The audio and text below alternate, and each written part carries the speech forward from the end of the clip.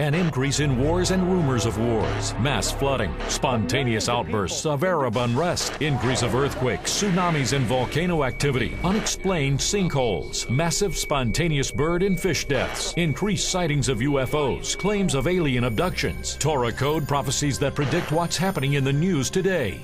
Are all these a wake-up call from God warning us of the events about to take place on planet Earth? An ancient prophecy in the book of Genesis states that Satan will one day mix his DNA with humanity as a counterfeit of the Messiah. Jesus himself told us that the last days will be like the days of Noah, when fallen angels mixed their seed with humanity. Corrupting the Image, Angels, Aliens, and the Antichrist Revealed, a book by Douglas Hamp, brings together, perhaps for the first time ever, a comprehensive explanation of how the Antichrist will be a genetic hybrid, counterfeiting the virgin birth, and how he will come guised as the leader of an extraterrestrial race, offering humanity the opportunity to upgrade their DNA in what the Bible calls the mark of the beast. Corrupting the Image is at the cutting edge of research and is written to be easily understood, so everyone can understand the sinister plan unfolding before our very eyes. It's acclaimed to be one of the most important books of our time, and available at DouglasHamp.com. That's DouglasHamp.com. And it shall come to pass in the last days, saith God, I will pour out of my Spirit upon all flesh. And your sons and your daughters shall prophesy, and your young men shall see visions, and your old men shall dream dreams. And on my servants and on my handmaidens I will pour out in those days of my Spirit, and they shall prophesy. And I will show wonders in heaven above, and signs in the earth beneath, blood and fire and vapor of smoke. The sun shall be turned into darkness, and the moon into blood, before that great and notable day of the Lord come. And it shall come to pass that whosoever shall call on the name of the Lord shall be saved.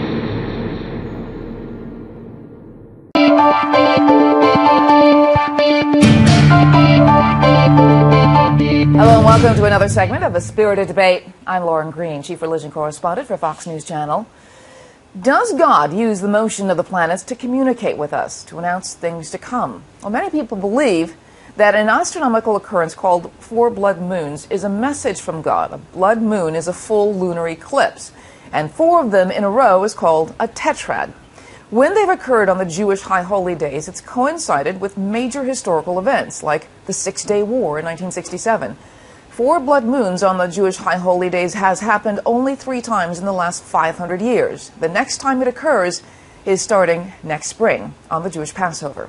Pastor Hagee has written a book called 4 Blood Moons, Something is About to Change, and he joins me now. This is fascinating because I get a lot of books about end times prophecies and what's the Bible trying to say, and this one really fascinated me because it charts history of astronomical occurrences, the Jewish High Holy Days of Passover and the Feast of the Tabernacles, and these occurrences. And I want to go over just a couple of the things that have happened, because it's only happened in 3 times. 3 times in over 500 years. In 500 years. And this is confirmed by NASA. This is not something that a religious think tank put together. This is something that you can check on the internet. This is what NASA says has happened, and this is what they say is going to happen. This is, and we have a full screen up, and it's exactly what I did when I saw your book, because I wanted to verify that these things had happened, and sure enough it was. That's why I wanted to have you on.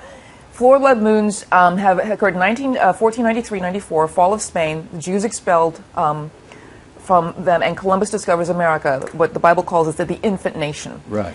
1949 to 1950, it follows Israel being declared a nation. State. And then a nation state. And then 1967-68, the Six-Day War. Those are the last 3 times that 4 blood moons have occurred. Right. And so the next time it occurs actually is starting next spring. Starts April the 15th, 2014, next spring, and it happens on Passover. The second blood moon next year will be October the 8th on the Feast of Tabernacles. And then in 2015, it will happen again on Passover.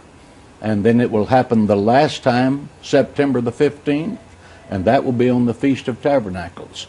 The irony of what it takes to get the sun the earth and the moon in a perfect alignment to have a blood moon, and then for those blood moons to be on this exact date is something that just is beyond coincidental. The Bible very clearly says, Joel, the 2nd chapter, says the day of the Lord will be as when the sun refuses to shine. The significant thing is that between these 4 blood moons will be a total solar eclipse, and the moon will be turned to blood. That is exactly repeated in Acts, the 2nd chapter.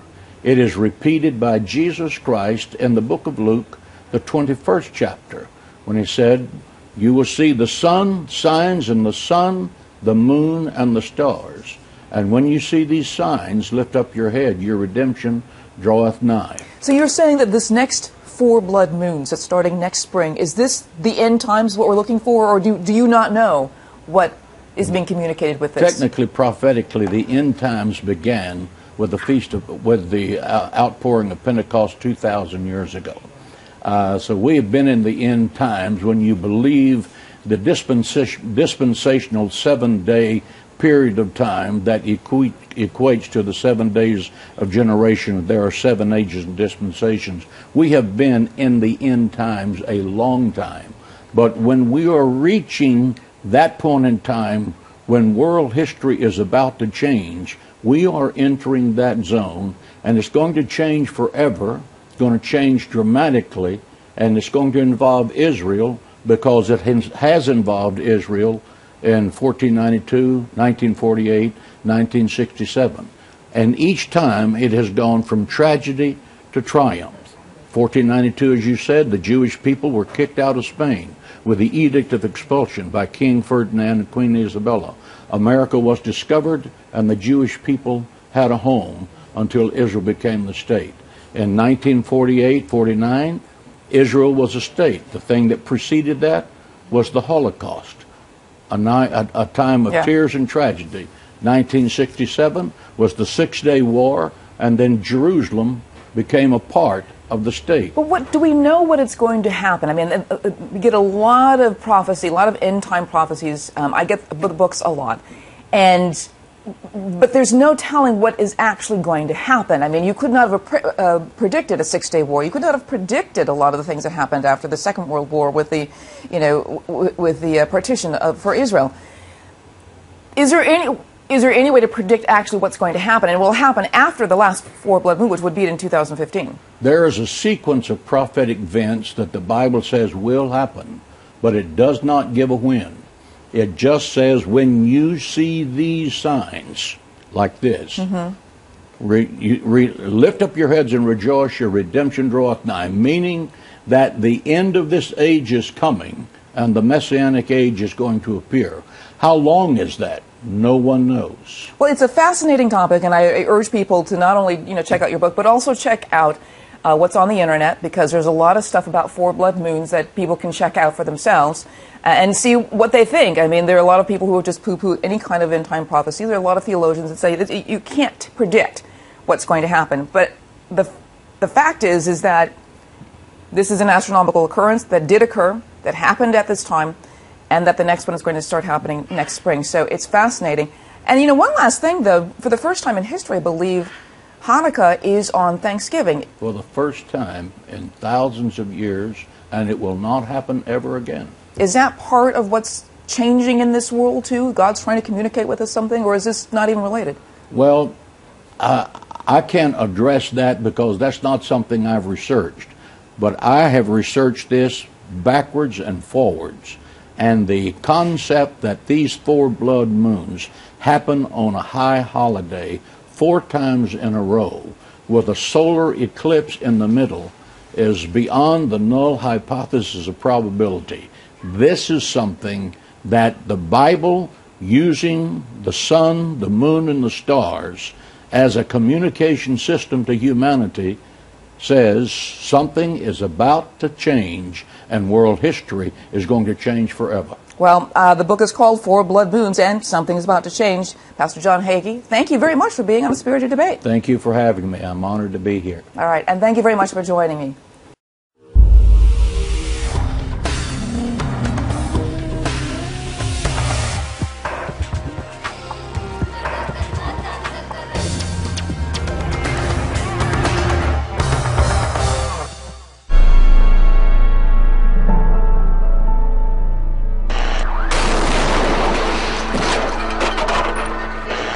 is this the fulfillment? We want Mubarak to get out!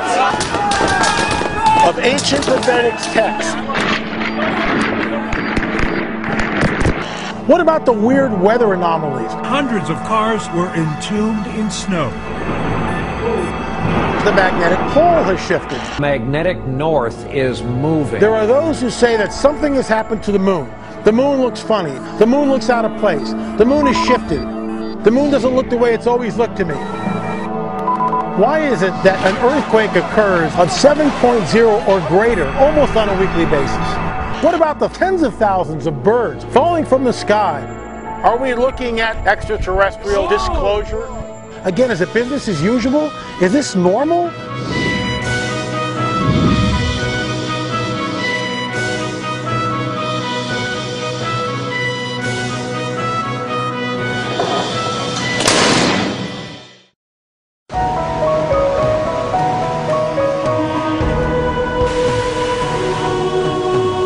This is Watchers 2.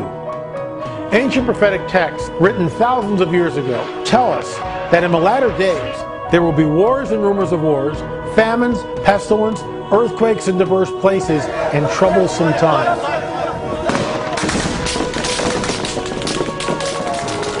What we are seeing in the Middle East is certainly wars and rumors of wars.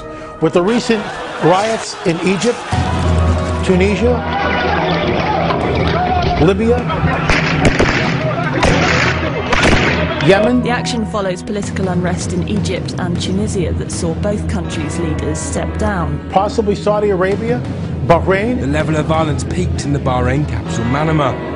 Tear gas was fired at anti-government protesters and gunshots also rang out. Are we looking at a redistribution or a reconstruction of the existing borders in the Middle East?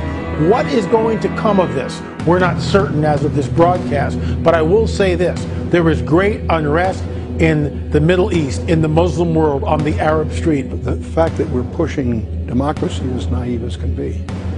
Iran is perhaps the model, because they'll go from an autocratic situation to democracy, just giving the power brokers an opportunity to move in.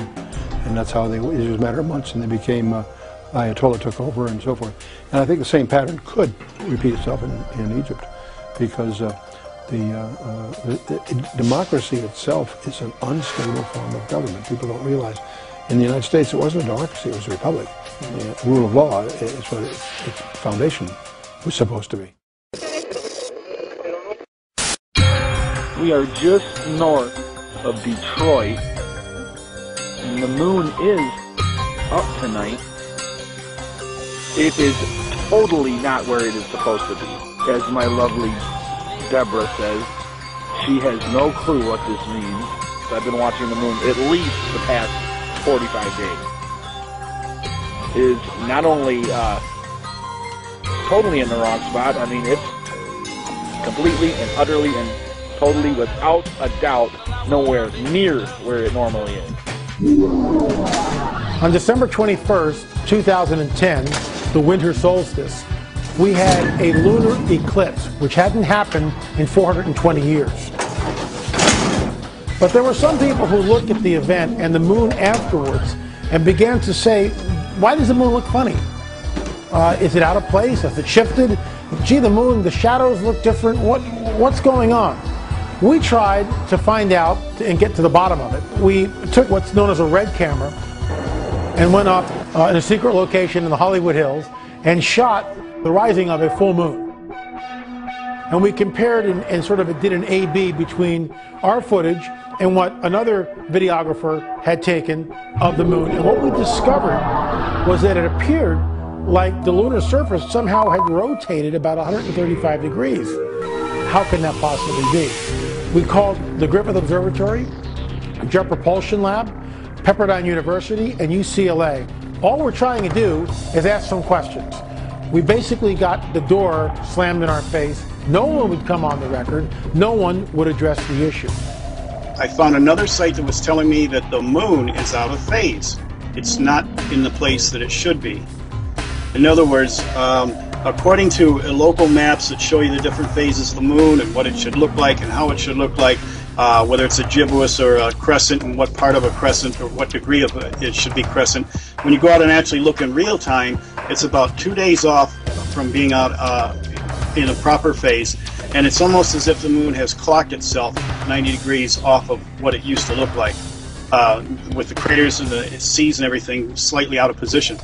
We tried to get the Griffith Observatory to have us come up and ask some of their people what was going on with the moon, and we were flatly turned down. I mean, immediately. There was no well, nothing, no goodwill at all. It was just bam, door closed. What are your thoughts on that? Well, I think you got to remember who's paying the bill at the observatory. I believe it's the county that's responsible for the observatory. And I think if they came out with any conclusive statements as to any of this or pole shifts or anything else, they might be spanked. So they just don't want to get involved. Going back to the moon, and are these things connected in any way?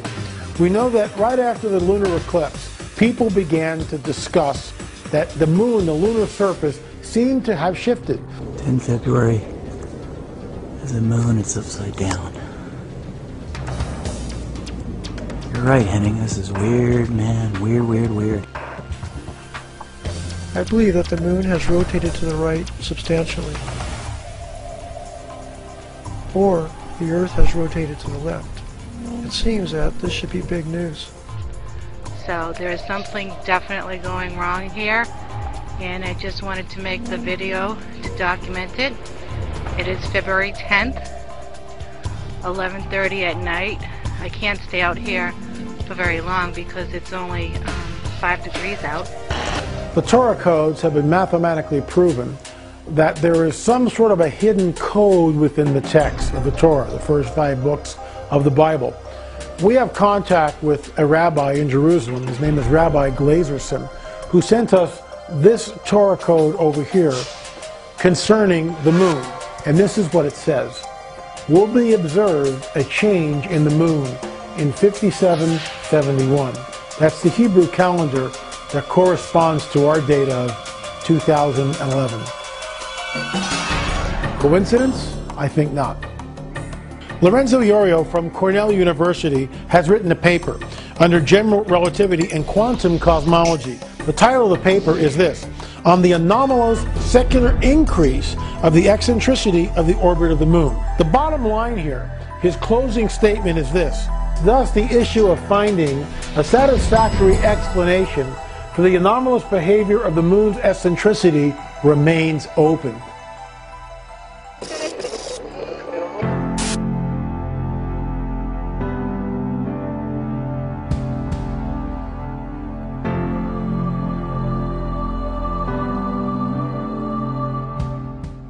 Recently in Redondo Beach, millions of fish just died off and were floating on the surface of the water. Millions of fish. Is there a correlation between animal and fish die off like that? In other words, beach whales, beach dolphins, millions of sardines or other aquatic animals, and earthquakes? Some people think that there might be. And what's interesting is California is certainly due for a big one. Could we be looking at, are these dead fish sort of harbingers, if you will, to an impending quake that might devastate Southern California?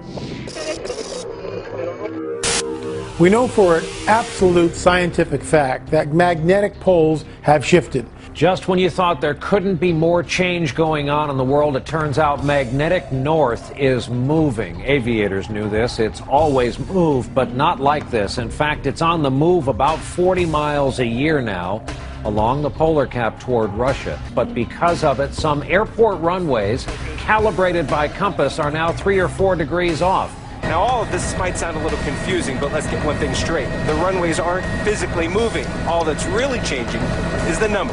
While different news agencies postulate that the magnetic pole has shifted 20 miles, 40 miles, 30 miles, and there's a disagreement, one thing is a certain commonality between all of these news sources: it has shifted.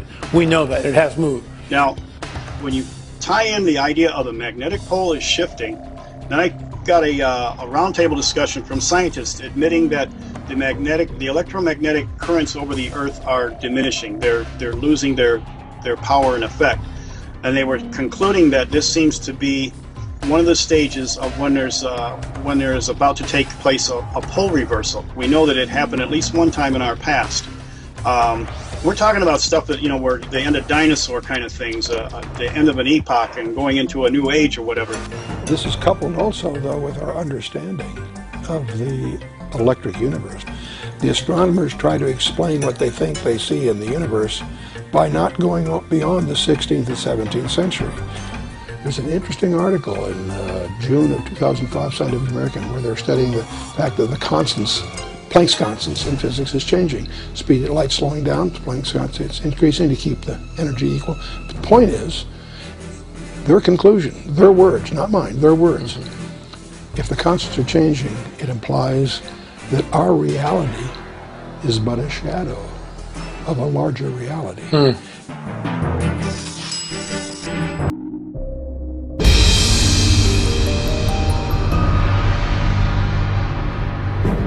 Something is happening. More and more people around the globe are realizing that UFO sightings are real and they're not going away. We'll take you to one of the world's leading experts in UFOs, Jaime Maussan. We traveled to Mexico and interviewed Jaime and his staff. We saw unbelievable things. We'll take you inside and show you that incredible footage. Jose Escamillo will show us what might be hidden structures on the lunar surface. We'll take you into the lab with Dr. Roger Lear and Stephen Colbert and examine evidence, physical evidence of actual UFO encounters. We'll also show you samples that we took from a sphere that supposedly fell from space and crashed into a farmer's field. At the citizens' hearing on UFO disclosure in Washington, D.C., 6 congressmen got to hear unbelievable things that are actually happening in the skies over the earth. UFOs are as real as the airplanes flying overhead. We have a space force. It's in existence. We sat down with Stephen Bassett, the organizer of the conference, and discussed it with him. There's an extraterrestrial presence from elsewhere engaging the planet Earth.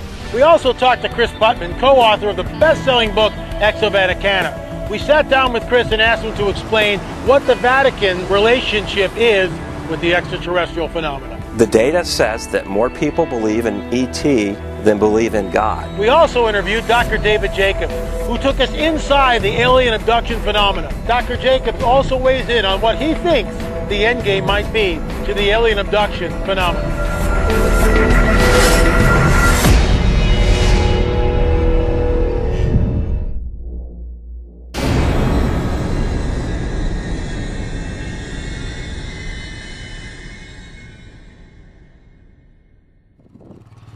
Halina, Halina, stäng av för helvete!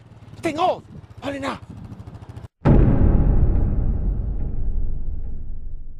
Stäng av! För fan, stäng av! Halina!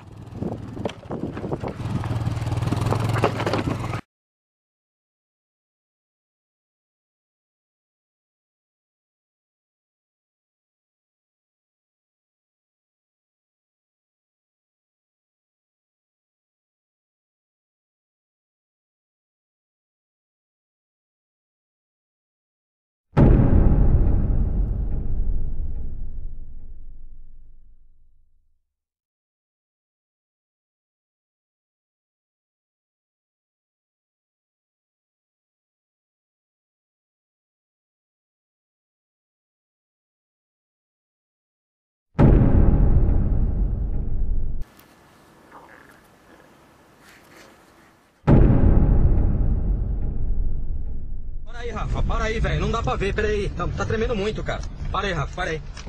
Caralho, velho.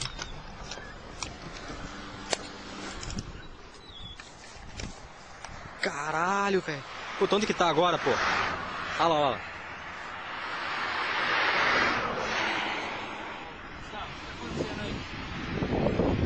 Velho do céu. Falei que eu tava vendo alguma coisa. Lá do teu lado, lá, pô. Nem 4 horas ainda, velho. Dá tempo de ir pra Lençóis. Faltar pra Bauru ainda. Olha isso, velho. Olha isso.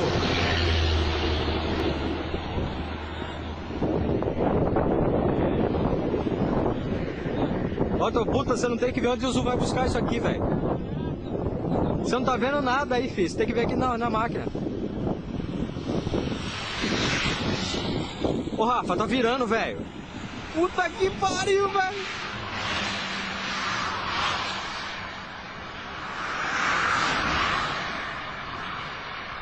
Ah, essa porra dessa bateria tá acabando, bicho. Caralho, velho, tá descendo, porra. Pera aí, para de ser medroso, caramba. You getting all this? The World Trade Center? Yeah, it's the same thing. What is that? It's over there.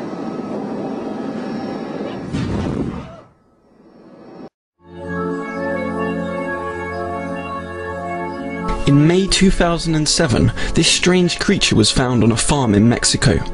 The farmer drowned it out of fear.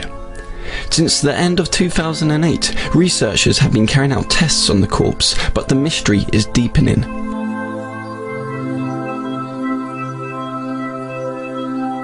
Even serious scientists are wondering if this creature comes from another planet. The tests showed that the being is not known to exist on Earth. Its body has characteristics of both lizards and humans. It also has a large brain, a sign that it was probably highly intelligent.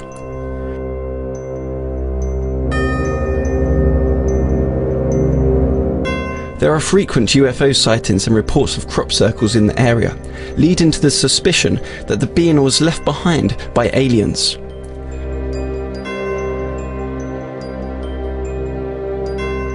Farmers also reported seeing a second creature flee the scene.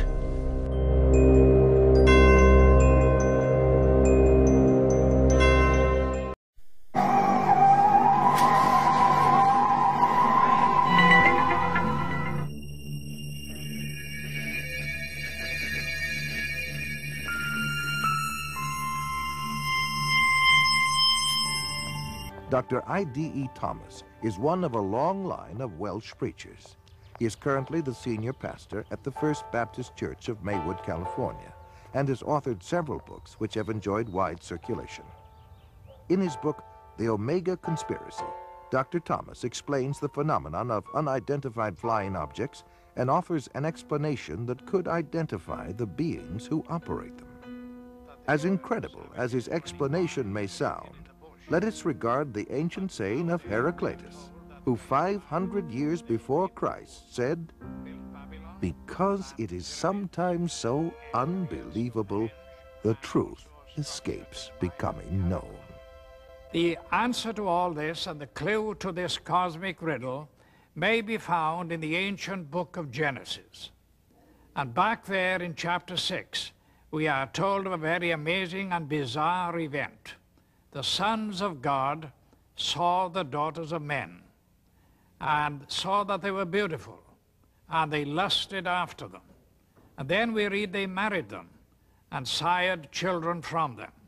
For the past 1,500 years, most scholars, including evangelical scholars, have interpreted the sons of God as the good sons of Seth, and the daughters of men as the wicked daughters of Cain. They've adopted that interpretation because the other one is so bizarre and outlandish.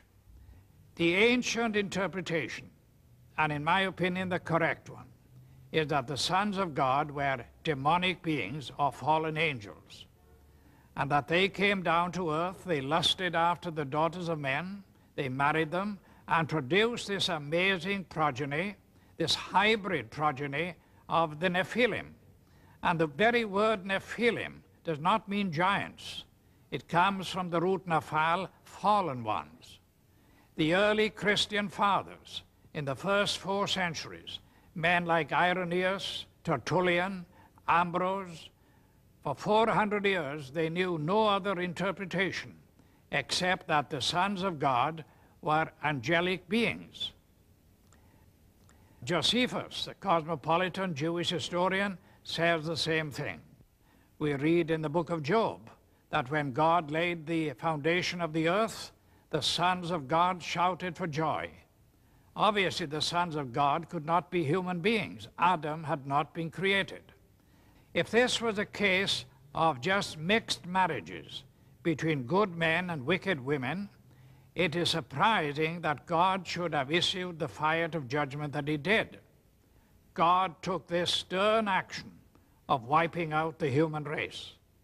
Now, the only family that were left intact in order to re-establish, repopulate the new world was the family of Noah. Noah, we are told, was perfect in his generations. The word perfect does not mean, in this case, morally perfect, because we know from the story of Noah, and especially what happened after the flood, that Noah was not perfect. What it means is like a lamb for the paschal sacrifice, that lamb had to be without blemish, physically pure, without blemish.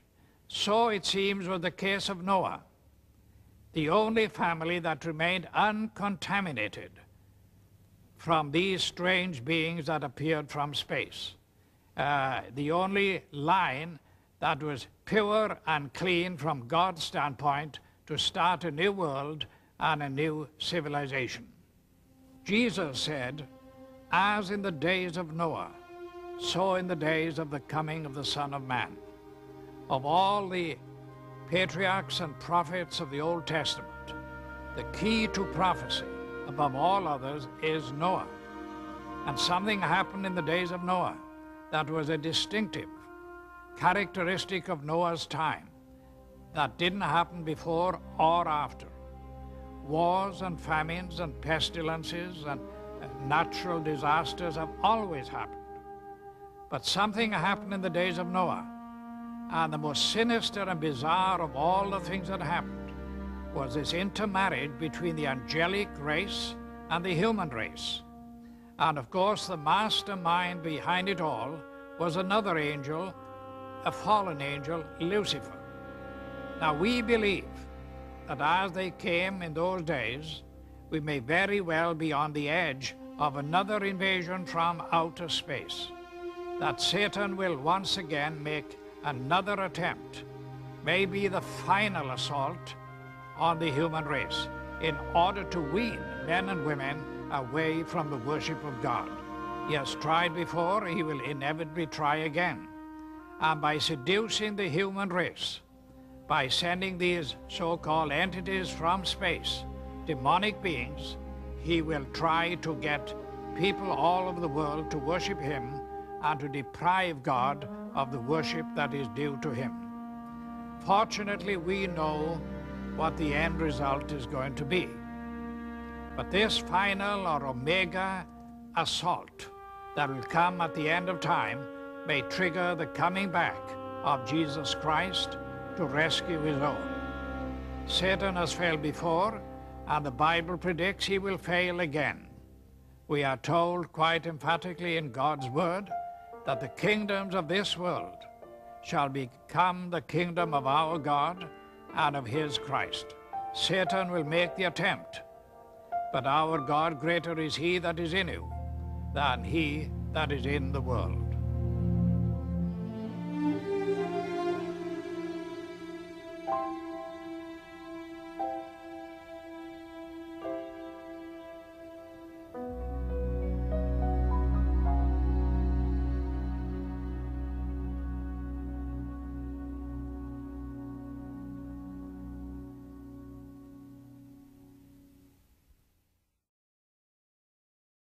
On It's Supernatural.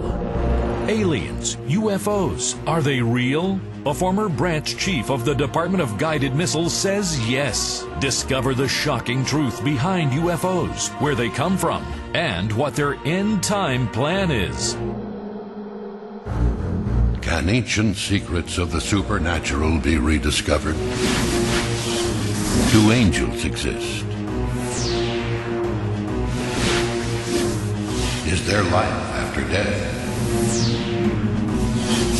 Are healing miracles real? Can you get supernatural help from another dimension? Has the future been written in advance? Sid Roth has spent 30 years researching the strange world of the supernatural. Join Sid on this edition of It's Supernatural. Hello, Sid Roth here. Welcome to my world, where it's naturally supernatural. Are UFOs real? I mean, for sure. Does the Bible talk about them? Are UFOs involved in end-time Bible prophecy, end-time events? Could they be a little piece of a puzzle that we have missed? My guest, Chuck Missler, says yes.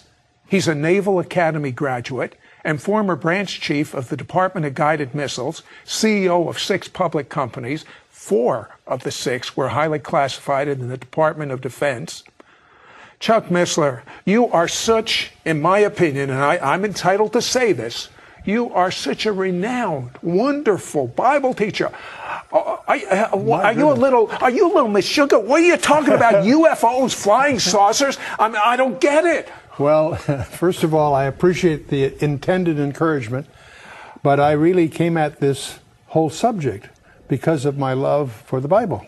It happens that I come out of an information science background. My whole career, 30 years in the strategic community, gives me perhaps a little different perspective than most people would have going at this topic. But I want to right up front indicate it was my biblical interest that brought me into this rather than my high-tech background, although that's proven to be, that and my Department of Defense connections have been very valuable to me. So that's one of the reasons I find myself in this peculiar posture. But it's not, in other words, he has a lot of experience, a lot of knowledge from the intelligence community, which helps him put a lot together of what we'll be talking about. But he's saying it's his love for the Bible that is really motivating him right now. So you found a controversial verse in Genesis 6, which has to do with a prophecy that Jesus said. I start with Jesus, and in Matthew 24, he gives 4 disciples an inside briefing on a second coming. And in that briefing, he makes a very strange remark. He says, as the days of Noah were, so shall the days of the coming of the Son of Man be. Now, many people presume he just meant that it was because of the business of usual. So anyway, the point is, we need to understand what the days of Noah were like in order to understand what he was saying. So that takes us to Genesis 6, and when you jump into Genesis 6, you quickly discover that very few seminaries teach what that passage really says. And so as you get into that Genesis 6, you have to understand the first 2 verses are 1 sentence, and it deals with this strange goings-on between the fallen angels producing hybrids with humans. And that was so uncomfortable in the early years of the church that it was the understanding of the early rabbis. It was also the understanding of the early church that what it was dealing with was fallen angels cohabiting with human women, producing a strange hybrid offspring. But when you get to about the 5th century, that was a very uncomfortable posture. So they cooked up this, what they call the lines of Seth argument, and that's what's taught in most seminaries. One of the things I discover is that many people who are seminary products of most seminaries haven't been taught that there are different perspectives of Genesis 6, and it's the literal, careful study version of Genesis 6 that starts to raise the fog on this whole issue. Now tell me about the word Nephilim. What does that mean? In the Hebrew, it comes from the verb nephal. It means the fallen ones, and that's the term used. Don't confuse that with the fallen angels. The fallen angels, according to Genesis 6, cohabited with human women to produce a hybrid offspring that are called in the Hebrew the Nephilim. In the Septuagint version of the Old Testament, the translation of the Old Testament into Greek, they use the word gigantes, which is transliterated giants, and they did happen to be giants, but that's not what the word means. The word actually means, in the Greek, the earthborn. And so, from the Greek point of view, they're earthborn. From the Hebrew point of view, they're the fallen ones. But either way, they're pointing to a hybrid, and it apparently was part of Satan's plan to contaminate the Messianic line. But so the purpose of the flood was to get rid of these. Exactly. People. That's that's exactly the point. You study verse 9 of Genesis 6. It speaks of Noah that his genealogy was untainted, unblemished. And apparently it was a distinctive in that sense. He may not have been the only one unblemished, but the fact that he was unblemished qualified him for what God was going to do, among other things. But the point is, the whole issue that God chose to do was to save 8 people in the ark and erase the blackboard, so to speak. Okay, but if the blackboard was erased, then we don't have to fool with them today, if they were all destroyed. Except Genesis 6 verse 4 says there were Nephilim in the land in those days, comma, and also after that. And we discover, many good Bible scholars miss this, that you really won't understand subsequent events in the Old Testament by not realizing it happened again. When God in Genesis 15 and Genesis 17 confirms the land covenant to Abraham, he tells Abraham that he and his descendants are going to be away for 400 years, but after 400 years, they're going to return. That gave Satan, who's obviously listening, the realization that he had 4 centuries to lay down a minefield. And that's why when Moses enters the land and he sends his at Kadesh Barnea, he sends in the 12 reconnoiters, if I can call them that. They come back and say, and Numbers 13, verse 33 says they were Nephilim in the land. So it happened again. I'll tell you what, hold that thought. Did you know that 12 astronauts have reported UFOs? Don't go away, we'll be right back. We'll be right back to It's Supernatural. When Jesus prayed that they all may be one, there were only 2 people groups, Jews and Gentiles. Denominations did not exist. 2,000 years later, his prayer is still yet to be fulfilled. God's purpose from the beginning was for all nations to become one in Yeshua, Messiah Jesus. To break down the middle wall of separation dividing Jew and Gentile, so that the world may believe that Yeshua is the Messiah and Lord over all. When Jewish spiritual DNA merges with the New Covenant Christian DNA, there will be what Paul called life from the dead. That's why Sid Roth's website is loaded with cutting-edge articles and teaching about the one new man. Log on to sidroth.org today. We now return to It's Supernatural. Hello, Sid Roth here with Chuck Missler. And Chuck, so many astronauts are reporting UFOs, but one was amazing. This one astronaut, John Blaha, a ham radio operator, actually picked up what he was saying. As a matter of fact, a picture's worth 1,000 words. Let's take a look at that now. The wording is as follows. Houston, this is Discovery. We still have the alien spacecraft under observance.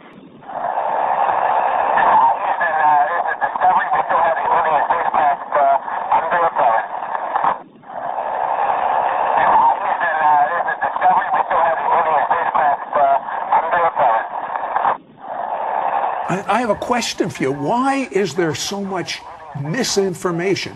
Why are there so many cover-ups? I mean, when astronauts are reporting UFOs, what is the reason, in your opinion, for the misinformation, the cover-up? I would be conjecturing, like most people, one of the great mysteries in this whole area is why the cover-ups by all the governments, but most by the United States. Other countries are starting to release those information, but in the United States, there is a deliberate attempt to hide this area, and that's probably the biggest mystery.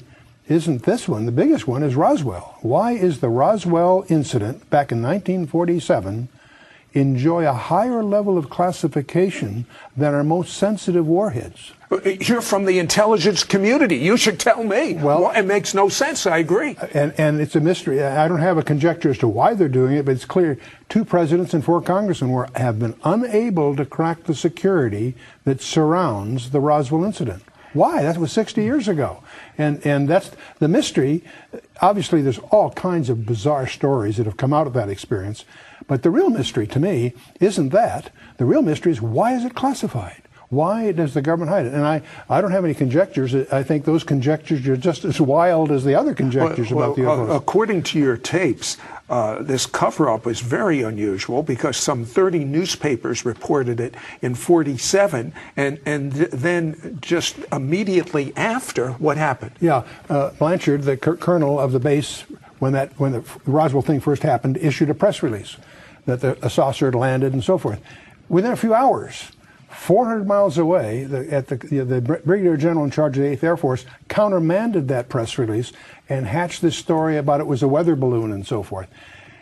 That starts a whole series of the silliest, most inane cover-up stories. There's been a sequence of them. First it was a weather balloon. Well, that didn't fly. They went one after the other. And to the community, it's almost insulting because the cover-up stories are so empty, so foolish, so ridiculous. But what about that new technique, digital imaging? Yeah, it's interesting that when Brigadier General Ramey made his press release countermanding Blanchard's, the press took pictures. Many years later, just a few years ago, a guy by the name of Johnson, who took the picture, we were able to get the negatives, and by using advanced digital analysis of the negatives, they were able, an analyst by the name of Rudiak was able to use advanced information techniques to unravel some words that were on the memo that was in Ramey's hand. And it speaks of the victims and the disc that crashed. In other words, this actually calls it not a plane, a disc. A disc that crashed, and there are victims, implying. See, the stories have always said there were 4 bodies, 3 were dead, 1 was still alive. That was the unconfirmed rumors that we heard. Well, it turns out that memo, that unraveling, is regarded as the smoking gun because it demonstrates that the Air Force has been lying all along. Well, these UFOs, they defy laws of physics. Your degree is in physics, yes, I believe. Well, yes. The thing that is the fundamentals, we want to get right at that. I'm sorry, presuming a lot here on your audience. The UFOs have 2 problems. The one problem is they are tangible. They show up on multiple radars.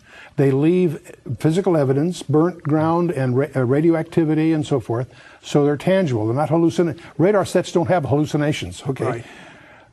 On the other hand, they make right-angle turns at exotic speeds. They go faster than the speed of sound without sonic booms. They do things that seem to violate physical laws, and yet they are physical in one sense, and yet they're not physical in another. Now, the other area we need to just acknowledge is this is the toughest area to research because not only because of all the hoaxes and all the crackpots that are in this area, is because of the deliberate disinformation by the government trying to hide these areas. But the net reality is Jacques Vallée, the Frenchman, and J. Allen Hynek, the American, are probably the 2 most of the early pioneers, the 2 most reputable researchers. They both came to the conclusion that these things are hyperdimensional. They're not extragalactical. That's a very fundamental insight, by the way, because they seem to pose to being something that they're not. But the real point is that we're dealing here with a phenomenon that bridges the physical reality we understand and a reality that's outside that. One of the things we've discovered just in the last few years is that some of the constants of physics are changing that we thought were constant. And Scientific American, in June of 2005, ran an article in which they pointed out if the constants of physics are changing, that implies that our physical reality is actually a subset, a shadow of a larger reality. And when you start dealing in the UFO area, that's one of the other demonstrations that there is a hyperdimensional aspect to this. And you actually, from your research, believe that some of the people that report they've been abducted is actually true. That is the spookiest side of this whole area, and probably the classic author in this area is Dr. John Mack, head of psychiatry for Harvard Hospital. He's written a book on this whole area. Clearly, and there was a conference at MIT on this whole subject. There are enormous numbers of people. Some estimates are between over 1% of the population, maybe as high as 2 or 3%, claim to have had an experience which involves being abducted by these vehicles or whatever. And now their stories are too bizarre to accept on the one hand. On the other hand, when you profile these people, they're above average intelligence, no prior psychiatric history, clearly subject to some serious trauma, and not anxious. They're almost trying to hide the stories rather than reveal them. And their stories are similar. That's the thing that's so amazing. They're united by some common threads. In fact, that was Mack's challenge to the conference at MIT. He says, if what these people say is happening isn't happening, what is happening? Because these stories all have common links that are spooky. I'll tell you what, hold that thought. When we come back, we're going to talk about how these UFOs tie in with end times. Don't go away. We'll be right back.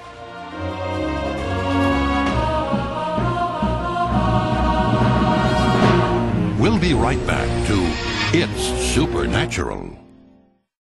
What is behind UFOs? Are they real? What does the Bible have to say about them? When Jesus spoke to his disciples regarding his second coming, he made the intriguing statement, as in the days of Noah, so shall the coming of the Son of Man be. In the days of Noah, Scripture introduces us to a hybrid called the Nephilim, the fallen ones. What were these creatures? Do they exist today? Could they be related to UFO sightings and encounters? Call now to get your copy of Chuck Missler's 2-audio CD set, Return of the Nephilim, for a donation of only $22. Through this teaching, you will discover the truth behind the Nephilim, including where they are from and the role they may play in the end times. You will also discover the truth behind UFO sightings, encounters, and alien abductions. Could these UFOs be fallen angels or demons? Or could they be the Nephilim, still among us today? This special 2-audio CD set will provide you with solid biblical answers to these questions, and you'll understand the end times clearer than ever before. Call now to get your copy of Chuck Missler's 2-audio CD set teaching Return of the Nephilim for a donation of only $22. Shipping and handling is free.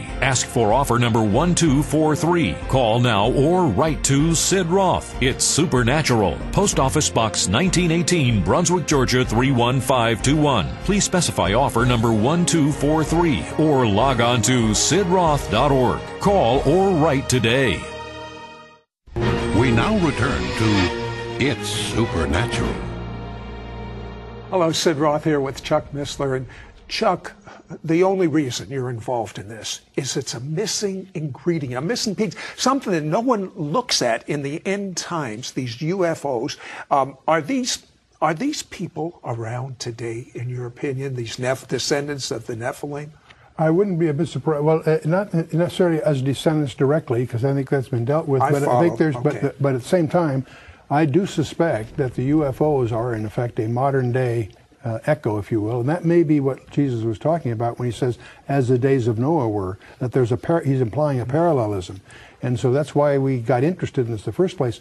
And if that's true, we can test it very simply, because if we're correct, these events are going to increase as we get increasingly closer to what we call the end times. Okay, there's an allusion to this that's, I mean, it really grabbed me when you explained it on my radio show from Daniel. Yes, oh, exactly. In Daniel chapter 2, we have the famous image of Nebuchadnezzar, and as he goes through it, the mystery is the iron mixed with clay. And when Daniel goes to explain what the miry clay is, he says, "As for the miry clay, comma, they shall mingle themselves with the seed of men." Now, I've had the exegetical experts confirm this. The they, he shifts to a personal pronoun, but the they has to be something other than the seed of men in order for them to mingle with this. Just grammatically, it requires that. So that leads to a speculation. What are we talking about here? One of the possibilities is that we're dealing here with something that's not the seed of men, namely Nephilim, hybrids. And that's a hint there that there will be a proliferation of hybrids at the end times, because that's what Daniel's talking about. So that's staggering verse to deal with. You know, one of the fascinating things I find in your 2 CDs that we're making available is you talk about Joshua's assignment to destroy all the people in particular areas that a lot of people wonder about. Yeah, when you read that as a New Testament reader, you're shocked because God tells Joshua to wipe out every man, woman, and child of 4 key tribes. And that shocks, the New Testament reader, because we don't understand that there is a gene pool problem again. We understand Genesis 6, the flood of Noah, was dealing, among other things, with a gene pool problem in the human predicament. What we don't realize is that Satan had again laid down a minefield in Canaan, because when he found out from God's revelation to Abraham that his descendants would be away and then return after 400 years, that gave Satan 400 years to lay down a minefield. When you study the book of Judges geographically, you discover that they didn't follow through in certain areas to wipe out their instructions. The places they missed was a place called Bashan. We call that the Golan Heights today. There's other areas, the central part, that we would call Judea and Samaria, but now it's called the West Bank. West Bank, and there's the third area, a place called Gaza. And you stand back from that and you realize those areas where they failed to follow through in the book of Judges are the same areas that are under dispute today. And you begin to realize that there's a demon overlay on human history here that we need to understand. Now that's my next question. In your opinion, are we talking about aliens from foreign planets, or are we talking about demons? Well, first of all, I don't believe that even J. Allen Hyde and Jacques Vallée concluded they're not intergalactical for a number of good physical reasons. We believe they're hyperdimensional, they're demonic. They also pretend to be something they're not. That means that one of their tools is deceptions. And so that gives us a perspective of where they stand biblically. I believe that they are real today and that they are demonic in their root purpose. And so that creates a danger to anyone that isn't tutored in this area. And that's one reason that we include it in our materials in terms of our own spiritual hygiene. So, well, there were over a dozen astronauts that have reported to UFOs, and one astronaut in particular, his name is Dr. Edgar Mitchell. Mm-hmm. He's appealing that the files be open. Let's take a look at that. Yeah, okay. And what I am suggesting is it is now time to put away this embargo of truth about the alien presence. And I call upon our government to open up like other governments have, and you will hear about that this morning, like the Belgians have, the French have, the Brazilians have, the Argentines, the Mexicans have all released their files. It's about time now that we do the same thing and become a part of this planetary community. That is so amazing to me, Chuck. Are we going to open up our files or not? And the very fact there's resistance is alarming. You'd think that there's nothing to hide, they would open it up. So the question that really, you can only speculate, you only feed speculation the way they're operating, keeping it secret. Okay, former President Reagan, you were telling me about an amazing statement he made about UFOs. Well, that they may be the ingredient that it may take to get the world together.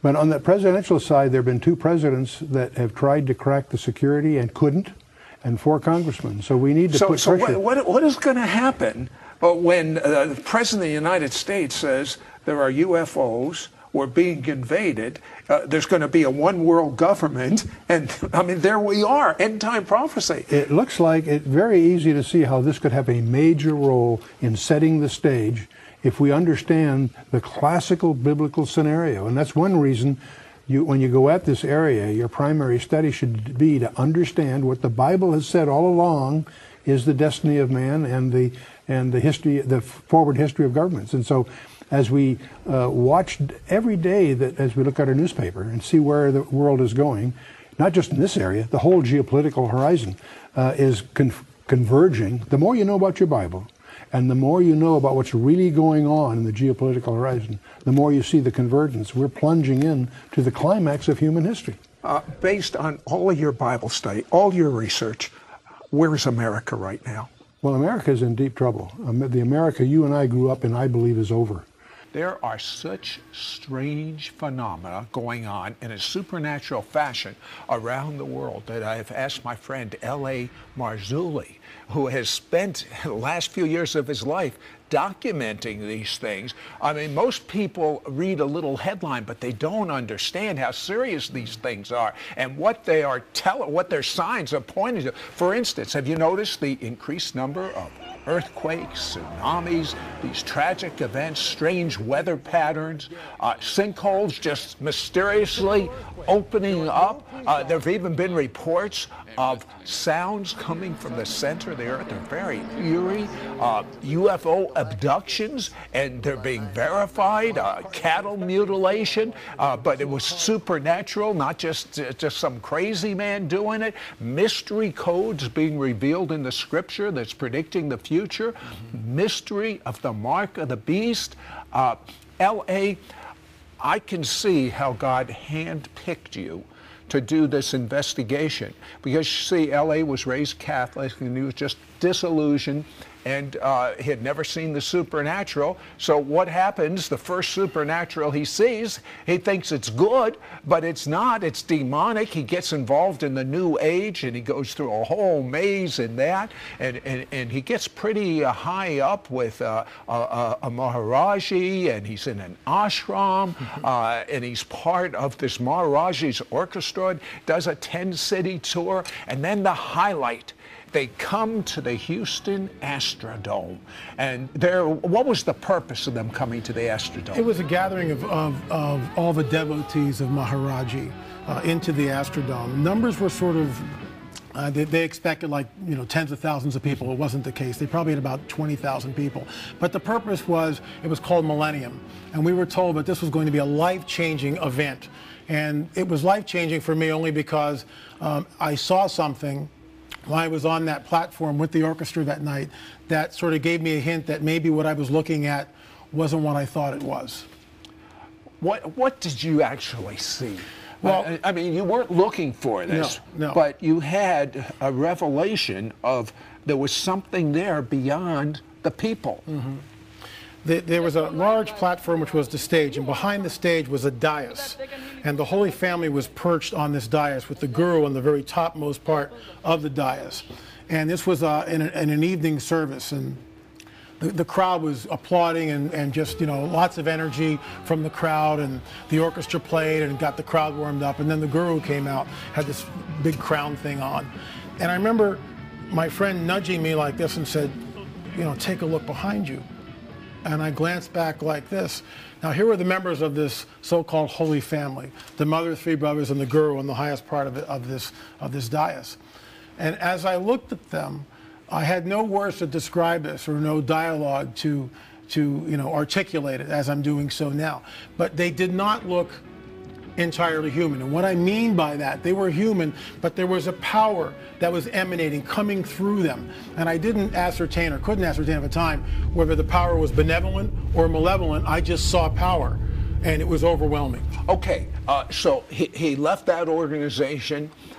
He decided, enough with this craziness. I'm going to go into business. Things didn't work out too well. He gets a hold of a book. Tell me briefly about that book. Well, it was sort of at the nadir of my journey and a spiritual walk, looking for something.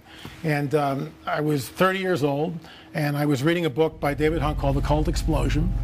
And as I was reading that book, I was going, silver mind control, been there, looked into that, all sorts of gurus, and just went like a checklist going through each of those things. And at the back of the book, there's this little prayer. I'm alone in my room. There's nobody on television, exhorting me to accept Yeshua as Lord and Savior. None of that. And I just read this little prayer, and this was it. I just said, look, I don't know whether you're real or not, but if you are, come into my life. And I braced myself like this and kind of waited, looked around. Nothing happened, of course. I had that same experience, and here's what I thought. Well, I guess it didn't work. It didn't work. Maybe it worked for someone else. It didn't work for me. Right. But what happened? Well, about a month later, I awakened from an extremely troubling dream. It shook me. The dream shook me to my core, and I woke up just bawling. And that was the beginning of sort of the taking me out of the kingdom of darkness, or that all the occult stuff I had been in, and moving me away from that into another dimension or another paradigm, as it were. And you know, even though I thought and LA thought God didn't hear that prayer because we didn't feel anything, we didn't see anything, we didn't sense anything, God heard the prayer. And the same thing happened in my life. Literally, the Spirit of God flooded my room. And I have never, I don't understand a backslider, but what I believe, LA, is that people that were involved in the dark side that then have a tremendous transforming experience, perhaps like Saul of Tarsus, who became Paul the Apostle, we have like a supernatural sense for the demonic, knowing whether something's demonic or something is of God. Are you finding this true in your life? Absolutely. I mean, everything that I work on and all my research and investigative reporting, it all comes down to looking at what is happening. Let's say, for instance, there was something manifested. What I mean by manifested, appeared in Cairo about 2 years ago over a Coptic church, and what it was these light figures. The mayor was so overwhelmed by this thing that he made sure all the power to this town was completely cut out. But guess what? Even though there was no electric power, these entities, these light entities, appeared over this Coptic church and did so for about 2 weeks. Thousands of people thronged to this area to look at the phenomena that was going on. But see, no one tested the spirits. No one, well, what is this thing? Everyone just assumed it was a benevolent apparition. Not so fast. He has an understanding of the mark of the beast I've never heard before, and it rings true. I think it's historic what you're going to share. Will you do that right now? I'd love to. Thank you for allowing me to do this. We see in Matthew 24, Yeshua states something, as in the days of Noah, so it will be when the Son of Man returns. Alluded to that before. What differentiates those days are the presence of the fallen angels. But there's also some other dynamics in that passage which we overlook. One of them in particular is the length of lifespan. 5, 6, 7, 900 years old people lived, and I believe that's literal. They lived to 900 years or older, okay? Hold that thought, then jump over to the book of Revelation. It says, and we all get this one, that anyone who takes this mark will not be able to buy, sell, or trade. That's an easy one, right? But then we find out that anyone who takes this mark, whatever this thing is, grievous sores will appear over the body. Then we find out in the book of Revelation also, anyone who takes the mark is immediately thrown into the lake of fire. There's no grace, there's no mercy. It's just, you've got the mark, bam, you're in the lake of fire. Not my words. Those are the words of Yeshua, and those are in the book of Revelation. A little further on, we read something which is not necessarily tied into the mark of the beast, but here's the deal. It says that in those days, the days of the mark, men and women will seek death and not find it. How can that possibly be? I've held the chip from Dr. Lear in my hand. I've asked him point blank, what is this thing doing? It's changing the DNA. This thing, and this is how they're going to do it. This is the chip that people that go into flying saucers have the surgery. These are the prototypes. By the way, did this doctor find that these people were loonies? No, not at all. All these people that have been abducted, most of them, I would say well over 90%, do not want any notoriety. In fact, they seek anonymity. They're not interested in any type of publicity. They just want the thing out. Why doesn't the U.S. reveal all the information they have on flying saucers? Other nations have done it. Well, the other nations have done it. Greece, the United Kingdom, France, Belgium, Germany, Japan, Mexico, Brazil. They've all released, I should say, what were at one time top secret documents. We don't do it, and I think the reason is simply this. They fear some sort of a backlash, religious backlash. What happens if people all of a sudden find out that maybe the God we've all believed in isn't? This is what I call, said, the coming great deception. And I believe it's been orchestrated for thousands of years. Let's go back to this changing the DNA. Okay. Why would someone want a chip inside of them? Here's the scenario. Let's say there's a upcoming war in the Middle East, and we see some sort of a nuclear holocaust. Remember, this is just a scenario, okay? So we see a nuclear event in the Middle East, perhaps in this country, and all of a sudden, mile-wide UFOs begin to manifest, begin to appear all over this planet. How is that going to affect everyone? But they'll come with two things. They'll come with a free energy source, and they will come with a chip, and this goes right back into what Matthew 24 states. They will come with this implant, which when you take it, will bring you into, as a member of the New World Order, okay? And when they scan this thing, not only will have its medical records, but it will change and correct your DNA. That's what we'll be told. So in other words, you'll live longer, I You'll guess. live to 500 years disease-free. Woo. All this. So who's going to say no? Only someone that knows the Lord. Exactly. Only. And you can see why they'd be enemies of the, Absolutely. of the We'd world. be looked at as Neanderthals. How can you possibly believe in this ridiculous mythos of a Judeo-Christian God? Why not just take this mark and live disease-free for 500 years? It sounds like a great deal. And I've held it in my hand, and this is what I think it's coming, and it's the only thing which fulfills all that criteria which we just spoke about that's found in the book of Revelation. And as far as timing, isn't it interesting in this whole scenario of what we see shaping up right now of the nations coming against Israel is on the horizon with Obama's name in the secret code. It shows you how soon it'll be that the Messiah is going to return. Tell me about the rapture vision you had, real brief, because there is a blessed hope. I didn't seek this. I didn't in any way. I was getting ready to go in the shower, so unlike our last guest, I didn't fast or pray or any of that stuff. I was just getting ready to go into the shower. I was not in the body or out of the body. I can't tell you, just like Paul says. All I know, I was snatched up. I found myself in the heavenly scene. I was there for 3 seconds. 1 second, 2 seconds, 3 seconds. Bam, back again. Second one, I look around and I can see that we're not sandwiched in like sardines, that there's 20 to 30 feet between myself and other people. We are all looking in the same direction. That's second one. Second two, there is a holy, reverential silence which permeates the entire scene. You can hear a pin drop. No one's asking, gee, where are we? There's none of that. Everyone knows exactly what's happened. It's a holy, I can't even describe it. The best words I can, holy, reverential silence. The stillness is unbelievable. Second three, I realized to my utter amazement that my sin nature, and what I mean by that is all the little nasty stuff that we do that crops up even though we don't want it to. It just crops up and sort of eats at us. Our anger, our bitterness, whatever it is. All that was gone. And I was liberated. That's in 3 seconds, and then bam, I was back and I wept. Well, let me tell you something. This has never happened to me before, but a few days before this interview, I woke up from a dream, and this is what I was saying in the dream. Jesus is coming soon. An increase in wars and rumors of wars, mass flooding, spontaneous outbursts of Arab unrest, increase of earthquakes, tsunamis and volcano activity, unexplained sinkholes, massive spontaneous bird and fish deaths, increased sightings of UFOs, claims of alien abductions, Torah code prophecies that predict what's happening in the news today. Are all these a wake-up call from God warning us of the events about to take place on planet Earth? Out of that came a blog, and I just want to read this to you real quickly and then kind of comment on it. There is no ascension, no paradigm shift, no end of the world. In short, all the hype about the Mayan calendar and the supposed end of the world is nothing but a lot of hooey. Just like I wrote in the Cosmic Chess Match and predicted this a priori over a year ago. The plumed serpent god Quetzalcoatl was a no-show. The Mayan elders with their crystal skulls and Kundalini serpent spirit and secret rituals weren't able to bring him back. As I have stated here numerous times, the place to watch is Israel. There is only one God who calls out the beginning before the end and the end before the beginning. Only one, and he is true. He has told us what will happen and it concerns the nation of Israel.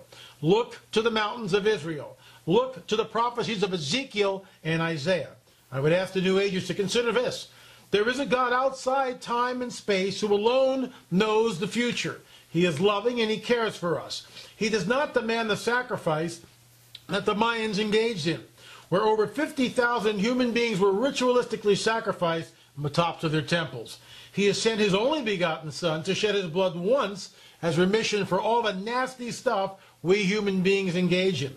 By asking him for forgiveness for all our nasty stuff and believing on him who was sent, we have eternal life. That's the deal, folks. That is the deal. That's the good news. It is time for the New Agers to realize human beings cannot change without supernatural help. All we need to do is look at the world around us to see this. We see war, slaughter, hatred, envy, strife, jealousy, murder, lying, and every sort of evil manifesting like never before. There is no cosmic shift or cosmic Christ. There is the real Christ, the anointed one, who stands at the door of every heart and knocks. Will you let him in? He is the one true God, and prophecy outlines this in mind-blowing detail. He is the one who changes us from the inside out and makes us into the men and women we should be. Being born again of the Spirit is a life-changing event. You need not travel to a faraway place to experience it. All you need to do is ask, and you shall receive. For those of you who are disillusioned with the New Age hoopla around the Mayan prophecy, there is truth, the good news of the gospel of Jesus Christ, and it will set you free.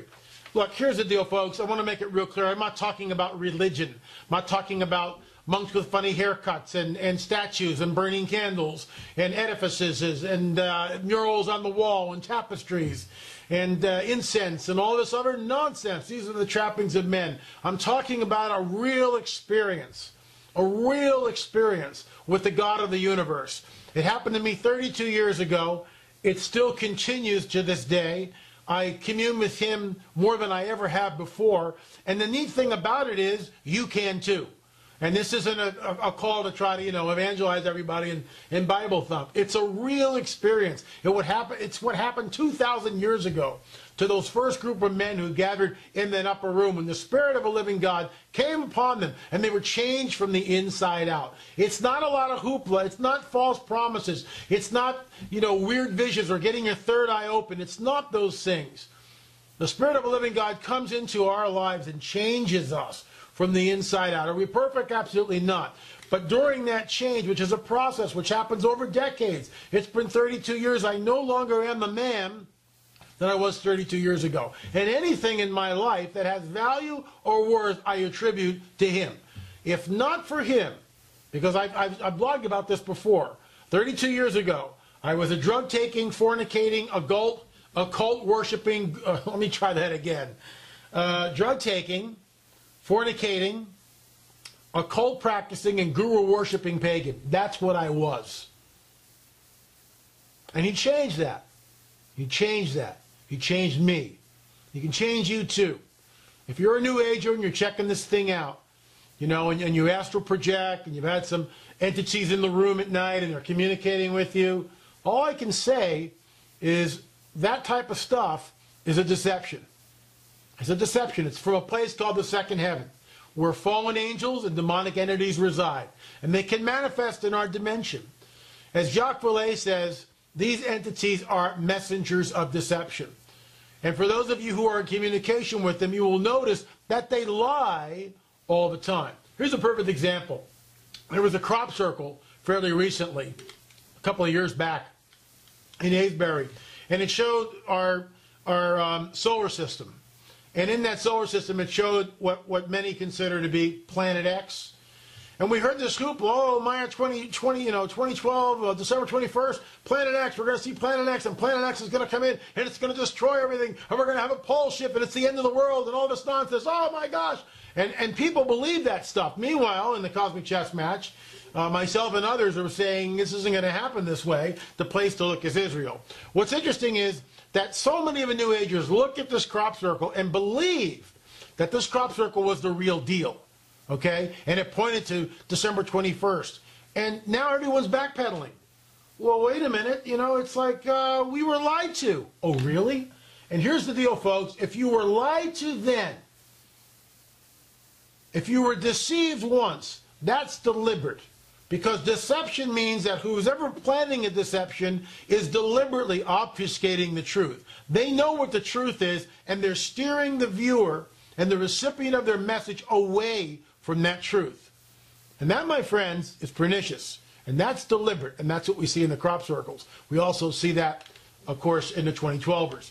Here's the deal. Real prophecy, written thousands of years ago, is unfolding before our eyes in the Middle East. I'll give you one example. Isaiah 17 declares, Isaiah was a prophet that lived a couple thousand years ago. He wrote the book Isaiah. So it's not like some woo-woo-woo, biblical, weird, encrypted code stuff. No, it's just, here's the deal. Prophet Isaiah, a couple thousand years ago, the guy wrote this stuff in a book. They say, well, who cares? Well, I agree. Who cares? Unless the prophecies that he wrote become true. Not some fuzzy quatrains like Nostradamus, or some, stuff like Edgar Casey. Real prophecy.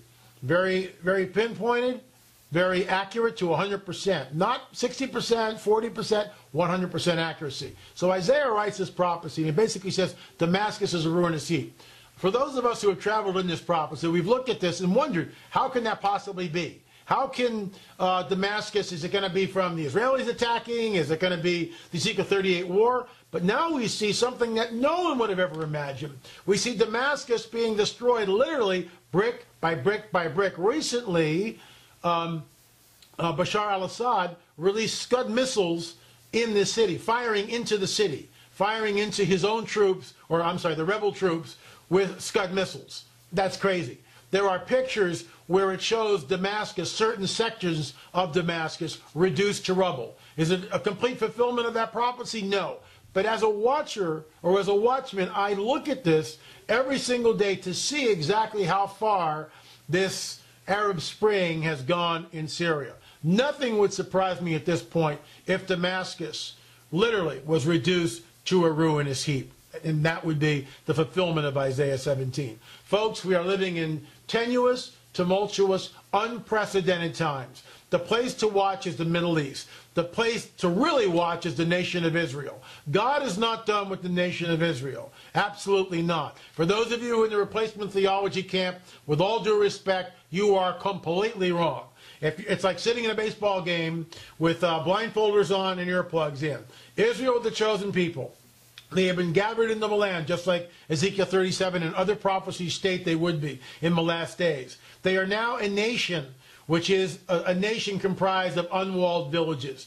People say, well, what about that big wall that keeps the Palestinians out? That, my friend, is a wall. When the prophet Ezekiel wrote about a land of unwalled villages at the time, 2,600 years ago, every single city was surrounded by the highest, strongest, thickest walls you could possibly build. Tel Aviv has no walls. Beersheba has no walls. Jerusalem has the wall to keep out the Palestinians. I get that. But Israel as a nation is now a nation comprised of villages without walls, gates, or bars.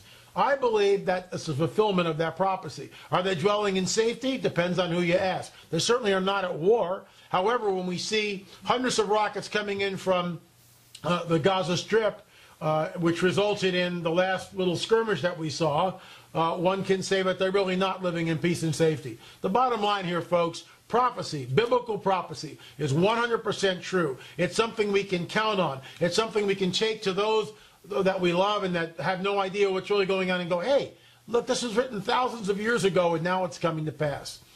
On our last program with author Douglas Hamp, the book, Corrupting the Image. We began talking about what he means by this title. Today we're going to conclude his ideas, and I think you'll be very interested.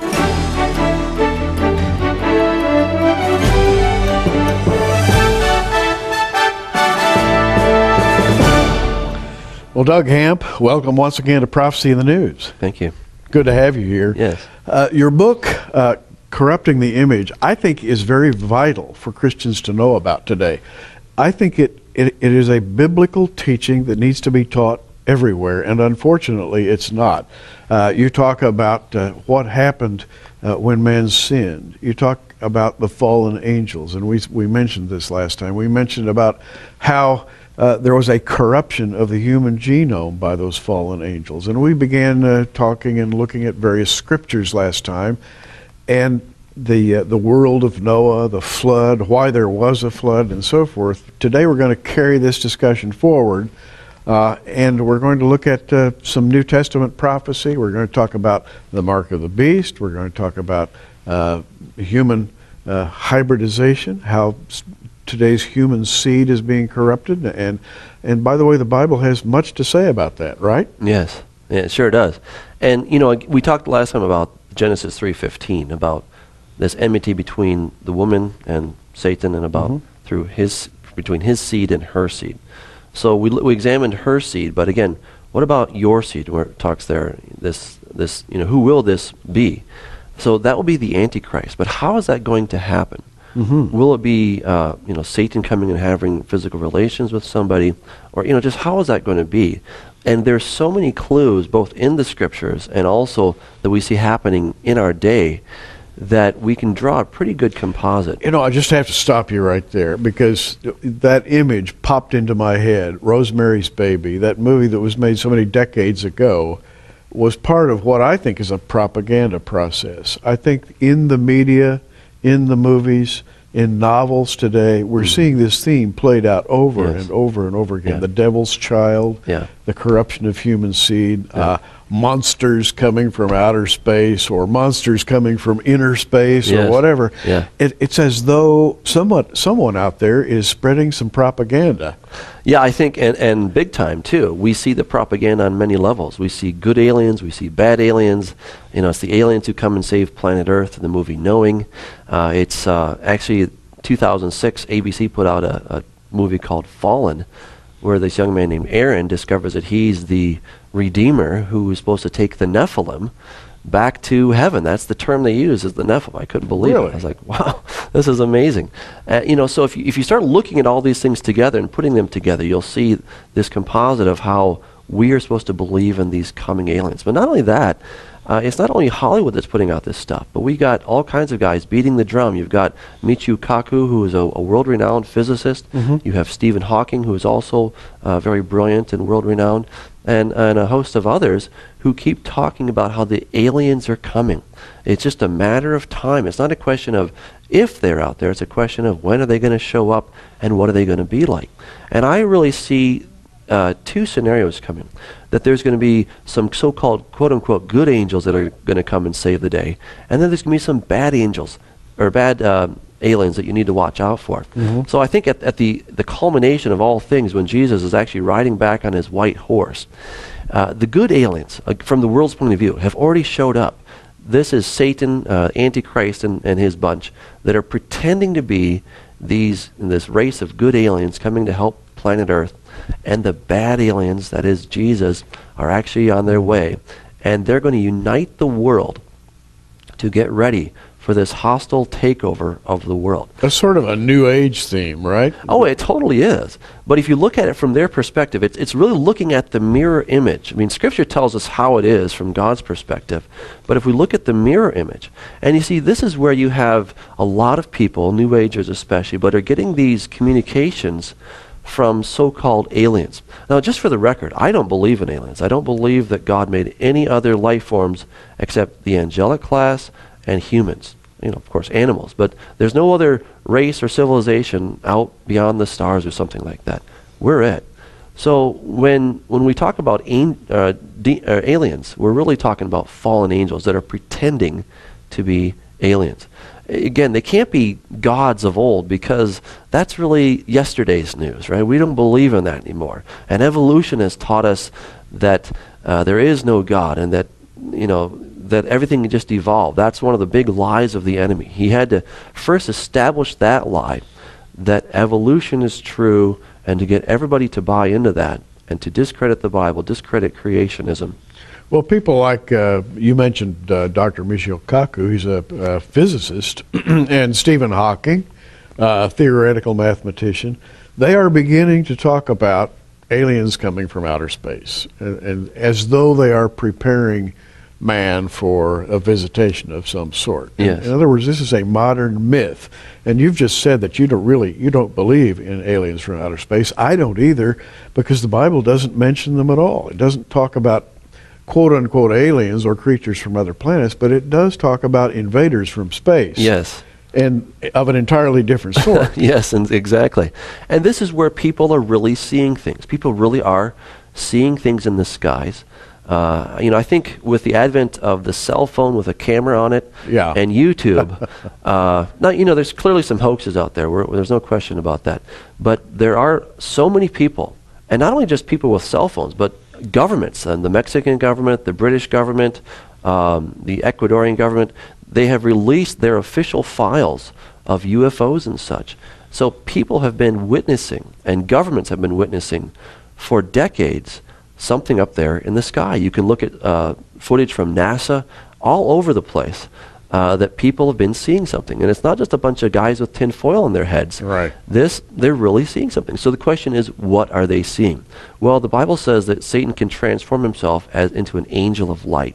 And more often than not, we see these white glowing orbs, these balls up in the sky. And sometimes there's a whole, you know, formation of these. And they're moving at just impossible angles, where they'll just go and do a right angle turn.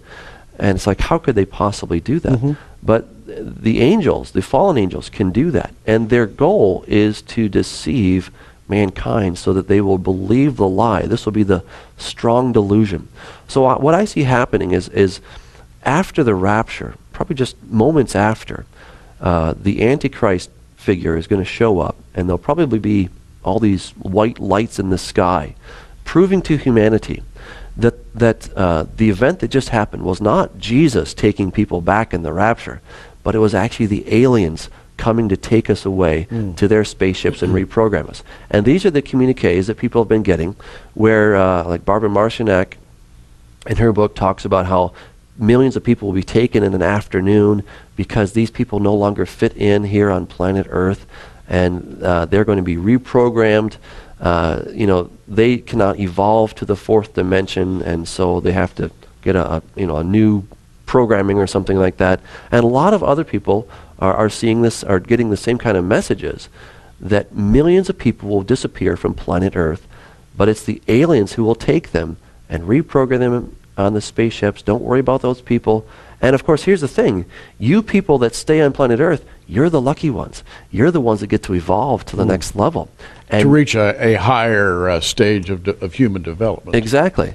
And of course, it's our space brothers who seeded planet Earth millions of years ago, who have been watching over us and now are ready to help us evolve. Now that we're ready, they're going to help us evolve. You know what's amazing is that Watson and Crick discovered DNA back in the 1950s, and it was Francis Crick who believed in the theory of directed panspermia, which means that aliens dropped off DNA on planet Earth. That's essentially what that means. I mean, he's a very smart guy. He won a Nobel Peace Prize for his discovery, and yet he was smart enough to know that DNA information does not just happen. Right. That's what we're talking about, is information. And so he realized that somehow this had to come from a higher intelligence. And so he talks about the aliens. So, when you get rid of God and say that the Creator made all these things, then you have to put in a substitute. And I think that's been Satan's plan all along, to get people's eyes off of God onto these aliens, which are just the demons in disguise. One of these so-called aliens, his name is Ashtar. And he's the galactic leader, the leader of the Galactic Federation, okay, Ashtar. And I read that, and I'm like, this is crazy. This is the same old demon who was Astarte or Ashtaroth in the Bible, and now he just has a new name, and now he's a space alien instead of some ancient god. But it's the same lie as we have before. Now, on our last program with Doug, we talked about the events before the flood, where fallen angels came down and attempted to set up a power base for themselves on planet Earth. In so doing, they corrupted the human genome. And we've talked about this many times, but let's go forward now. Jesus said in his discourse to the disciples on the Mount of Olives, "As it was in the days of Noah, so shall it be in the days of the coming of the Son of Man." Let's talk about how this figures into latter-day prophecy, what's happening right now, what's going to happen as we move toward the rapture of the church, the great wars that are to come in the Middle East, the rise of the Antichrist, the mark of the beast. How do you conceive of all that? Well, ultimately, it's going to culminate in the man of the Antichrist. But how do we get there? And what is prepping the world? So we've talked about the propaganda that's getting the world ready. People are looking forward to these aliens coming. But I think another thing is the whole transhumanism movement. Mm-hmm. And we see the propaganda for that in movies like Spider-Man, X-Men, yes, where, in fact, even Captain America, he's this little 90-pound weakling something, right? And then they inject him with all these chemicals or whatever, and he becomes this superhero. I mean, who wouldn't want to do that, right? I mean, it looks cool. I mean, I'd love to be a superhero, right? Or a web-slinging kind of, super guy. That'd be really cool. Or an X-Men with all this stuff. And it's all predicated on you can become something that you're not right now. You can become immortal. You can have all these superpowers, and that's part of this transformation of our DNA. And as a matter of fact, you mentioned in your book a goat, of all things, that has been genetically modified to produce spider silk. Yes. Which is just totally off the wall. Isn't that crazy? And it really happened. It really happened. See, that's not science fiction. So you got the propaganda over here, but you've got real science over here. You know, and some of it's for a so-called good cause, but I think the ultimate end is going to be very bad. And transhumanism wants to merge humanity with animals and machines and actually rewrite our code from the inside out. And from their perspective, we have evolved this far, and we obviously have some errors. So their thinking is, listen, why should we live with these errors? Why not evolve to become something? Let's take our evolution by the horns, and let's become what we want to be. And it's interesting, when you look at some of their documentaries and such, their vision of what we could become looks like the myths from the Greek mythology, the centaur, the minotaur, these half-human, half-animal kind of creatures. They're like, that would be great. You could have the speed of a horse, or the strength of a gorilla, or the eyesight of an eagle. And, you know, again, this isn't just fantasy. They're actually able to go and to open up a DNA strand and put in a gene, a foreign gene, and then they stitch it back up with something called a ligase. And then you now have a chimeric DNA strand, and then the system's RNA will replicate that, and it will spread throughout the system or throughout the organism. So this is already happening. In fact, it's so common that high schoolers in advanced placement biology classes are able to do rDNA, recombinant DNA, and actually take the genetic material from a glow-in-the-dark jellyfish and put it into a single-celled organism and make this thing glow. So they can do that at the high school level. So back in 2005, researchers in Taiwan made a glow-in-the-dark pig that glowed through and through. They're very proud of this. And see, this is where God established in the beginning that everything was to reproduce according to its kind. And to now mingle two different kinds, a glow-in-the-dark jellyfish with a pig, is something that is an abomination. It's hideous in God's sight. And it really takes us back to those ancient myths. But now we're discovering they're really not all that mythical. They're really much steeped in reality. And so that is another indication that we are in the days of Noah. Let's take a moment to let our viewers know how they can get hold of your book. It's called Corrupting the Image by Douglas Hamp. And this book really is, as Doug is, by the way, when you talk to him a while, you'll find out he's very logical. In fact, when he mentions something scripturally, he'll quote scripture, and he actually extracts what he knows from scripture. It's not his imagination. He reads the Bible, and then he places that in context with what's going on today. And of course, the result, corrupting the image. And this book is going to open your eyes to prophecy in a way that, well, they really need to be opened. This book is $17.95 if you order it by itself. We also have an accompanying DVD video, 2 hours, Corrupting the Image. If you want to see Doug speaking in detail about the contents of the book, you can get them both, by the way, for $34.95. It's $17.95 for the book, $19.95 for the video. Both for the reduced price of $34.95. Just ask for the Doug Hamp package when you call 1-800-475-1111. Again, the person answering the phone will know what you mean if you just ask for the Doug Hamp package, and you'll get the book and the DVD, and believe me, your eyes will be opened. Now let's continue our discussion, Doug, because I think we're getting some very interesting stuff now. Current events, strange things that people wouldn't believe, a lot of government research. Of course, people are talking about super soldiers, human hybridization to produce a better class of human. And we actually are beginning to develop the capability of, quote-unquote, improving a human being by adding certain DNA. That's exactly what the fallen angels tried to do back before the flood. Right. And they're using man's own pride and arrogance and lust to excite that in us so that we will want that. And again, it's coming to us in the movies to say, wow, that'd be great if I could be like that. We see it happening in the scientific laboratories. Yeah, wouldn't you like to have a superpower? Sure. I mean, who wouldn't, right? Yeah. But you know, here's the thing, that Jesus came and he wants to give us so many amazing things. Well, he's going to give us a new body. I mean, our new bodies are actually going to emit light. We see that. Jesus said that the righteous will shine like the sun in the kingdom of their Father. Daniel says that the wise will shine like the firmament, and those who lead many to righteousness like the stars forever and ever. Wow. That we're going to have a body that's actually going to emit light. I mean, the New Agers talk about these bodies of light, but it was God's idea in the first place. He's going to give us a body that will never age, that will never be sick.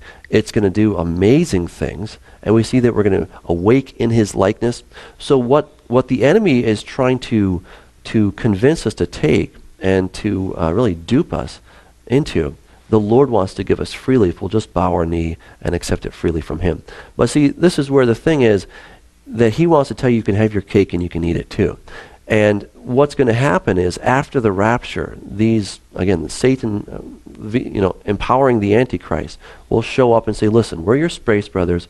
We're here to help. You are going to face a time of great cataclysmic changes. And if you take our DNA and mingle it into your own, you can become all that you want to be. No need to worry about mixing yourself with an animal. Don't have to do it through technology. We have evolved already. We are your space brothers. It's our seed that you have anyway, because we dropped it off millions of years ago. I'm reading here in Daniel about a prophecy of the Antichrist, Daniel 11:38, but in his estate shall he honor the God of forces, and a God whom his fathers knew not shall he honor with gold and silver, precious stones and pleasant things. Thus shall he do in the most strongholds with a strange God, whom he shall acknowledge and increase with glory. Apparently the Antichrist is going to be in league with some kind of a powerful heavenly force. And you really touch on this in your book. Well, he's not going to come as the Antichrist. He's going to come as, again, this space brother, because people are not really so much into it. But Satan doesn't want a bunch of atheists roaming around. He wants people that are moral relativists so that they will accept this idea of the higher power, this idea of, whether it's these ascended masters or however they want to slice and dice it. Well, the New Agers always talk about avatars, and they talk about ancient mystical forces and powers, and how man is just about to reunite with those ancient forces. And I get the idea the Antichrist is going to use that motif. I think so too. And what I see happening as we go back to that prophecy in Genesis 3:15, your seed, talking about Satan, how is he going to do that? Well, first of all, he's going to take the man of his choosing, who was born just as a simple human, because God gives free will to everyone. So he's born just as a simple person, but he himself is lusting after the ultimate power, which is to be like Satan, to have immortality. And Satan will then take his seed, his genetic information, and he'll make it available to the man of his choosing, who will then use the process of recombinant DNA to inject it in, and he'll be transformed from being simply Antichrist into becoming the beast. And I believe that is why Scripture talks about him as being the beast, because he's actually a hybrid himself. He then, posing as our space brother, as this alien, this great galactic leader, will come and say, look, now take my DNA, or take our DNA, because we have evolved, and you can take it and mingle it with your own. And that is what I see as being the mark of the beast. That the mark of the beast is not simply the implantation of a chip, though it may include that, but it's something much more sinister than that. And I first discovered that from Tom Horn, who came up with that idea, and his wife Nita. And I think they're really onto something, because when you begin to see it, and then in context with Genesis 3:15, it all fits together of how this man has been transformed. He replicates his DNA. And get this, they're actually able to email DNA. It seems impossible. How could you possibly email DNA? Well, Craig Venter and his team a couple years ago came up with synthetic biology. They created the first ever synthetic biological life form, and they created it on the computer. So they were coding it on the computer, and then they have what's called a DNA printer, which just takes that information and then translates it into a physical structure. Kind of like when you go to the dentist and they might make a mold or a crown for you, and they can do it right there. It's the same basic idea. Well, if you had the codes and you had those 4 different proteins, you could sequence them out and produce a chromosome. Right. So you now take the code. It's all about the code. It's the information. So now you have this this beast code, and it's replicated for the entire world, maybe sent over wireless, perhaps it's in a chip, perhaps it's in a virus of some sort or a vaccine, I don't know. But whatever the delivery method will be is a mystery. But that people will then take it and they'll be transformed. And I would argue that in Revelation chapter 9, the reason that men cannot die for 5 months, though they seek it, is because they've actually taken the mark of the beast. Wow. And they have attained, not true immortality, but they've attained a longevity of life, and that they're not going to die, even though they'd like to. I mean, certainly you can jump in front of a bus, right, and you can kill yourself. But apparently you won't be able to. Why? Because they have been transformed genetically, and now they have a life extension. You know, there was a sci-fi program not too long ago on television about a teenage girl who had a superpower, and she couldn't die. She could jump off a building, her body would be crushed, but it would heal itself in a few minutes, and she'd jump up and walk around, and she was just fine. And it made a marvelous little TV program, but basically I viewed it as propaganda. Yeah, it is. And it's all getting us ready for what's coming. Getting us ready for what's coming. You know, we talked about your position on the 10 horns mentioned by Daniel as being intercessors, interlopers. Fallen ones who come down and control the governments of earth. How about that little horn that comes up? Well, that little horn, he is, you know, it actually says that he is going to rise up to where the 10 horns are. So he starts down here, and he comes up to where they are. And it says he's going to rise up to the host of heaven. Every time the term host of heaven is used in Scripture, it's talking about angels. So he's gonna start down here, and he's a little horn. He's not a full-fledged horn, because he was not created or born as a horn. But then he becomes one of the horns. Wow! So that he's able to actually cast 3 to the ground, and he's of the 7, but he's actually the 8th, and so he becomes like them. And that's where I see in Scripture that he's then transformed into that beast. Now, on a 30-minute television program, we can't possibly touch on all the details, but they're right here in the book. It's called Corrupting the Image, yours for $17.95. We have a DVD, 2-hour DVD that supports the book that really is quite enlightening, because when Doug lectures and he's got his notes and he's got a myriad of details and he has the time, he can speak of things that we just don't have time to cover today. So you need the book, you need the DVD. $17.95 for the book, $19.95 for the DVD. They'd be about $37.90 together. We're making it possible for you to have them for the discounted price of $34.95. Just ask for the Doug Hamp package when you call 1-800-475-1111. 1-800-475-1111. Ask for the Doug Hamp package. Doug, as we talk here, I get the sense that we're talking about things that people might hear and they might say, wow, you've gone over the edge. But it's time, isn't it? It is time to begin to talk about these things which are actually coming to pass. I think the Lord is opening our eyes to what's happening. And as I chat with others, it just seems that he's raising up people, and maybe I'm one of them, but the Lord is moving. And he wants us to know so that we can be the watchman on the wall to tell people.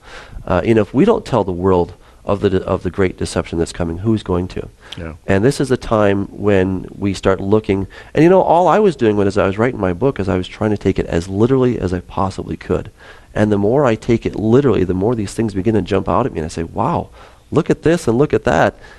So I wasn't trying to do any kind of hermeneutical gymnastics. I was just saying, this is what it says, and this is what I actually see is possible nowadays. It's very astounding. And so we need to warn people of what's coming.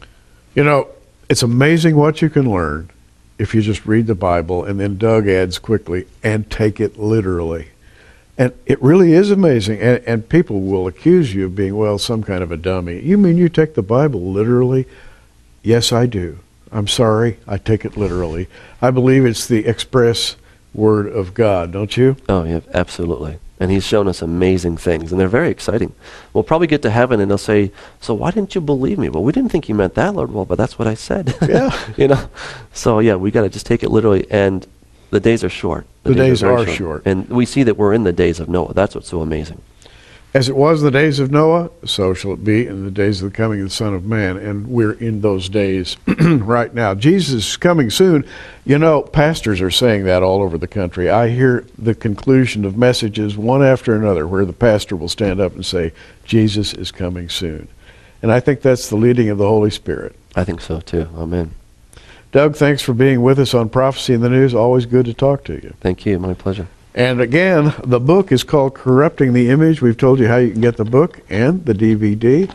You know, Jesus is coming soon. So, you need to keep looking up, everybody.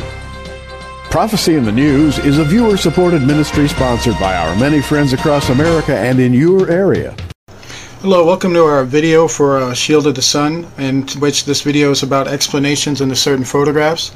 And so we're going to be talking about the Nephilim, and we're going to be talking about what the Nephilim is, and we're going to talk about the evidence that has been found in terms of the skeletal remains of these beings. So when we talk about a Nephilim is actually a being that is half angelic and half human. It is a being that was born from a human womb, either through the normal way or through some type of test tube way.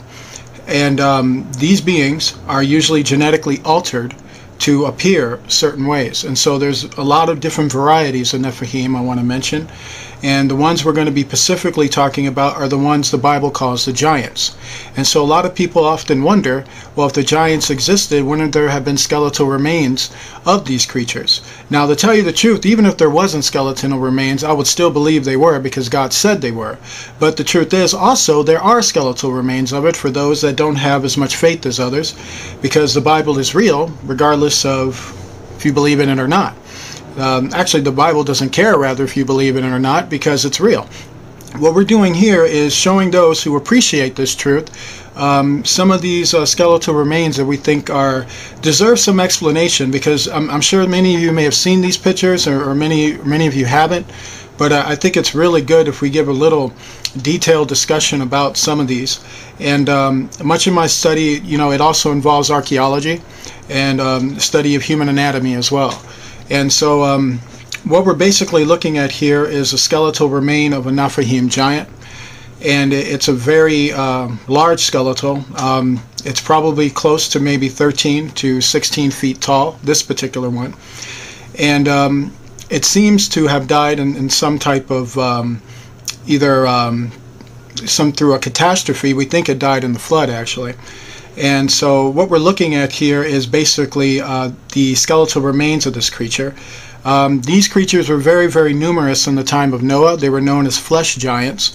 I don't know how many of you knew that. There were two different types of giants. There were Pacific type of giants in the time of Enoch, and then there were Pacific type of giants in the time of Noah. And these giants were considered to be the result of the unholy relationships between the human sons of God and the daughters of men, who were once the wives of the fallen angels, who were known as witches, in which that name came about because they were the wives of the watchers. And so these were their children, is what you're looking at. You're looking at actually one of their children. And apparently, if we look right here, he's holding something there. I don't quite know what he's holding there, but he's basically gripped for some type of catastrophe. And I don't think he was a pretty person, actually. I don't think these beings, in fact, I know that these beings were very violent beings. They were very mentally unstable. They were very selfish, greedy, murderous. They were idol worshippers, pagan worshippers. They very much were aware of where they came from, who their father was, and who they are, basically. And you got to understand one thing: whether they're Nephilim giants or Nephilim aliens, these things hate the human race. They literally hate us. They rather just eat us. They can't stand us in any degree. Now, I want to talk a little bit about this photograph right here. You've probably seen this photograph, or maybe you know this type of story where they're trying to say that the giant that was actually found in this pit here was not real. Well, this photograph that you're looking at is a doctrine photograph. The skeletal remain has been already removed.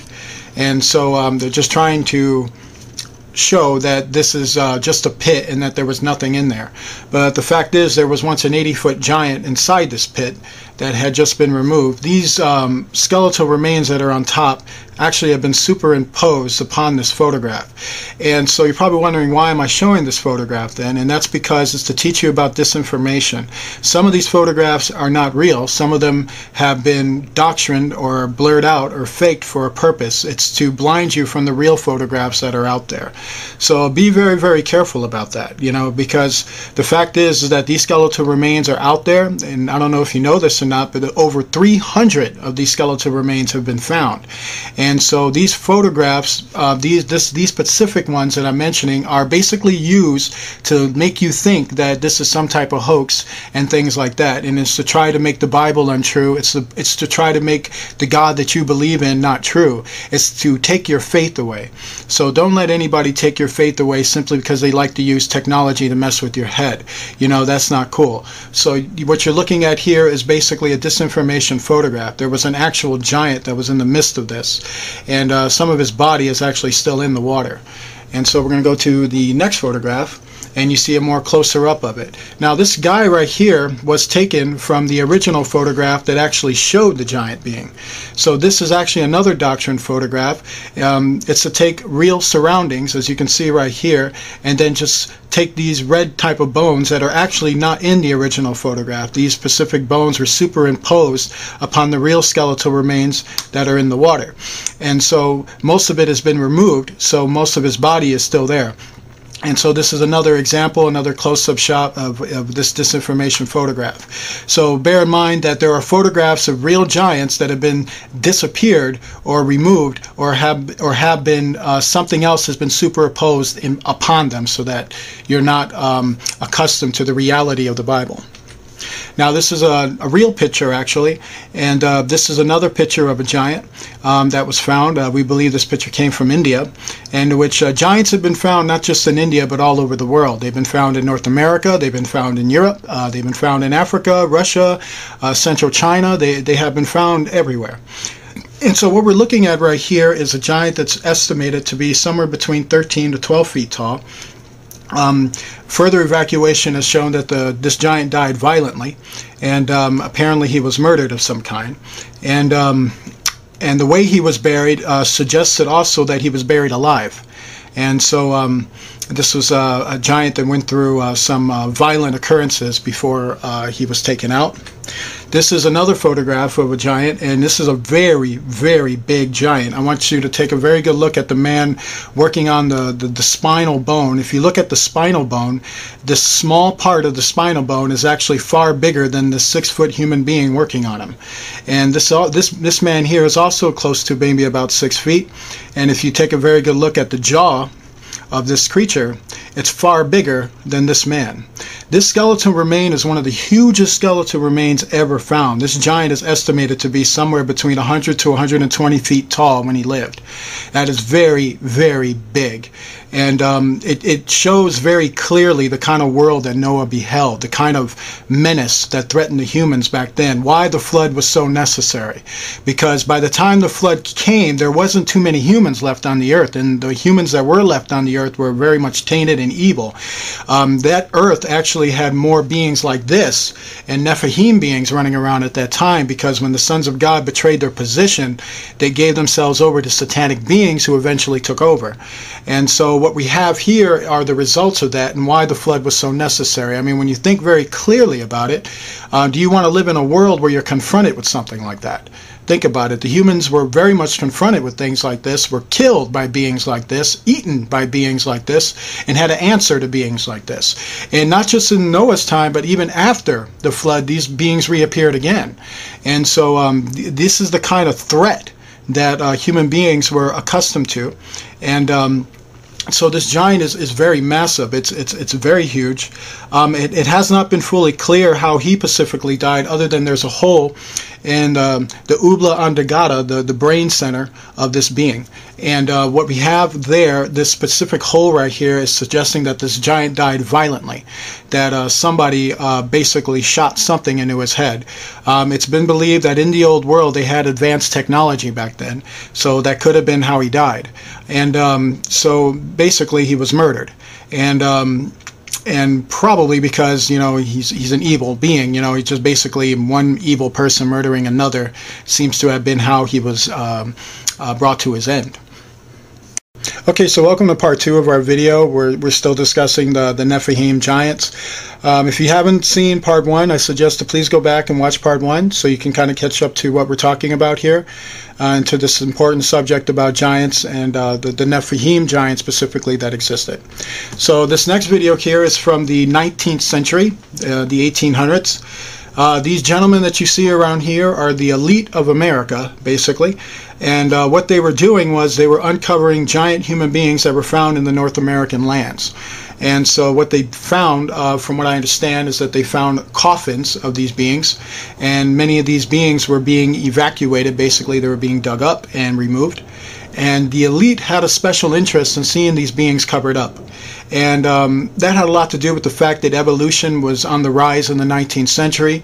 The elite were very much pushing the evolution agenda. They wanted that to be taught as fact in the schools.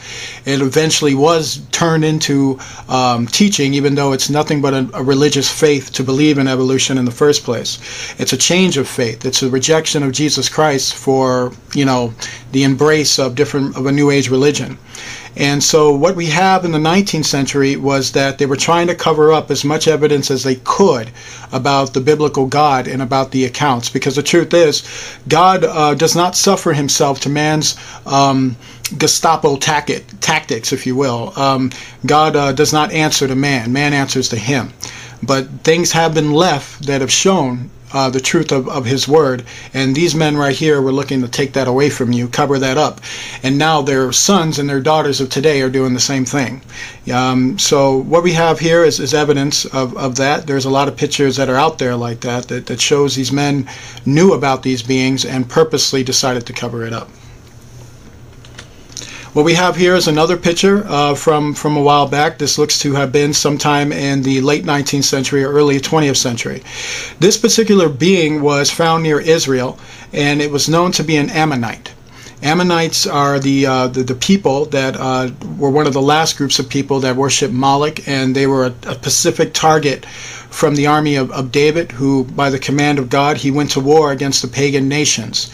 So if you want to get a good look at the kind of beings David and his army had to fought, take a very good look at it.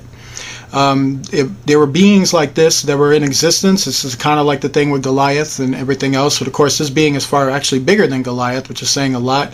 This being stood about maybe 18 to 20 feet tall. And it was a being that ate children. And it was a being that worshipped Moloch, basically. It believed to have descended from a being, demon spirit, basically. And so what it is basically that, you know, a lot of these Ammonite giants were known as the sons of Anak. You will find that in the Bible. They were known as the Anakim. And a lot of the Anakim had their kingdom basically decimated by other pagan cultures, which caused a lot of these giants to become the champions of other cultures. So this was one of the Ammonite champions, into which his cause was defending child murder and infanticide and things like that the Ammonites were doing. So this is to give you a very good glimpse at the kind of beings that the Israelites had to fight, why that war was so necessary. People often wonder, why was God so, you know, they'll say slanderous things in terms of the fact that they'll accuse God of exterminating people just to exterminate them, and that's not the case at all. God labeled them and designed punishment and sentence for their execution because of the intense murders and the intense horrors and the intense nightmarish kingdoms that they inflicted and poured upon people.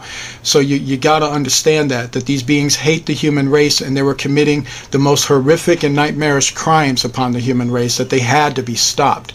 And God used David's army to do that. And these beings were not going to stop by asking them. They were so evil that they had to be exterminated. And the humans who followed beings like this, or basically evil spirits in general, were just as bad, if not worse. What we have here is the original photograph of that disinformation photograph that you were shown. And so this is actually the original photograph, and this is actually what they try to cover up. This is an actually 80-foot giant. It is huge. And this photograph here was actually an original photograph that has been slandered. A lot of people try to say it was a contest and this and that. All of that is completely untrue, because they have this actual giant hanging in an Indian museum. It was actually found in that area, and everything in Indian publication and within their government will literally show you that it's a real skeletal being that was actually found, evacuated, and removed to a museum. And the only way you can see giant skeletons, you have to go out of this country in order to see them. There's a place in Italy where you can see them, there's a place in India where you can see them, and there's a place in Turkey where you can see them. And so this giant is believed by the Indian people to have been the son of one of their gods that they believed in. And there's a little truth to that. The fact is that the gods of the Nephilim were worshipped back then, and the Nephilim themselves were worshipped as gods too. I mean, when you look at an 80-foot human being, and you don't know too much about the real God, that would tempt you to worship them. So there was real cause why these people worshiped them, but that was because they didn't have spiritual knowledge of Jesus Christ, who said he was from the beginning. So don't ever get this twisted. The Son of God was known in the old world. And so what we have here, if you take a good look at this man right here, he's almost as big as this being's head. That's saying quite a bit. This guy is not even as big as the side of this being's face or head. That to me is phenomenal. That being right there is something I would probably run to the hills from, because it was very much an evil being. We even know how it died. Actually, its chest cavity was actually broken in, and to which somebody took a weapon and basically bashed his chest in, which probably would have stabbed his heart, causing him eternal bleeding. So he died violently, basically. And so it's just amazing. It was just an amazing find that was so overwhelming that the evolutionists and the American government on this end, that have an agenda to teach what they want you to know and hide the true information, really didn't want people knowing about. It was too much for them, and they were very much scared that if you came to really understand the reality that these beings exist, that these beings are real, and that they're there, and that they've been found, that would completely destroy your belief in the American education system in terms of evolution, which it should, by the way, because they're lying to you, and they should be confronted for that, because that's not cool to take people and lie to them. This is another skeletal remain, and it's another big threat that people had were very much afraid of people to find. I've actually seen photos of this where the skeletal remains was removed actually completely. And so it's another way to blind you. But this photograph is actually real, and it's a real skeletal remain. It's not as big as the one prior. This giant is believed to be close to maybe 18 to 20 feet tall. And he basically is believed to have died through a sacrificial way. If you notice the way he's turned and the way he seems to be concentrated with his head down, seems that he was either held down or he was either turned away from some type of horrific thing that was happening to his body. It's believed that he had his blood drained out of his body. So that has a lot of reference to sacrificial murder, and to which ritualistic pagan sacrifices are very much known to drain the blood of their victims to drink it. And so he seems to have died in that type of capacity, and the only way that could have probably happened is that if his other giant brothers decided to sacrifice one of their own, to which they were known to do that. This is another giant that was found. He died in the flood, actually, and was fossilized into the rock. And so when people talk about fossils and things like that, I'm sure you've heard all the garbage from Jurassic Park and whatever that is. The fact is that fossils are real, but fossils actually come from the old world. And they didn't come from billions and billions of years ago either. Try more like thousands of years ago. And they just basically are things that have been destroyed in the flood. And so what you have here is a giant who was praying at the time when he died. And he was basically praying to one of his gods to save him from the catastrophe that was happening all around him. And when that flood came, when you see basically 1,000 feet tidal waves coming down on you, and they're coming from the sky, I would send you on your knees, people. I don't care how big you are. You're going to go on your knees. That's going to put you right on your knees. And since this giant had no hope for salvation because it's an abominable being, it basically prayed to the only thing it knew, which was the devil. And of course the devil didn't save him because the devil didn't have power to. And so it basically died in the flood. It was drowned, and it got fossilized right in the rock. This adventurous man right here was the one who found it. He's an American. And keep that in mind. There are many, many American archaeologists who are very much finding out that these beings existed, that they have been discovered in very large numbers, and that there are species of them, and that they have record accounts of how they died and what happened to them. And they have been fighting almost an endless battle putting this to the American people. They're trying to bring an American museum to our country to show these giants and the evidence of the Bible to what's supposed to be Christian America, who believes in the Bible but yet rejects the truth that's right there in front of their face. Thank God there are some pious Americans in this land who recognize when they've been lied to and have the courage to come forward. So ups to this man right here for finding him. Okay, so welcome to part 3 of our video about the Nephilim. If you haven't watched part 1 or 2, please go back and watch part 1 and 2 so you can become accustomed to what we are speaking on here, in which we are showing Nephilim videos.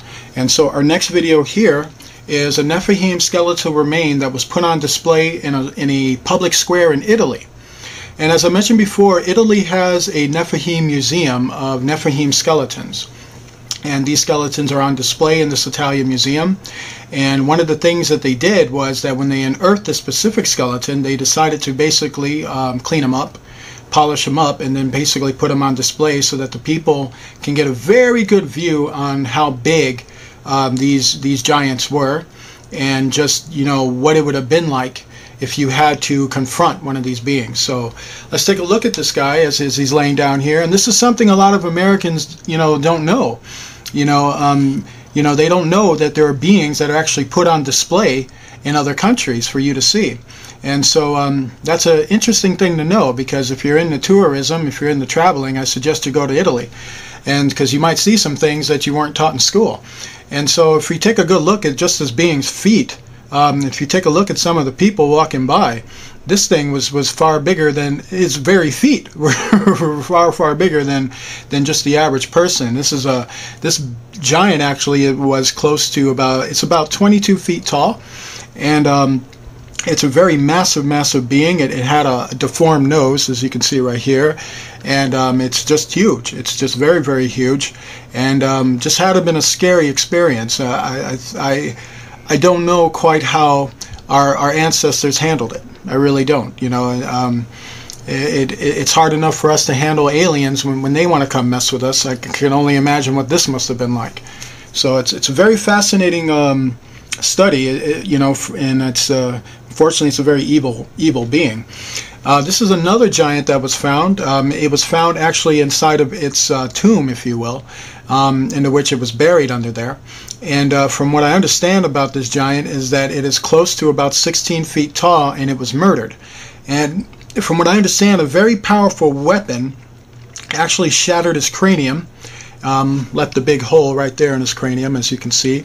And this giant was actually, into which it's interesting to mention that out of the 300 skeletons that have been found, most of them have died through head trauma. It's interesting. There are two ways that many of these flesh giants died. They were either violently murdered, meaning they were shot in the head, actually. Yes, there was actually lead resin found in their skeletal remain, meaning somebody had a gun thousands of years ago, or some type of weapon that fired a bullet-like capacity and put one right in his head, basically. And so that is the way this giant died. You know, and to which I think I've mentioned this before, that the Bible tells us that there is nothing new under the sun, and as it was in the time of Noah, so shall it be in our time. That means ancient technology was around back then. That means guns were around back then, unfortunately. And that's how this being met its end. It was basically murdered. And the other way that many of these skeletons died is that they were drowned in the flood. So they basically went two ways, and all of them died mostly violent deaths. This is another skeletal remain that was found in Turkey, and it was put on display in one of the Turkish museums that I discussed to you. There's actually American archaeologists working in those Turkish museums. I'll give you a lot of info on these giants, and it's very, very interesting. And so what we have here is it is a hip bone, as we can see right here, of a giant, and this particular hip bone was shown, into which it's trying to show you just how big the being would have to be in order to have a hip bone like this. This giant is estimated to believe somewhere between 15 feet tall, and it's very massive, very huge, and you know, just it's frightening, just very frightening to have to confront something like that. This is another giant that was found, and remember when I was telling you about the gun that these giants or weapons that were used. If you take a very good look at what this giant is holding in his hand, yes, my friends, you're not seeing things. He's holding a gun in his hand. It's a gun specifically designed for this giant too.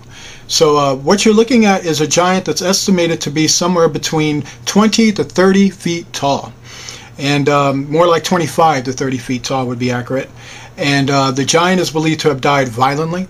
It died gripping this gun in his hand, and basically it was in some type of firefight before it died. And so it really testifies to the violence of Noah's time and how that violence mirrored our own time. They were basically shooting each other down in the old world, and so in Noah's time, of course. And so what we have here is a giant that died or met its end in that way. This is the entire cave or tomb area, if you will, and basically it was uncovered. And if you take a good look at this bulldozer that's right next to it, this is the bulldozer that was used in digging it up. Basically they were digging one layer of dirt like this after another, because they were basically told there was a tomb down there, but they just didn't expect to find him. And so when they dug him out, if you take a good look at this bulldozer, it's nowhere near as big as this giant. This giant's head actually is about half the size of this bulldozer. And so if you get a real good grasp of how big this being must have been, it could literally pick this bulldozer up and just throw it over a hill. That's how big these beings were. That's how much strength they had. And I can only imagine how big this gun must have been. It was a gun designed for him. So, you know, that thing would just blow holes in buildings, basically.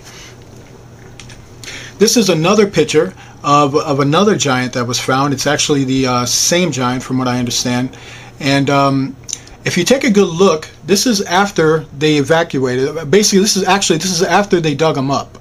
After the digging, you notice that, you know, the bulldozer's gone, everything is gone, you know. There's something blurred right here. Now, what do you think is blurred there? That's actually the weapon that he was actually found with. So this photograph was actually tainted, meaning it was messed with. You do have two actual people there. This man is actually evaluating the gun in the giant's hand. He's actually blown away that there's a gun in his hand.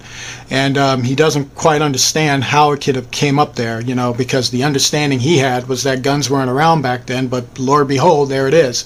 And so they're just basically looking at this being, and they kind of quite don't understand why it's there. And yes, this photograph has been doctored up, and I just want to mention a few things here. This is an actual real photograph from the original one that we showed you, but there are things that have been added to it so that it would just throw you off, so that it would make you think altogether it's a fake photograph, so why bother with it? Well, there's a lot you need to bother with it, because this is a real photograph that has fake things implanted in there. And so what we have here is the main thing is this blur spot right here, this blur spot that's purposely done so that it will hide originally what you saw. Like if you look back here, what we have here is his weapon, and if you look up here, it's now been blurred. And also if you look here, the tomb area is more straight, it's more, you know, it's basically more squared. And if we look here, this has also been tainted very much here too. So the image, this center point image, was taken from this photograph and implanted upon that photograph. And the reason why they do that is because it's to confuse you, it's to mislead you. It's similar to what they've done with some of the moon photographs. It's to take what was real and put it onto something fake so that you would be thrown off from the truth. So never get it twisted. You know, what we have here is a real occurrence being messed with. So never ever get it twisted. These people will lie to you, and they will do everything they can to lie to you, and they will trick you till the sun goes up or down. They do not stop until their tongues are pulled out. Okay, this is part 4 of our video on the Nephilim, and so please go back to watch the first 3 videos so you can kind of get a real good glimpse on what we're talking about here. And so our next photograph here is a pharaoh. It's an Egyptian giant, and he's probably close to about 9 feet tall, and not as big as the other giants, of course, but basically it's important to talk about some of these Egyptian pharaohs, because some of these Egyptian pharaohs were giants actually. And this had a lot to do with the fact that the Egyptians, the royal Egyptians I should say, had a direct pipeline to evil spirits. They talked to evil spirits. They had evil spirits living in their kingdoms. How many of you knew that?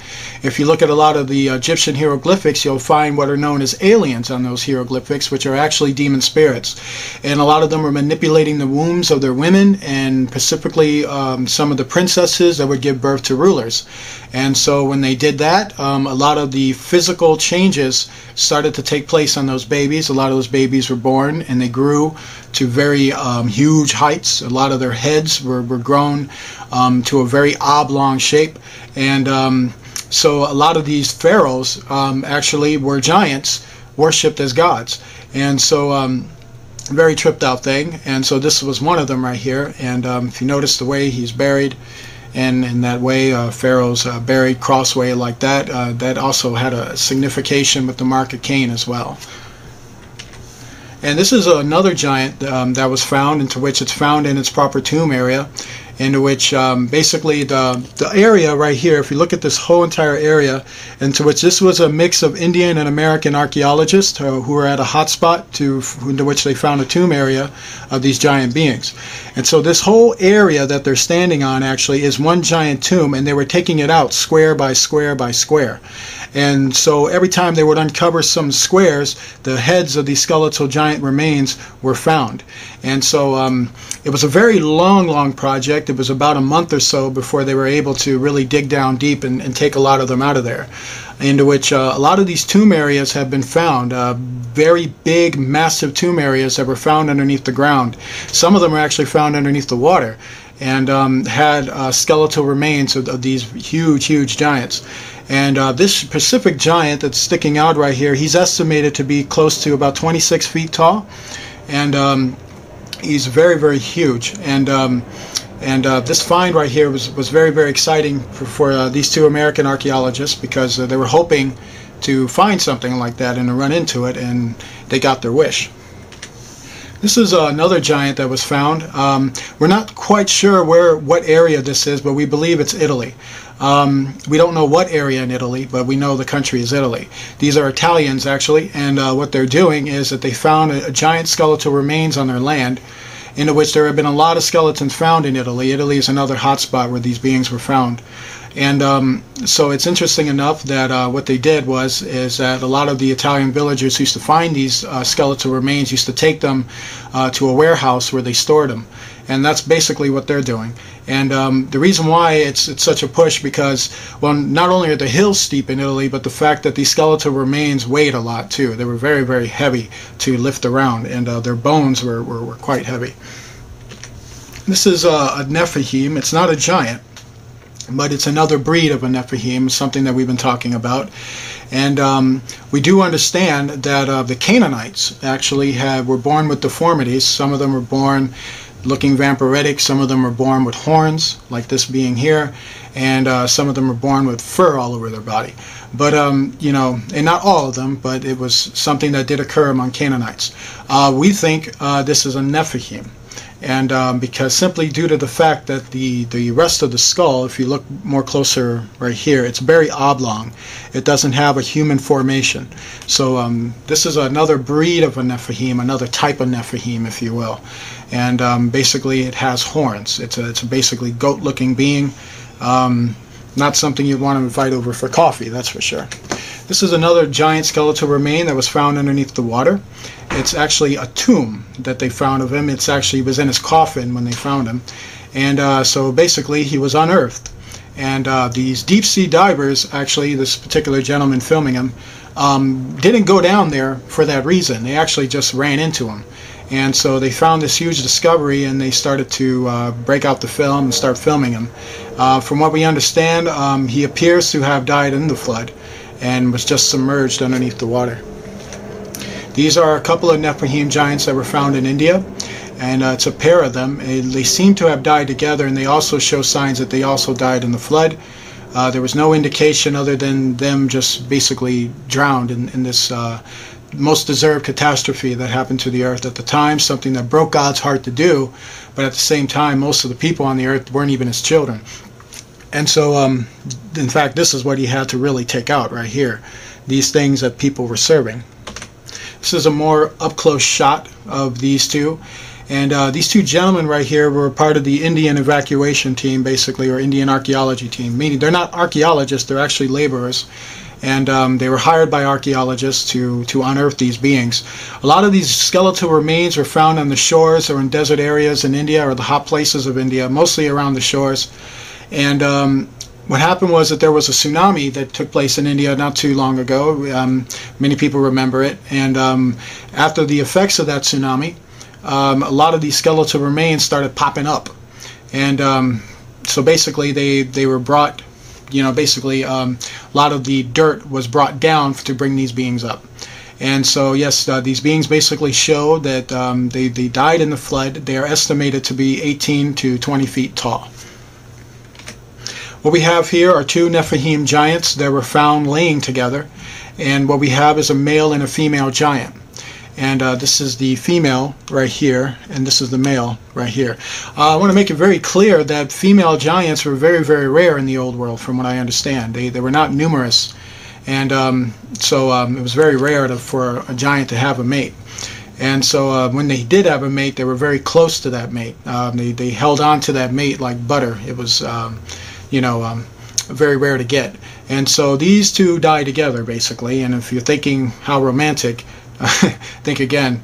They were very evil beings, obviously, and evil beings who were about to meet their end. And so I don't have any sympathy for them, because the Bible sanctioned them to have no salvation, not because God felt like being mean.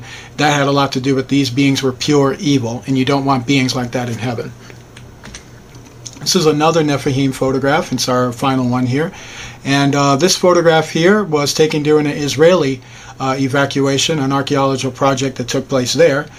They were actually digging under surfaces to get more of a glimpse into the tunnel formations of ancient Jerusalem. And it turned out that in many of these tunnel areas, they actually buried things in those tunnels. Some of them had to do with the giants. You see, when the Israelites killed a giant, they usually cut its head off.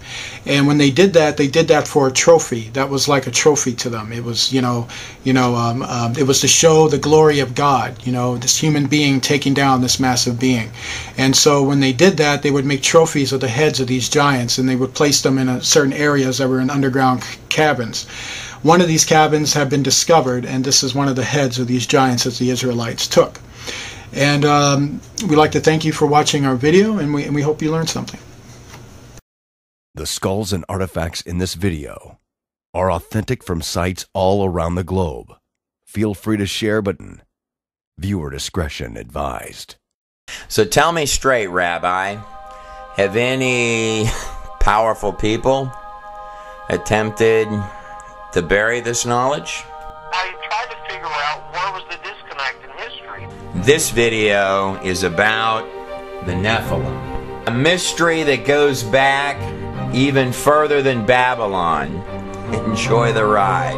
Nephilim were on the earth in those days, and also afterwards, when the sons of God went in to the daughters of men and bore children by them. These were the mighty ones of old, famous warriors of ancient times. If all the 1st, 2nd, 3rd century and then even the early Jewish commentators all stood on the same ground with this, why is there such a disconnect? I researched something interesting. There was a second council in Constantinople from the early Roman church. This was in 553 Right. AD.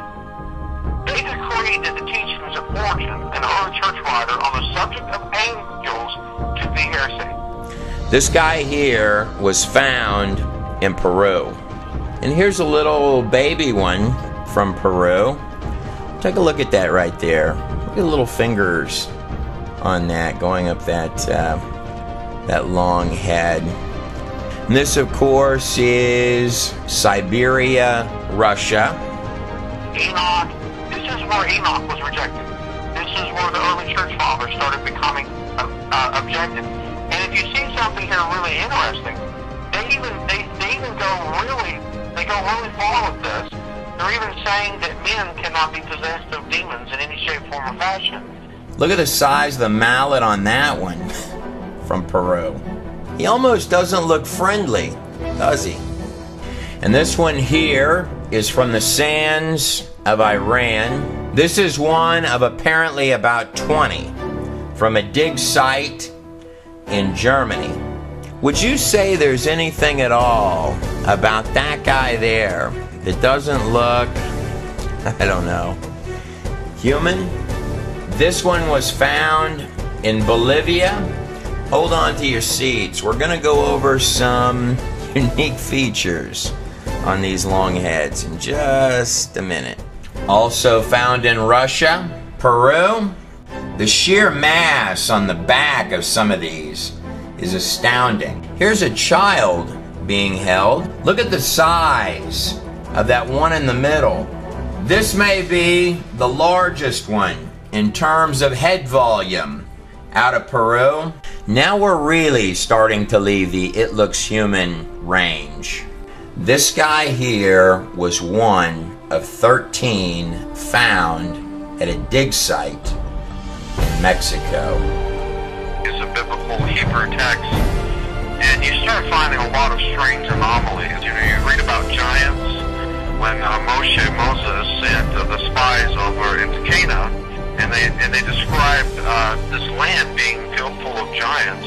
You know, when the spies come back, they said, you know, we're the size of grasshoppers compared to these men. The word Nephilim often gets translated as giants. It is true there have been actual giants in history.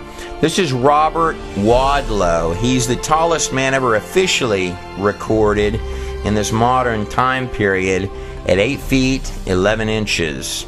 This photograph was taken by Roy Chapman Andrews during an expedition to Mongolia in 1922. The image ran one time in National Geographic magazine. It was never published in the magazine again. Samuel's describing a guy with 6 fingers and toes, and he's not calling it a deformity. Now, you know, I've seen people with kind of a split toe, but it's a deformity. These are 6 working fingers and toes. I actually found an ancient picture from Babylon of a giant with 6 fingers and toes, and the giant is actually holding a lion, and he is so large that the lion is held like I would hold a cat. Like I'm saying, Trey, only if you're reading in the Hebrew are you going to see how deep this goes and how actually clear it is. It is curious where the trail can begin to lead when looking at ancient bloodlines. When talking about the word Nephilim, what we're dealing with is a little bit deeper and darker and larger in scope than giantism, a really tall guy, or your favorite basketball player. The term Nephilim became synonymous with giants because that's what they tended to be. It is by no means limited to that meaning. In fact, the word Nephilim is more of an umbrella term for the hybrid children, creatures of any high strangeness, which are actual flesh and blood, biological products of the B'nai Ha-Elohim, the fallen angels. Well, first, the word Nephilim is actually a plural from the Hebrew word nephal, fallen. And when you say Nephilim, you're basically saying the fallen ones. Genesis chapter 6, verses 1 through 2 says, when men began to increase the number of the earth and daughters were born to them, the sons of God. The term sons of God, or the B'nai Ha Elohim, can mean angels, fallen angels, or, in the book of Enoch, the watchers. Sons of God saw that the daughters of men were beautiful, and they married any of them that they chose, and had children by them. So at this moment, without going off of any of the physical evidence, and before taking a really deep look at these skulls, or peering into the history, and just using the text alone, in any authentic text, whether you're dealing with actual angels, or you're talking about fallen angels, these are not Hallmark card creatures. These are extremely powerful entities. Angels often get depicted in artwork with wings. Now, the Ark of the Covenant does have 2 cherubim depicted with wings over the mercy seat.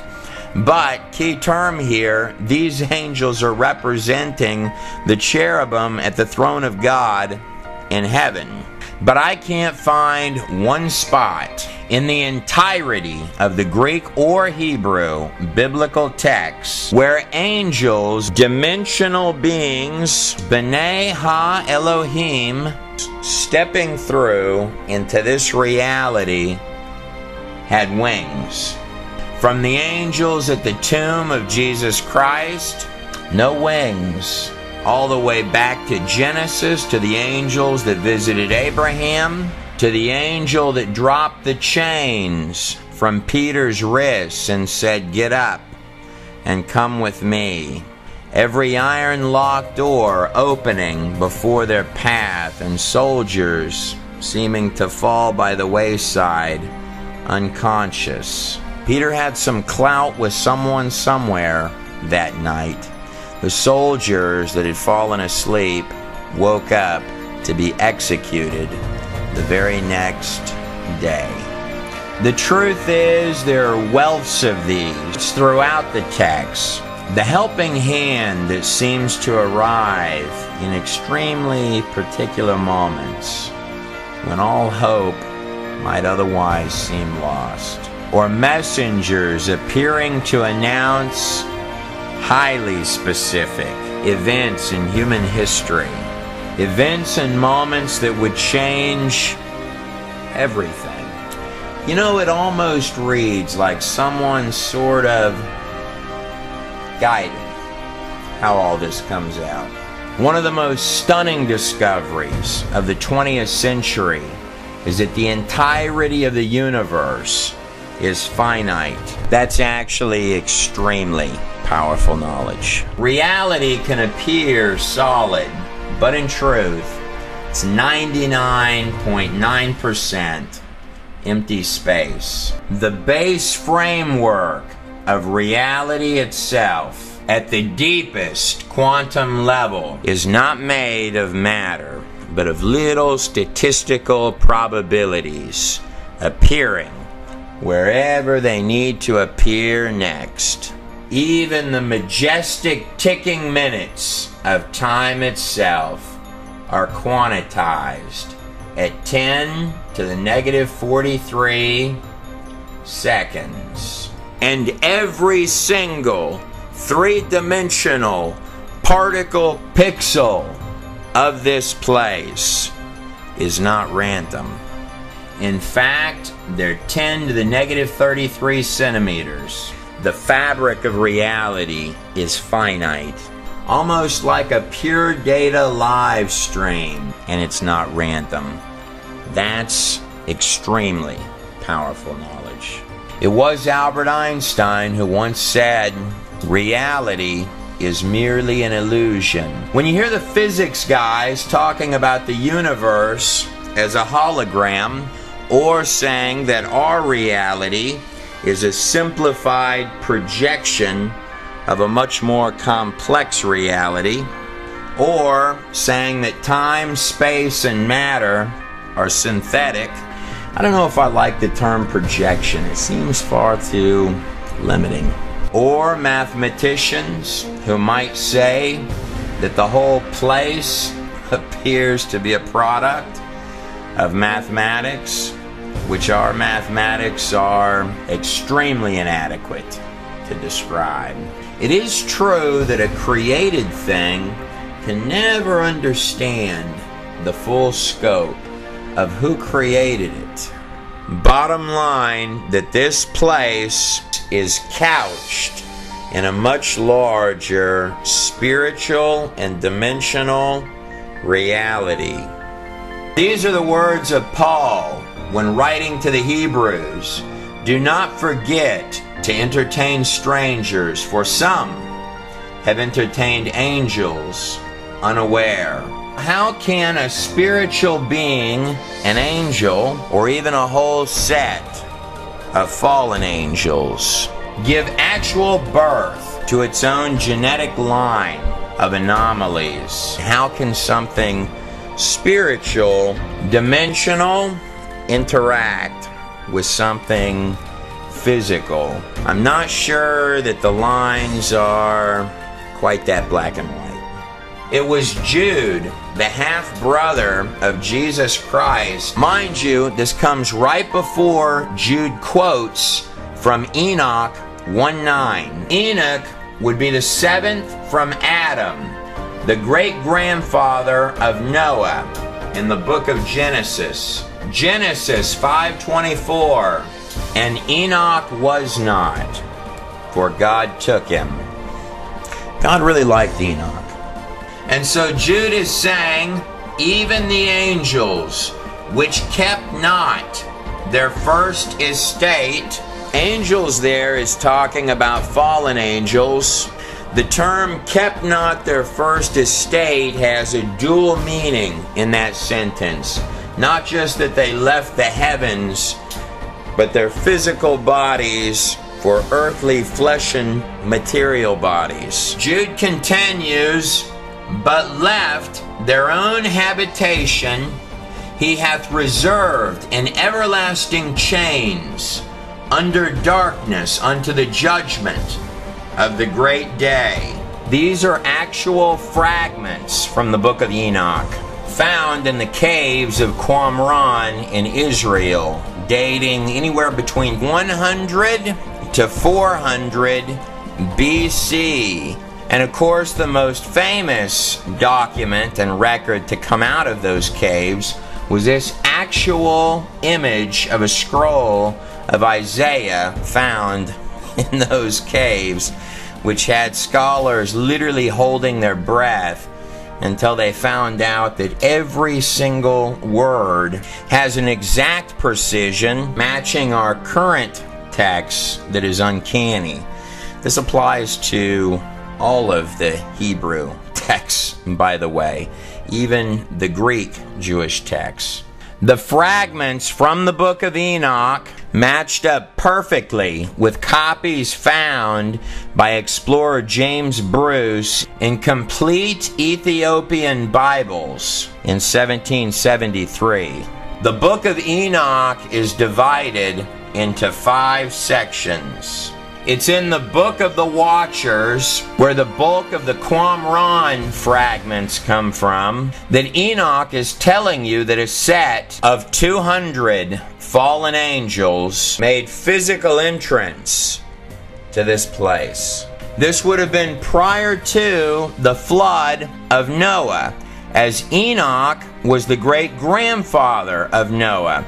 In fact, this would have been more than 1,000 years before Noah, as Methuselah, the longest living man ever recorded in the biblical text, lived 969 years. If you do the math on it, Methuselah actually died the very year, or 7 days, before the flood.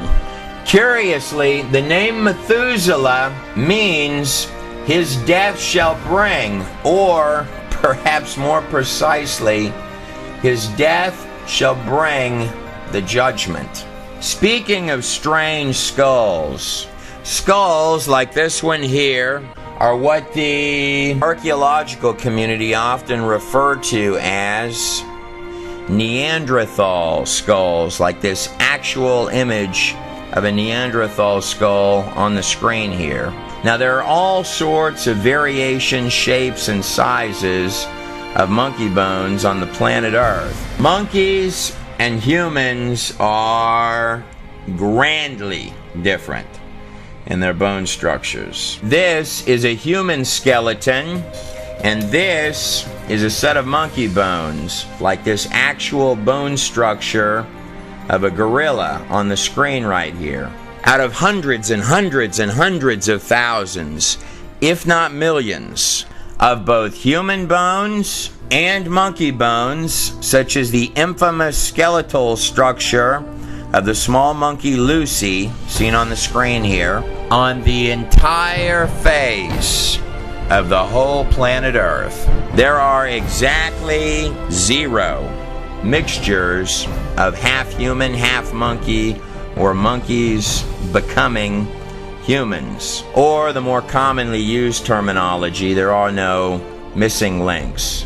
This doesn't come as terribly surprising to me, because genetically speaking, within the DNA of any living, breathing organism, animals are restricted within their animal kinds. They have certain body plans. For example, horses can breed other variations of horses within their body plans. Same thing with dogs.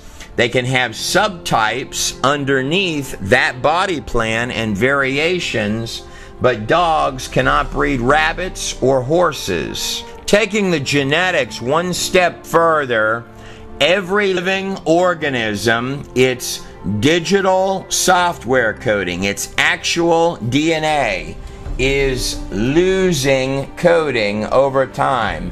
It's weakening, deteriorating. It's not just animal species that we are systematically and slowly losing, not gaining, in the order of 1,000 to 10,000 different creatures annually, depending on whose numbers that you listen to, but we're certainly losing things as opposed to gaining them. And following suit with that, the DNA, the actual digital software of life itself for every type of creature, is also weakening with every generation.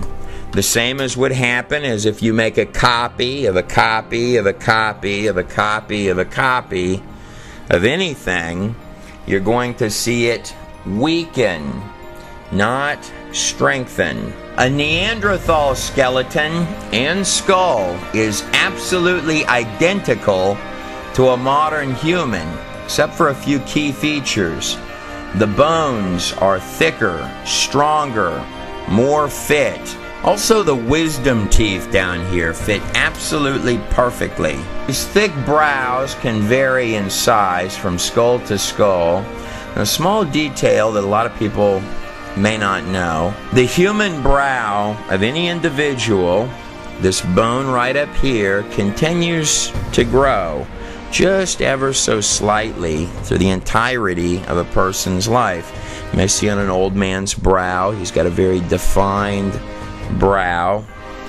So if you were to live 2 or 3 or 4 or 500 years, then that much larger brow that you see indenting up right there is precisely how your skull would look. When we peer back in history to our oldest written texts, we're finding redundant accounts of very long lifespans. In the biblical texts, most absolutely and definitely in the Sumerian Kings list, as well as records covering what amounts to little more than settlements following the Great Flood, as is recorded here in the Epic of Gilgamesh, along with the extended lifespans, both before and briefly after the flood. This is the oldest written epic in the entire world. The actual records of King Gilgamesh of Uruk, one of the first kings following the Great Flood. These Neanderthal skulls have varying sizes of large brows. In short, what you're looking at with these Neanderthal skulls is eerily identical to what a human being would look like if they were much more fit than we are today and had lived varying amounts of hundreds and hundreds of years. From a genetic perspective, no one actually knows what causes death or initiates the death process, capping us out at anywhere between 100 and 120 years, almost as if someone flicked a switch off inside the coding. Every single cell in your entire body is programmed to regenerate and renew itself. But when dealing with the topic of the Nephilim, we are by no means talking about elongated years and larger brows, stronger bodies and wisdom teeth that fit perfect like a glove, the extremely long years resting on the large brow of the forehead. Nor are we fiddling around with old monkey bones. The truth, however, is that there are a lot of human-esque bones on this planet which can very easily, even to trained experts, blur the lines between was it human or was it something else. Now, there are a lot of tribes that have done varieties of things to their bodies to achieve a number of different effects, including the binding of the skull to produce this elongated shape on the back of the head.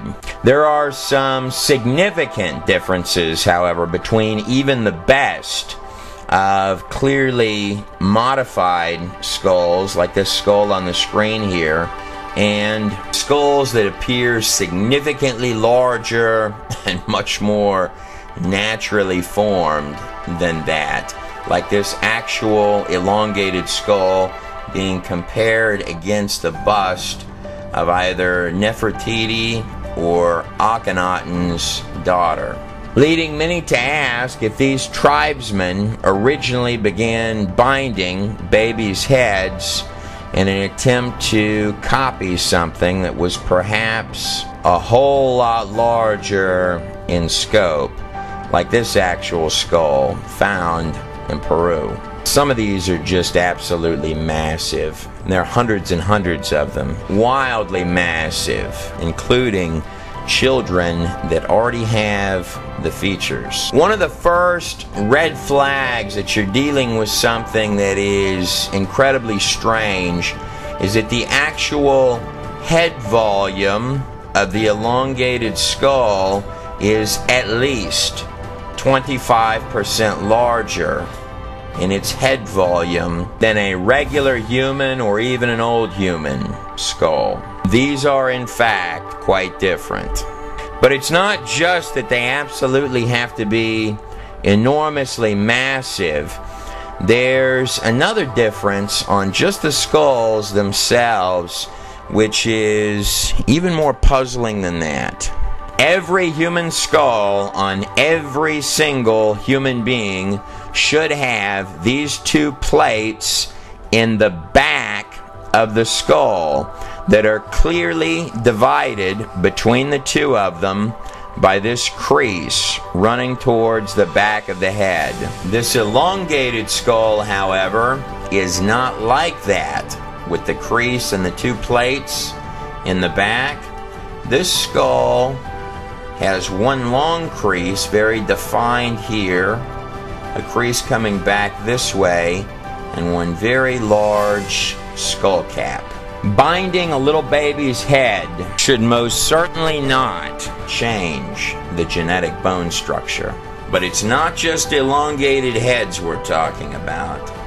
We're also talking about giants, like this Thailand image holding the enormous sword and the two fangs or tusks coming out of the mouth. Now, I do believe that's a Babylonian Ishtar right there, depicted as a circular disc, which these three gentlemen are bringing before this very large character. Babylon, particularly ancient Babylon, plays perhaps a critical role in all this. Just second down from Babylon would be Egypt. After the Hebrews were in the wilderness during the time of the tabernacle and about to enter the promised land, in Numbers 13:33 it says this, "And there we saw the giants, the Nephilim, the sons of Anak, who were of the giants, and we were in our own sight as grasshoppers before them." Now there are some tribes where God told the Hebrews, just conquer the people. And then there are other tribes where God specified, wipe them all out, as if there's some type of a gene pool problem, as is in the case of the Canaanites, the Raphites, the Ammonites, all of which are listed as giants. And then you've got other types of tribes, like, for example, the Amalekites. The first part of Amalekite means people. The second part of Amalekite is an ancient word in Semitic languages that means vampire-like demon. These Amalekites were not human. And a lot of people believe that this is where the vampire legends came from in Romania. And I'm sure the Israelites well knew this by looking at them. I mean, if the Amalekites are considered a vampire-like demon, you know, I'm sure they probably had the features. Deuteronomy 3:11. Only King Og of Bashan, the giant, was left remaining of the Raphites, the Ammonites, or so the Hebrews believed.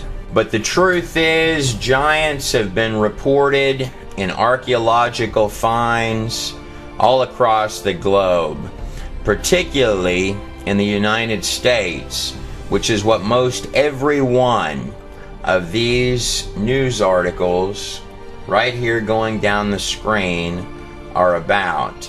Many of them from the New York Times.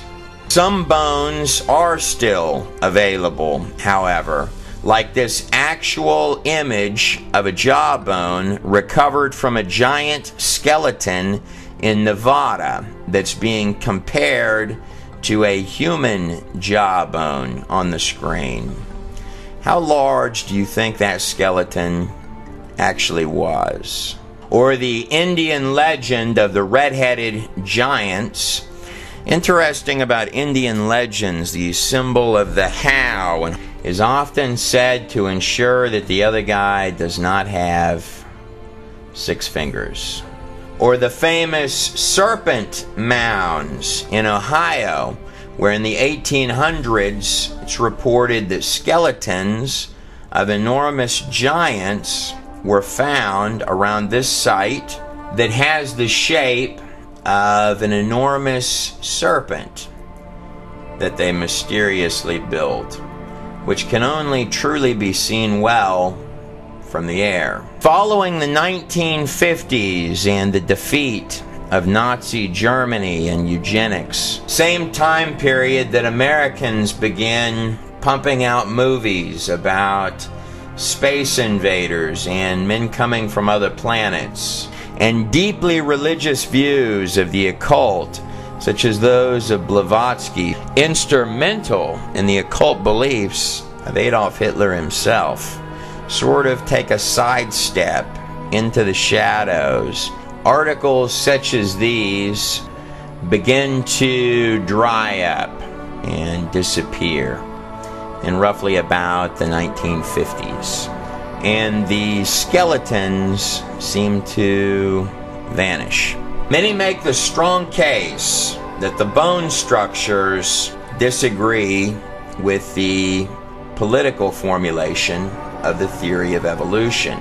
Whereas that may be true, there are others who would argue that it's somewhat deeper than that. Speaking of occult, if I shift my attention over in the direction of ancient Egypt, the place that occasionally had kings with very unusual skulls, like this actual imagery here, done using the skull of King Akhenaten.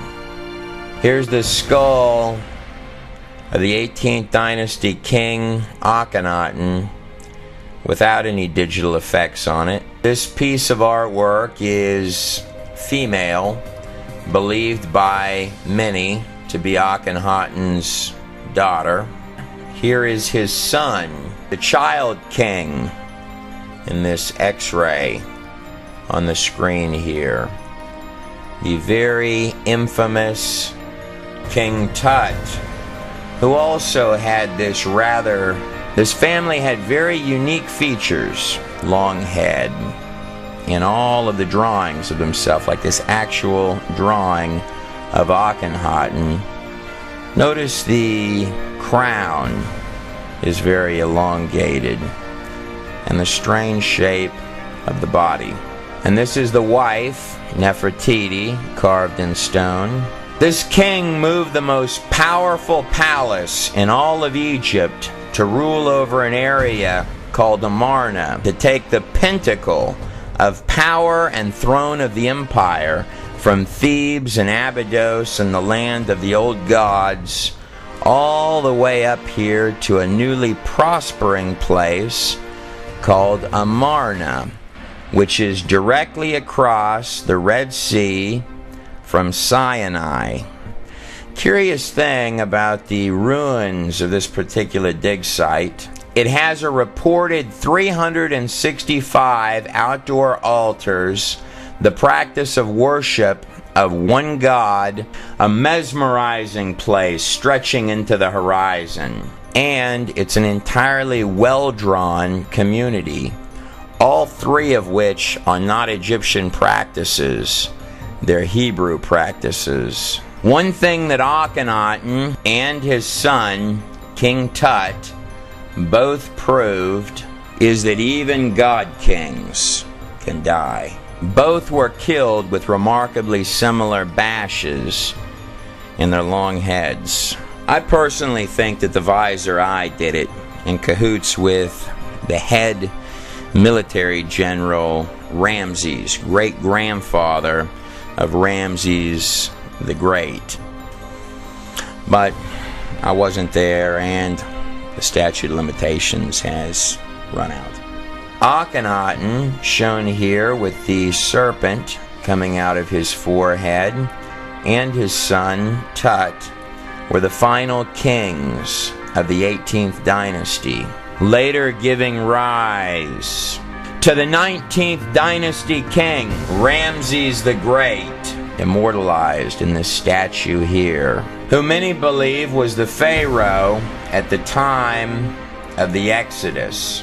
Mernptah, depicted here, standing next to Ra, with the disc encapsulated by the serpent. Mernptah was the next king to take the throne of Egypt after Ramses. He was also the 13th son of Ramses the Great. On his victory stele, depicted right here, makes a strange statement. The people of Israel is laid waste. Their crops are not. I have no idea what that means.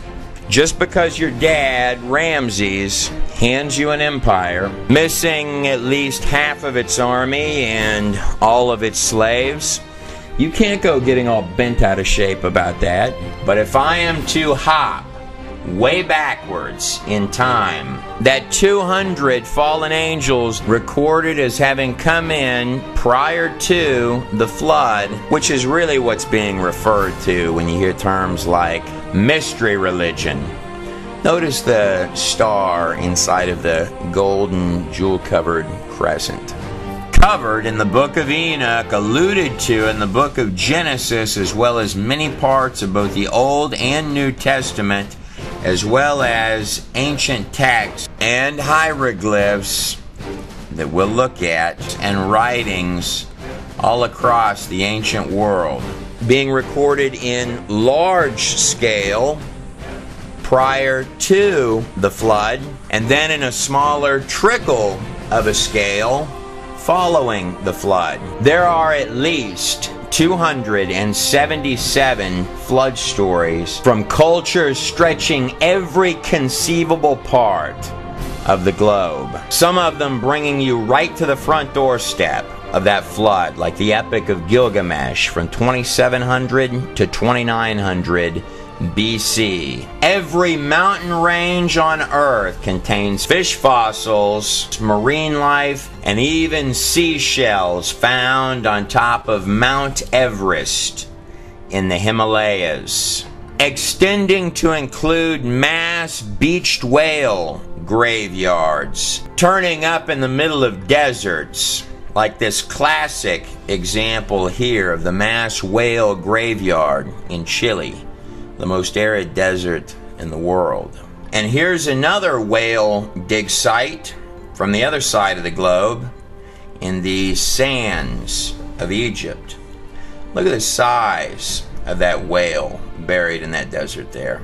Plant and animals are found buried and fossilized in every single layer and strata of the top layers of the earth. Creatures of every possible kind of animal that we see every day are found mixed in underneath the earth, along with mammoth-sized creatures which don't seem to be around anymore. And these animals of every genre and flavor are often found in mass graveyards, like this actual dinosaur graveyard seen on the screen here, as if the animals were herding, and whatever happened fast, hit all at once, and was unexpected. Strangely, when dealing with strata, it is sifted by sediments exactly as one would expect. If there were a lot of water pumping around on the surface of the ground. One of the enormous challenges of dating anything is that you have to know what the pre-existing conditions were. For example, this dragonfly fossilized on the screen here has a 2.5 foot long wingspan. Dragonflies take in perfectly the amount of oxygen that they need to fly. If one were to assume that atmospheric conditions, oxygen levels and carbon levels in the past were like this, when they were actually way up here like this, that would indeed pump out numbers that were very large all across the board. This dragonfly on the screen could not lift up off the ground and fly today. We find extremely high oxygen levels in little bitty air bubbles trapped in ancient tree sap, even buried in common things that we might not think about. Look at the size of this modern day elephant in comparison to this giant animal here, Bronchiosaurus. Much of this stuff requires an entirely different and much more lush environment. This elephant is about the size in girth as the base of the neck of this animal. Bronchiosaurus would have a terribly difficult time lifting its body today. And that is but one tiny example of an Everest-sized mountain of thousands. The most common method of dating in this present day is using fossils to date geological layers and using geological layers to date fossils. Though some would call this circular reasoning, one thing that I find fascinating, not only are there mass burials of animals underground, but there are mass burials of trees going all sorts of different directions.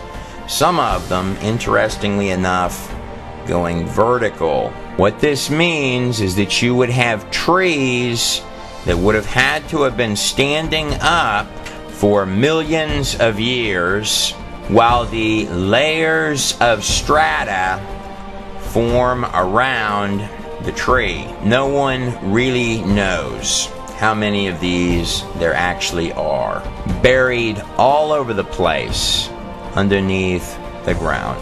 This is believed to be the oldest living tree on Earth. Its name is Methuselah, and its age is believed to be 4,840 years old, give or take, which is interesting because if you're using the Septuagint or the Masoretic texts, and even using Gilgamesh as well as the Sumerian Kings list as a reference point, you're going to come up with a flood date a pinch more than 3000 BC, maybe a few hundred years more. And old Methuselah would have been born just a little bit afterwards. I wasn't there, but I know this, that enormous whales really should not be turning up in deserts, and thousands and thousands and thousands of seashells should not be backpacking through the Himalayas. Trees don't generally stand up for tens or hundreds or millions of years while layers of sediments build up around them. I'm thinking that maybe real big flood did it. Occasionally I'll hear commentators state that ancient India is tens and tens, sometimes even hundreds of thousands of years old. And I've tried to chase the rabbit trails on what they mean by that. It's not just India. You'll find this pulling dates out of thin blue sky, particularly in media stuff, a lot. I can't find what they're referencing. The Empire of India began following the death of Alexander the Great in 323 BC. You begin to see the rise of the first empire of India, the Mauryan dynasty. Going back even further into the Far East, the rise of the first dynasty of ancient China, the Jia dynasty, its inception at 2000 BC, bringing us full circle to our first empires, which would rise right down here in Mesopotamia, where Babylon would become, in the ancient city of ancient Uruk, where Gilgamesh ruled. Land of the Star, which is rested inside of the Crescent. Babylon and Egypt, your two opening players of occult empires right after the flood. And then dropping down right over here, following alongside the Nile riverbanks, where Egypt would become, and where step pyramids and the first attempts at actual pyramids would begin to rise. Under Djoser in the 3rd dynasty of Egypt, about 2600 BC. Land of the Eye of Horus, and disk between the horns of the most ancient Hathor. Both stretches of land dropping down along the fertile land, the so-called cradle of civilization, where little bitty settlements would begin to take shape with your first tiny fortified cities like Uruk in roughly 2900 to 3000 BC. Coincidentally, both newly developing locations dropping down from right up here in the same area where the boat that saved all mankind is said to have landed. So those 200 angels covered by Enoch prior to the flood does not represent all of the fallen angels that there are. It represents a small portion of the total number of fallen angels, the ones which made entrance to this place, came in and interbred with human beings. This created all sorts of little uglies and unfriendlies, including the giants. There's also indications in the text that this wasn't necessarily voluntary.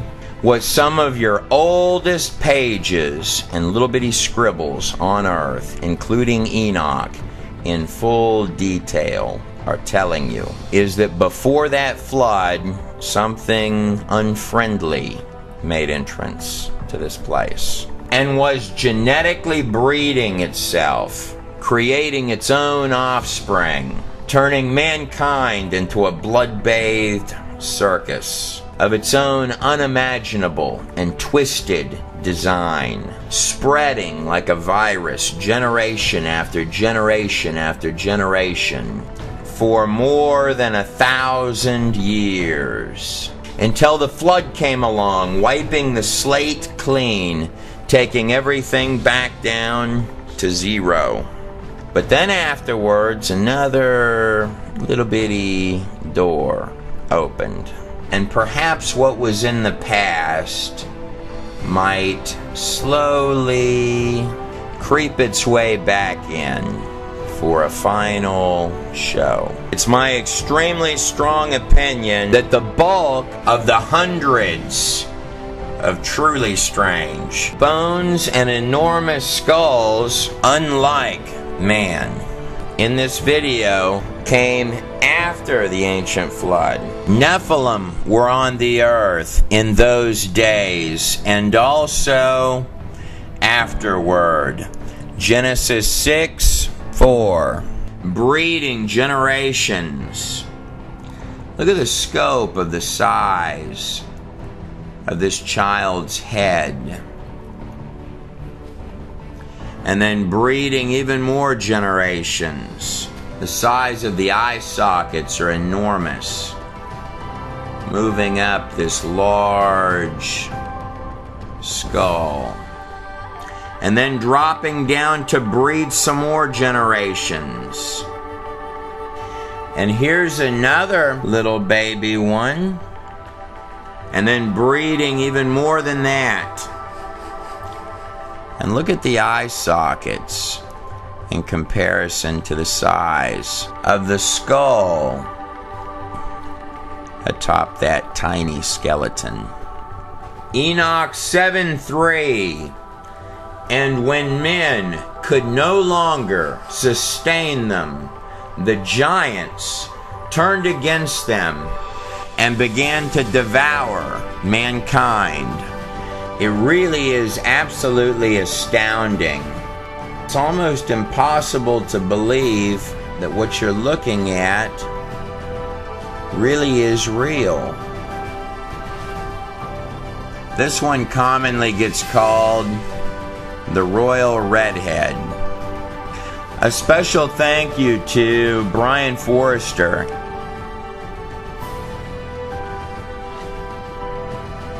as well as his team in Paracas, Peru, for making the footage as well as the elongated skulls seen in this video available. That is one strange head. Enoch continues, and they began to sin against the birds and the beasts and the reptiles and the fish. I have absolutely no idea exactly what that means. but it doesn't sound good. And to devour one another's flesh and drink the very blood. It is curious that whether in a biological or a spiritual sense that is equally as deep, if not deeper, than even the mysterious thing that we call consciousness, which seems in a very real way to plug us in to reality at all. There's always something uniquely special about the blood. It is an interesting verse that we've all heard in Leviticus 17:14. You've heard it a million times. The life of all flesh is in the blood. The real word is actually saying the ruach of every sort of flesh is in the blood. It's saying the spirit of the flesh is in its blood, not the life. That has been not a poor translation, but a mistranslation. It is important to note that after death, the blood is no longer usable, as if it's lost something. Every living organism on this planet is constructed of three-dimensional digital coding, like zip files, pure data, zero junk code in every single strand. Tit for tat, line for line, which opens up click by click by click to become a living biological organism. All of it fitting together like a perfect glove. And deeper inside the genome, the framework of pure biological software and precision operating system, file folders containing actual body plans, digital instructions, coordinating every strand, every cell, every little bitty part, pulling the molecular fabric of every piece together to create a biological masterpiece, literally written, birthed into reality itself from scratch, and seemingly plugged in to neurologically and consciously control every single system of the entire biological masterpiece. It's not just consciousness, the intangible controlling the tangible, which is a paradox. The living blueprint for what you call you is alive in every single drop of your blood. One could quite easily come to believe that there's something a lot larger in scope going on here. It does say in Genesis 1:26 that God Himself created mankind in His own image and likeness. It's a powerful statement. When you're dealing with the ancient past, or things which may even boggle the minds of trained physicians, let no detail, no matter how seemingly trite, slip through the fingertips.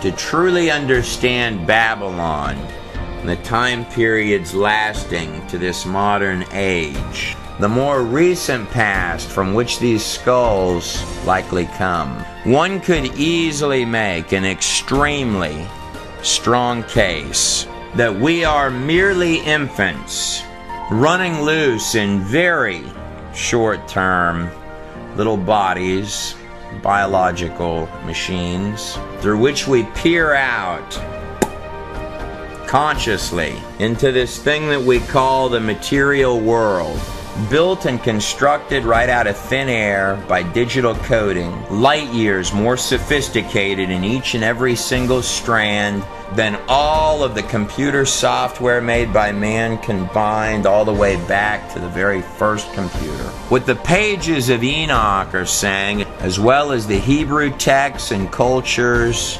all across this globe is that something has tried to plug itself in and insert itself into all of that. Enoch is not just talking about a set of very dark, fallen beings and producing their own hybrid children. It goes a lot deeper than that. What he's telling you is that these fallen angels, which produced the Nephilim, neither completely angel or completely human, but something in between. So what he's literally saying is when they die, their souls come out from the race of giants that came from this union, gave way to a brood of evil spirits. And those are the foul spirits of the earth, the demons. The Nephilim die, they become or get added to the number of demons. Beings which later cultures would call the underworld gods, the shadow creatures from all of the ages of history. Things and creatures that can possibly bleed through from a realm that might be just as close as the air between your fingertips. Now, it is always eggs and semen that things like this are after, right? Or be summoned. Notice the little baby down there in the image. There's a big part of me that thinks that that thing there might not ultimately want to be friends. Almost like whatever it is, it's close enough it can see you. Enoch used the term the Watchers. But in terms of evil, the deeper, darker, more twisted and macabre, the better. And the higher the place of the carnage. These aren't fallen angels. If he casts them out, the fallen angels can go. They can go to the high places. But these aren't fallen angels. These are demons. These are Raphaim. These are dead Nephilim. Don't forget that I brought up the high places. Sure is a lot of red way up there in this drawing. The more vicious and brutal, the more bloody, yet venomous, terrifying, and precise. The ceremony, as if intoxicating things that dwell in the darkness. One of the most respected names in the field of ufology, his opinion shared by notable others such as J. Allen Hynek, was none other than Dr. Jacques Vallée. Instrumental in Steven Spielberg's Close Encounters of the Third Kind. Commonly stated his belief that the UFO phenomenon was in fact demonic.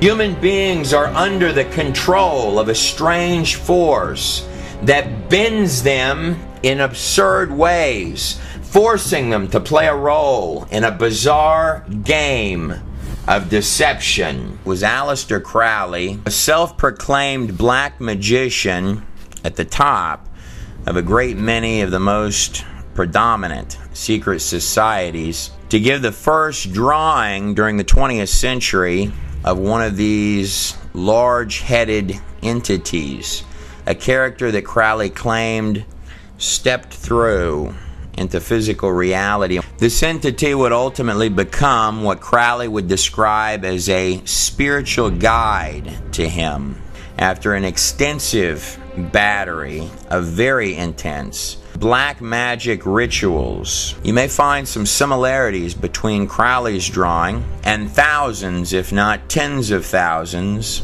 of other such entities drawn by people from every walk of life all around the globe. Crowley is quoted as stating, "Today, they call them angels and demons. Tomorrow, they'll call them something else." The UFO phenomenon simply does not behave like extraterrestrial visitors. It actually molds itself in order to fit a given culture.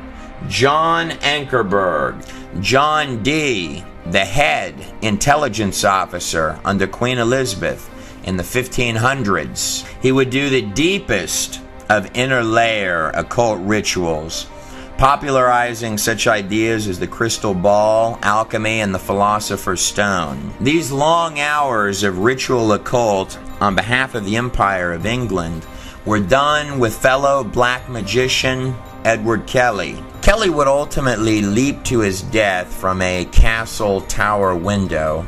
John Dee, however, would go on to catalog extensive lists, meticulously detailing out a vast array of entities, which he claimed not only could communicate, but could also physically step right through into the material world itself. Though the public position and statement of the Empire was that Dee was communicating with angels, Dee's diary, discovered following his death, told a different story, recording that the entities were becoming more and more evil.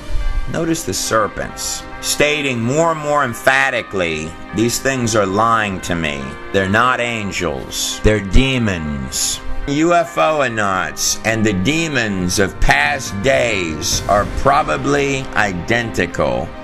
Dr. Pierre Guerin, in looking at accounts of claimed aliens, all roads seem to lead to the occult. More specifically, either Egyptian or Babylonian. Ephesians 6:12, for we wrestle not against flesh and blood, the claimed mystery religions themselves, but against principalities, powers, rulers of darkness. Whether you're talking about something that just appears in the skies, spiritual wickedness in high places, which really does beg the question, where is it when you don't see it? One theory which can no longer be taken very seriously is that UFOs are interstellar spaceships with Sir Arthur C. Clarke, or physically step through into this reality. Your ancient texts are taking you at least 10 steps further down the rabbit hole than that. I have yet to meet one person who has come out of the occult that does not have, in some cases, terrifying and extremely tangible and real accounts to give. I also find it particularly interesting when I've gotten to sit down with people who have had life after death experiences, most especially if they were legally dead for any number of minutes and have actual medical records.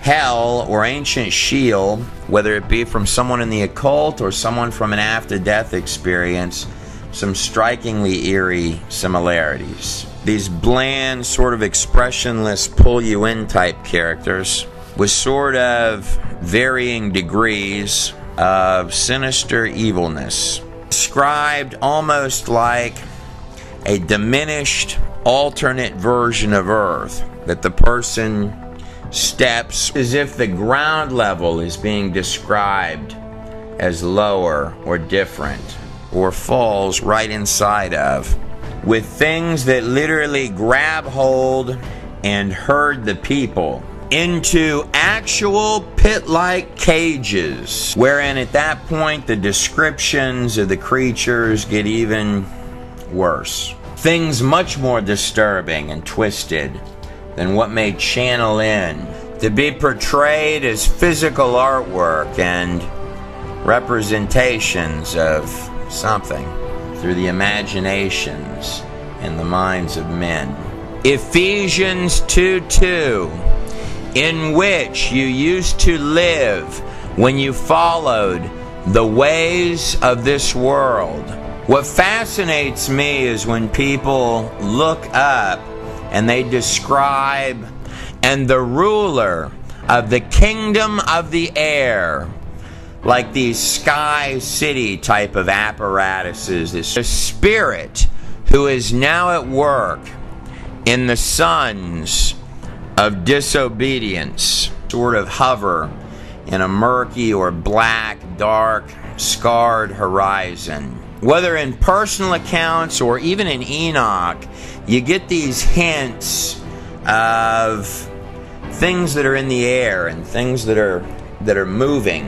But diving below, where the people are quickly snatched and drugged to the side by the apparent welcoming teams, they'll talk about a lot of serpents ranging from enormous creatures to these more or less human-sized things, often with man-like or human-like features, similar to the wisdom serpents or serpent gods found in every single major ancient culture with uncanny similarities. Look at that big old serpent crawling inside of the crescent-shaped moon between the two Babylonian Ishtar stars. I do believe you're going to find the serpents like the one these three fine fellas are praying to in nearly every belief and religion on earth. The serpents, no matter what size or shape they're described as, just like any of the other characters within the place, always have this ancient, old one, yet vicious and precise, kind of highly intelligent twist.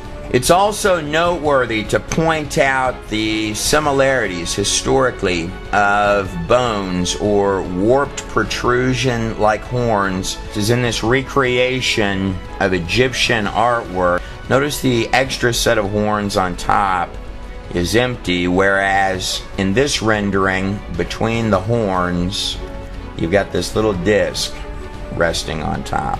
An environment described at the core of its beating heart, decrepit almost with this vibe of mechanical madness combined with living dead organism of tentacles and fangs.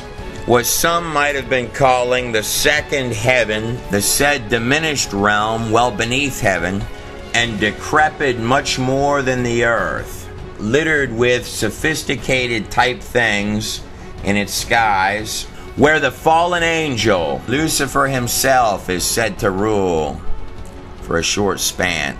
Almost like hitting the show code key, the virus side of reality, and cavernous needing a breath and a drop of water flames. Probably the most terrifying part of all of it is that the things there wanted you there, in their clutches for some reason. It's a prison that collects things that no one will ever come to help. I'm not going to physically or personally go in to check any of that out. I'm willing to take other people's word for it. Was Jesus Christ who described heaven as a place full of many mansions and likened hell to this actual place here, Gehenna, outside of Jerusalem, where the trash was burned. He was giving this analogy to common men, to sheep herders, couched in a way that they could understand it. As if the human body itself is nothing more than a shell, a vessel, a confining temporal instrument, binding one to a specific location in both time and space. Of those who have tried to describe heaven, though there are so many, from every possible age range, background, and culture, Enoch's pre-flood account is extremely precise. People commonly talk about this unusual event called the rapture in the Bible. There are technically 7 of them, by my count. Enoch is the first one on that list, and he is the 7th from Adam. Wonder if that has a meaning. He stumbles for words at least a dozen times in his document stating to you, I wish I could describe what I'm looking at. And then afterwards, talking about this place as if it doesn't even feel real anymore. Now, to understand these things called Nephilim, or the origins of physical evil, important to recognize the entire scope. But perhaps before taking a critical look at that pre-flood world of Genesis, or the kings with enormous lifespans before the worldwide flood in the Sumerian kings list, or analyzing the pages of Enoch, great-grandfather of Noah, I want you to notice the Greek Titan. Creature is part God, part man in this image, with his arms like a crescent, holding the large disc in the middle. Same as what Gilgamesh claimed he was in the Epic of Gilgamesh, the oldest written epic on the face of the planet Earth. The Titans, the sons of Saturn, or sons of Satan. And this isn't just Babylon or ancient Samaria, the place of the Anunnaki, the biblical sons of Anak, kings and rulers of ages past, reaching out their hands to summons the deepest regions of darkness in an effort to beckon things that bite the very hand that feeds into this place. The sacrifice of little children, deeply seated, derangement, shedding of innocent blood to Moloch or Baal, working darkness into a frenzy, playing the drums louder to drown out the screams, almost like a virus reaching out to grab its own desires through an extremely naive host.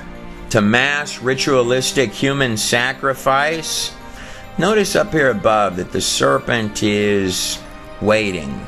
It's almost as if the idea is that they're feeding something, that the moment his eyes roll closed, that there's something on the other side waiting for him to come through. Notice how the serpent is used as encapsulation, as if to define ownership.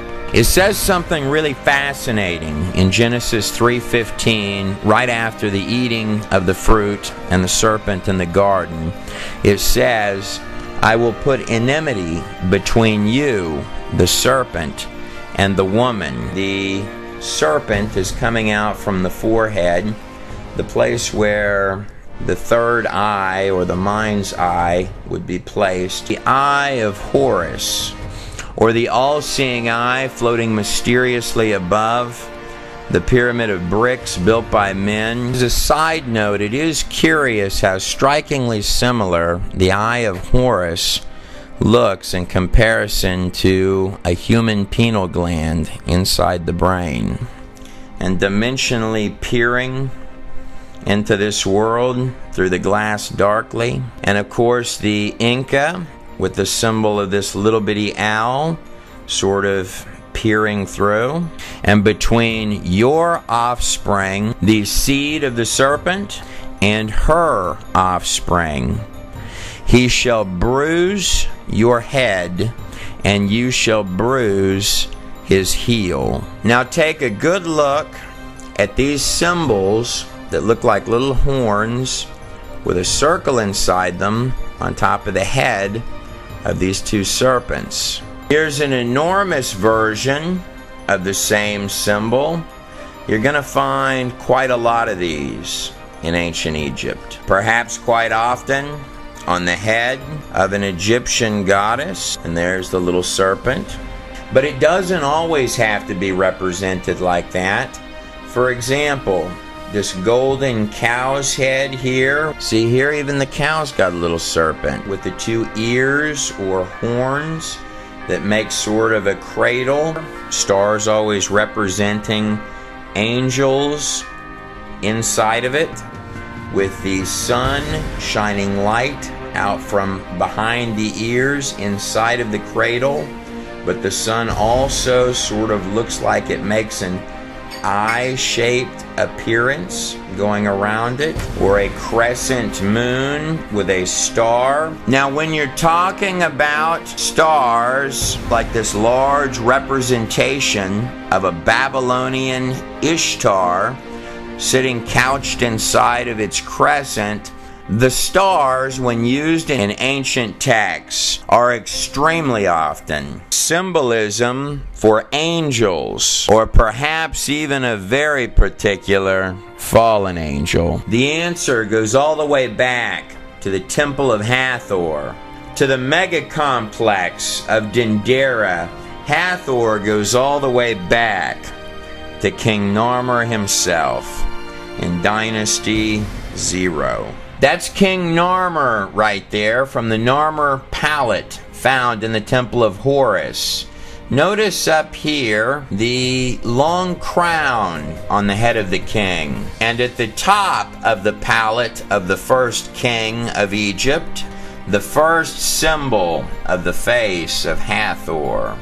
A literal temple for storing the history all the way back to the inception of ancient Egypt itself, with the symbol of Hathor crowned atop the serpent's heads. The Egyptians believed that the kingship of all Egypt started with one named Osiris, a dead man who would be brought back to life by Isis. Osiris would be infilled and reanimated by the spirit of an underworld god. Notice the wings on the goddess. And then up over here, the little horns with the disc in the center. The flesh of the reanimated Osiris is generally a murky bluish green. This union of a resurrected dead man and a winged creature would give birth to what they called Horus.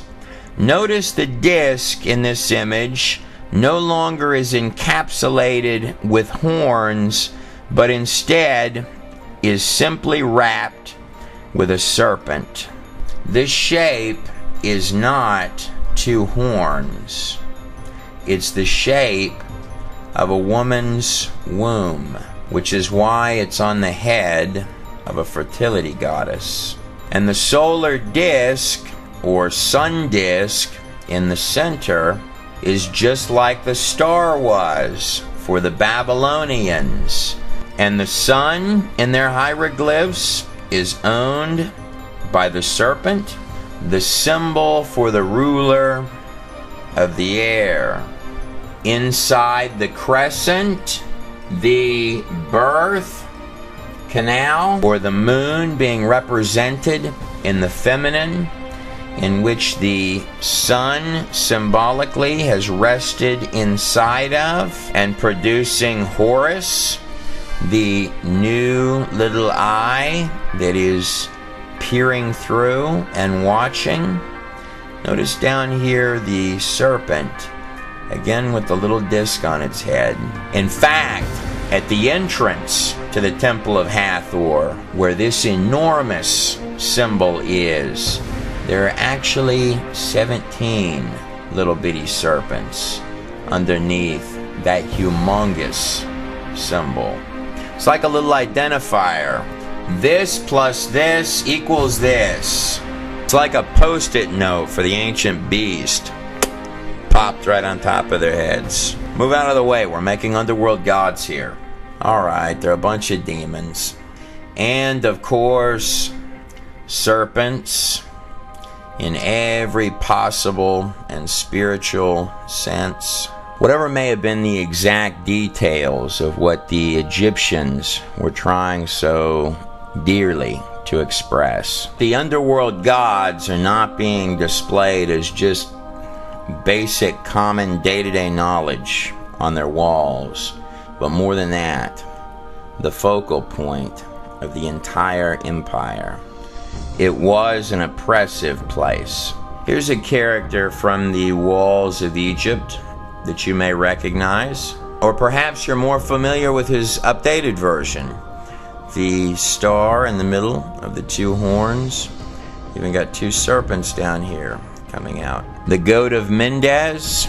This text is from the Egyptians' most treasured document, the Book of the Dead, chapter 175, where Atum, who would later combine with Atum-Ra, herein listed as the High Supreme God, states this: "Then I will be what will remain, just I and Assur, when I will have changed myself back into the old serpent, who knew no man and saw no God." The pain, poverty, and hardship of common people does seem to follow that star. Cambodia, you have the Naga serpent kings.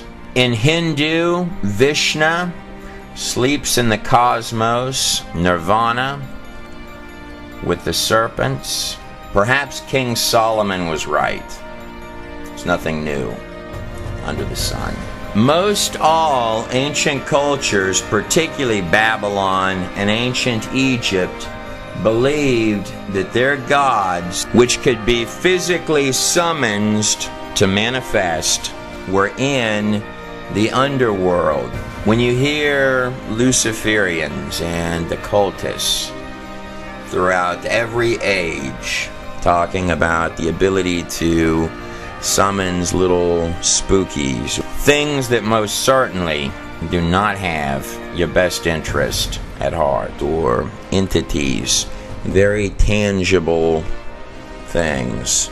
Not only does it hate you, it wishes that it could be you. It's my extremely strong opinion that they are not making that up. This was believed to be a dimension running parallel, side by side with the earth, and equally as real. A place full of hate, anger, bondage, terror, total lack and despair.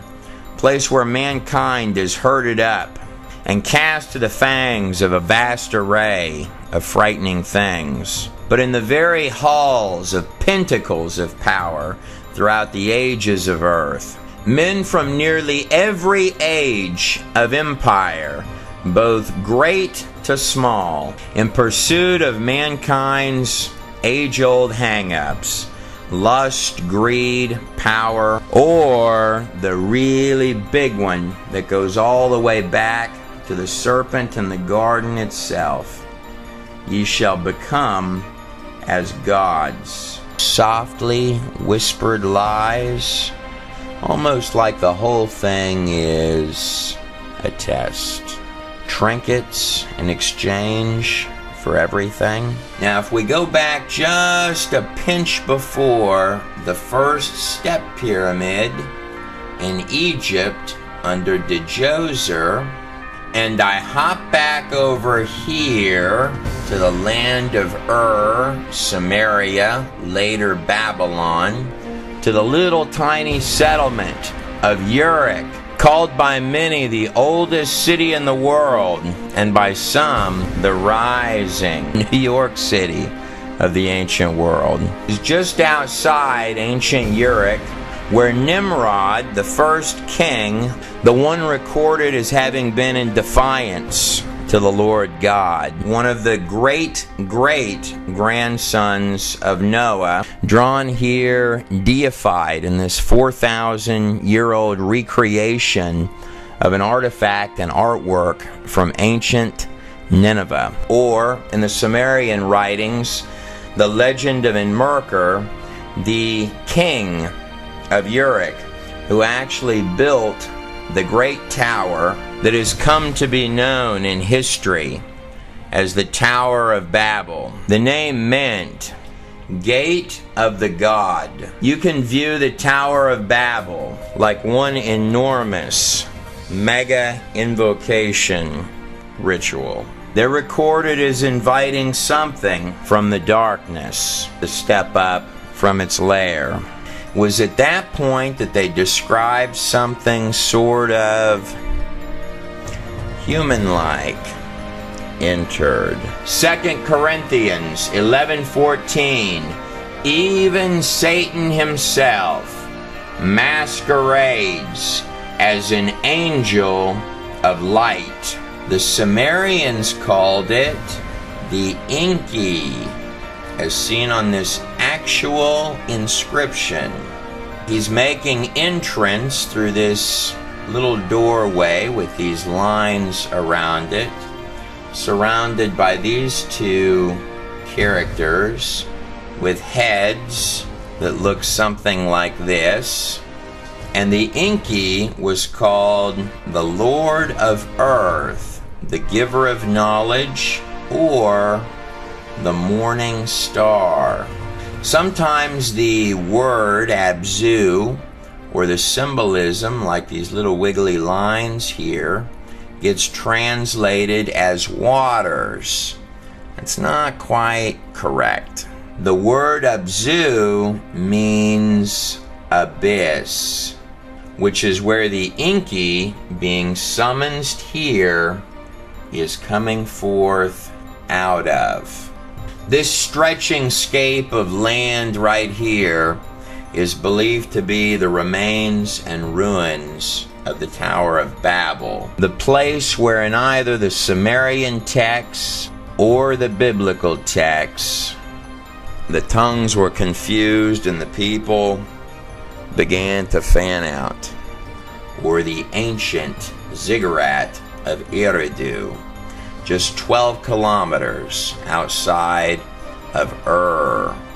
And of course, the very word Babel today means confusion. If you take all of your pages and hours of history, you're dealing with a tale of two cities, Israel and Babylon, spiritual light, or conversely, spiritual darkness. Everything in this place has a lower level meaning and a higher level meaning.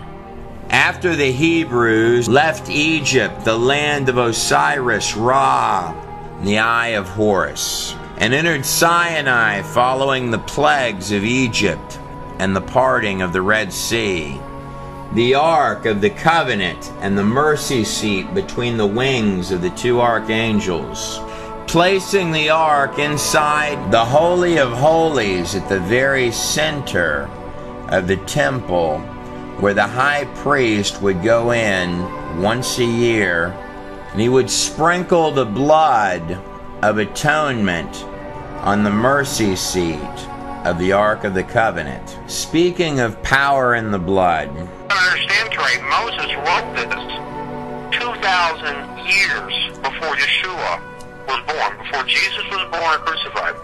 So when you say God's sacred name, and the high priest was sprinkling blood on the Ark of the Covenant, and saying God's holy sacred name, sprinkling blood on the Ark, he would be saying Yahweh, Yod-Heh-Vav-Heh, and the word picture is behold the hand, behold the nail. Once a year, in the center of the tabernacle, in the heart, that's the unspeakable name of God, by the way. In the Holy of Holies, while putting the blood on the Ark of the Covenant, the high priest, sprinkling the blood once a year, would be saying, behold the hand, behold the nail. Surrounded by the encampment of all of the Israelite tribes, God gave some very tedious instructions on the setup of this camp in the wilderness, with the Levite priests dead in the center, in fact itemizing out what the exact population numbers were of each of the tribes that were camping. Sometimes the most curious things are buried right in plain sight. I saved some time for you. This is what exactly that camp would have looked like. Does the shape of that precisely calculated out layout look familiar? This image here is precisely what the shape of the Israelite camp would have looked like. Of course, the Levites and the tabernacle itself were right in the center, the heart, right there. And deeper inside that middle, in the heart of the holiest of holies, where the priest would stand before the mercy seat itself and say the unspeakable name of God, behold the hand, behold the nail. This is more than 1,500 years before Jesus Christ. It was a moving cross out there on the desert floor. That would have been so mesmerizing to have seen looking down with all the little campfires going from the sky at night. Let's see if we can take that a step deeper. Curiously, if you take the names from Adam all the way down to Noah in the book of Genesis, and you look at the root meaning of those names, this is what it reads. Man, appointed mortal sorrow, the blessed God shall come down, teaching, his death shall bring the despairing rest and comfort. You'd have a terrible time convincing me that some Hebrew scribes concocted that in the Genesis text. Nonetheless, let's go deeper than that. Pre-flood, Book of Enoch. He goes further than just fallen angels and hybrid offspring. Enoch is redundantly prophesying the coming of this Son of Man, laying out that at a time in the future, not only will what has been done be undone, but further, that through his name they shall be saved. There are at least 365 extremely specific prophecies of the coming of that child and the sacrifice of a Savior. The Passover began before the final plague in Egypt, before the Israelite slaves marched out of the largest empire on earth, fulfilling every single rule of a Passover sacrifice, no less. And before the final plague of Egypt, they were to put the blood of the Passover lamb on their doorpost. Curious what meanings can be found in things when you're willing to scratch. One curious detail, the symbol of the Tav during any Canaanite or pre-Canaanite time period would have looked something like this. It is true that the ancient Tav, meaning sign or mark, perhaps covenant, looks something exactly like this. Crucifixion would not even become a practice until 5 ages of empires later under the Romans. It is interesting that the blood would be saving their firstborn sons, while God would be giving up his.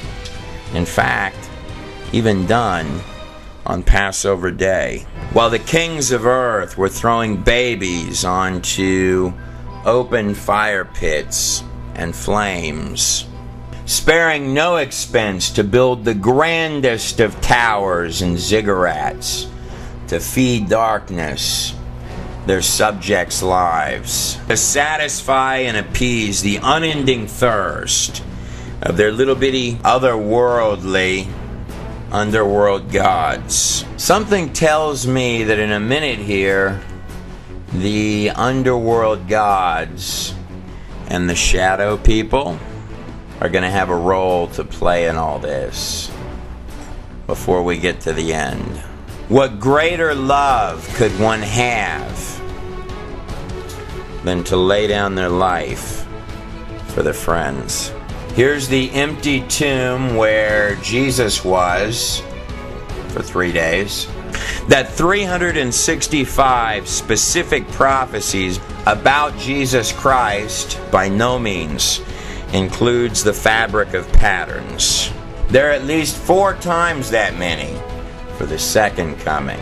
The hours when all the old scorecards get tallied up than there are for the first. Restoration and the entrance and return of the King.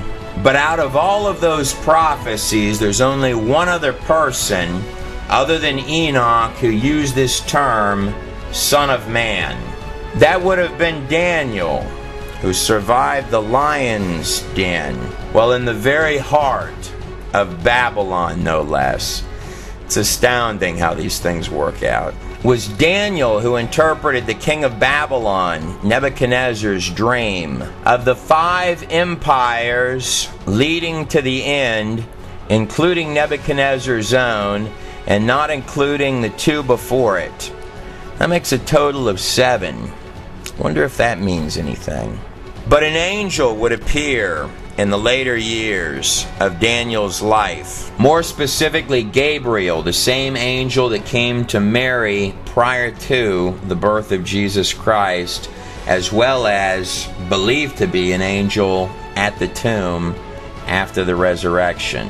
And not only give him a tit for tat, sentence by sentence, line for line walkthrough of coming history, and we know that none of that precision was done after the fact, because the Septuagint, which included Daniel, was put together under Ptolemy during the 3rd century BC, as is seen in Daniel 11, beginning with the kings of the north and the kings of the south, the Seleucid and Ptolemaic empires, predicting even the unlikely rise of the little-known underdog, which would later come to be known as the Empire of Rome. Those are some really impressive guesses, but by far the most impressive of the entire bunch is that Daniel would predict the exact day and date that Jesus Christ would enter the front gate of Jerusalem on the back of a donkey, fulfilling Zechariah 9:9, that the people rejoice as the king cometh on the back of a foal donkey. This would be the 10th of Nisan, or more precisely, April 6th, 32 AD. 4 days before the crucifixion. Daniel is giving you the exact starting point. Daniel 9:25 states, "Know and understand this, from the time that the word goes out to restore and rebuild Jerusalem until the Anointed One, the King, comes." The date that a Persian king gave the decree of Artaxerxes on March 14th, 445 BC, to restore and rebuild Jerusalem after the Persians had defeated Babylon in exactly the way, by exactly the guy, Cyrus, that Isaiah had predicted 200 years in advance. Countdown leading to the precise day, and writing this more than 500 years in advance. It brings new meaning to when Jesus Christ told the Pharisees, "You think that in those scriptures you have eternal life, but it's those very pages that speak of me." Because of the mass reports of healings and blind eyes open on many occasions, the masses had wanted to make him king, but he never allowed them to praise him and declare him out as king until one very particular day that Daniel had given the math for more than 500 years in advance. Arriving at the front gate of Jerusalem, the religious leaders The Pharisees told Jesus, "You have to shut these people up. This is heresy." Jesus replied to the Pharisees, "If I were to silence these people, indeed I tell you, even the rocks of this place would cry out." If you do the math from the decree of Artaxerxes to the triumphant entry, this point here, 69 times 7 times 360, using the identical calendar system of the ancient world, most especially Babylon, making provision for the 24-day difference between March 14th and April 6th, as well as your 116 days added in for leap years, you're going to come up to exactly 173,880 days. On the money. Daniel's margin of error, more than 500 years beforehand, from that angel's lips, was precisely 0.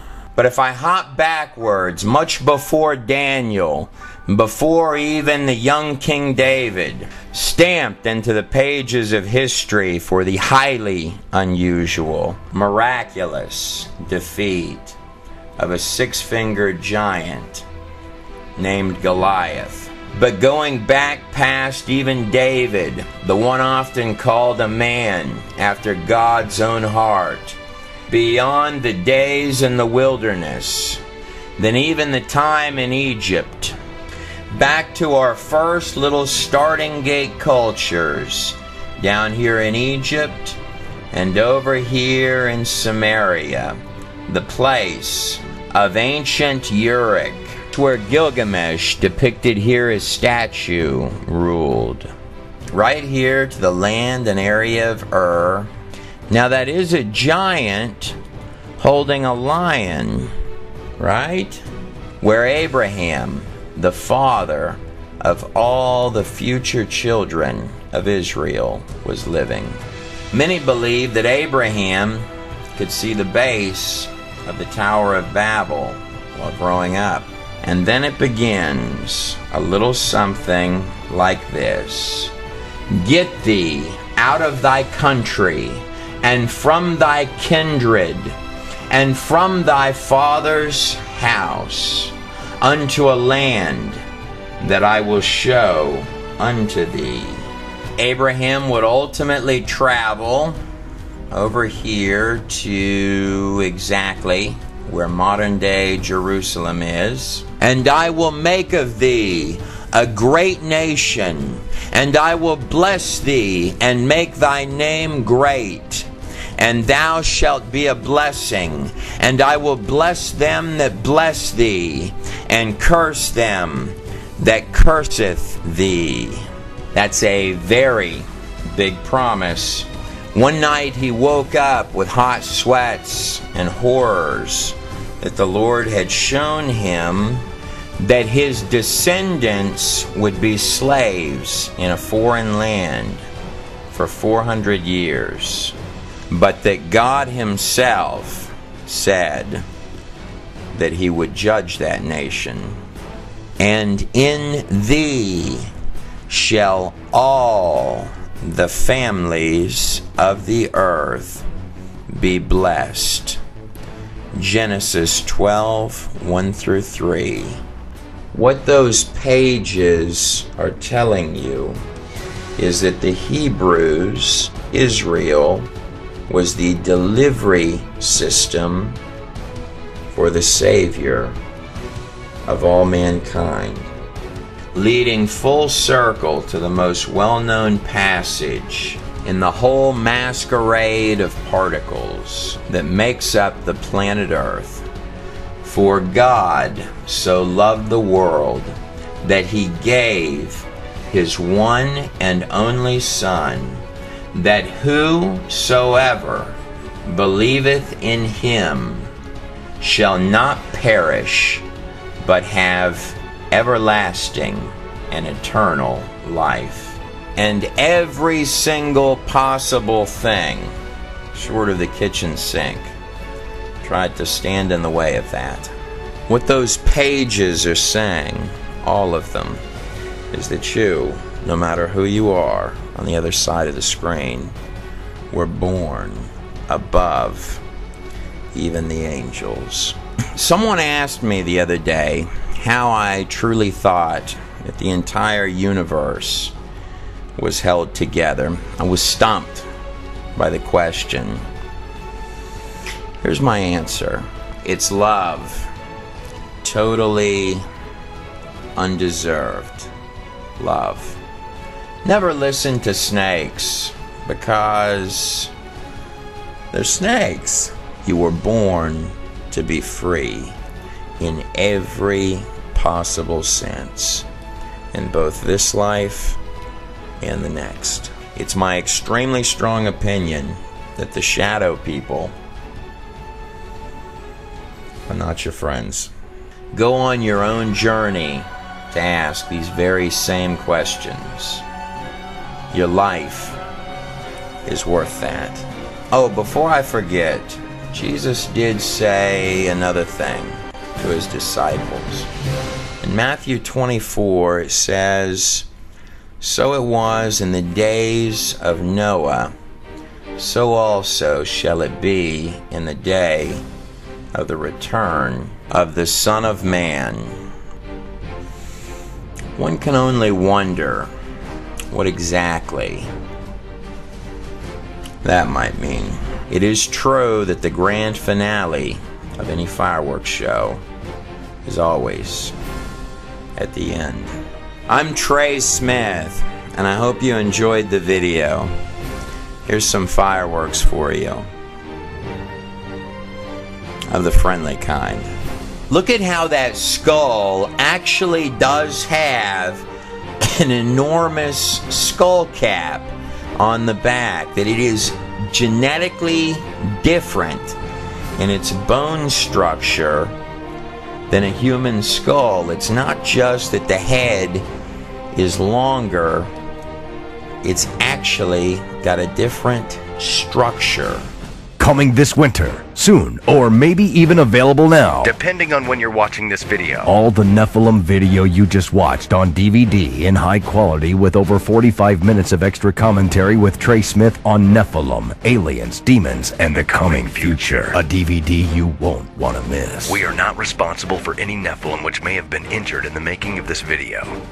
Special thanks to Michael Donner as well as Trevor Demir for the music that you heard composed in this video, as well as Brian Forrester for providing the video footage of the elongated skulls that you saw inside the Nephilim video, as well as to Rabbi Brian Hall, who provided much more information than was possibly covered in the few clips where he was talking, as well as Rick Hummer, and also the largest dedication of the entire video to my Lord and Savior, Jesus Christ, without whom this video would not have been possible at all, had I not been able to hit my knees every single morning and talk to him before I started doing any one of these clips.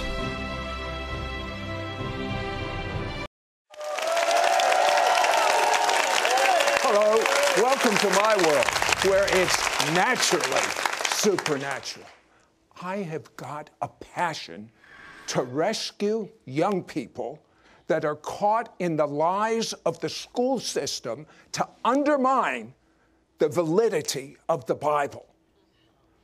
My guest has absolute scientific proof, because he's an outstanding scientist, that evolution is not scientific. Yes.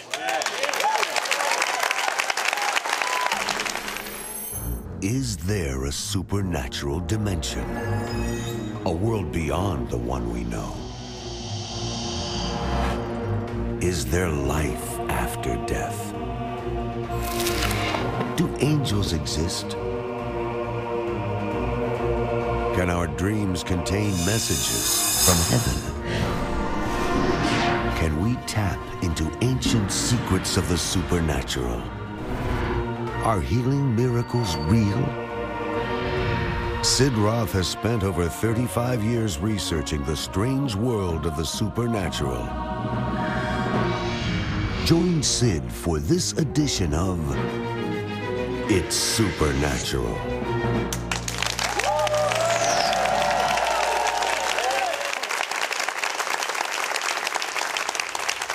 My guest, Bruce Malone, is a scientist. He was with Dow Chemical for 30 years.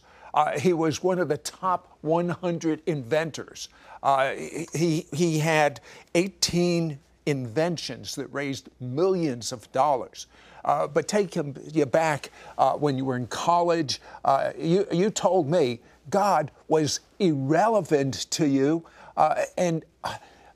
but you had a deadly virus, and because of this deadly virus, you came to your senses and became a believer in the Messiah. But what I want him to tell you as a scientist that could not possibly believe in creationism, that could not possibly believe that there was a worldwide flood, he goes to church shortly thereafter and he hears a lecture by a creationist.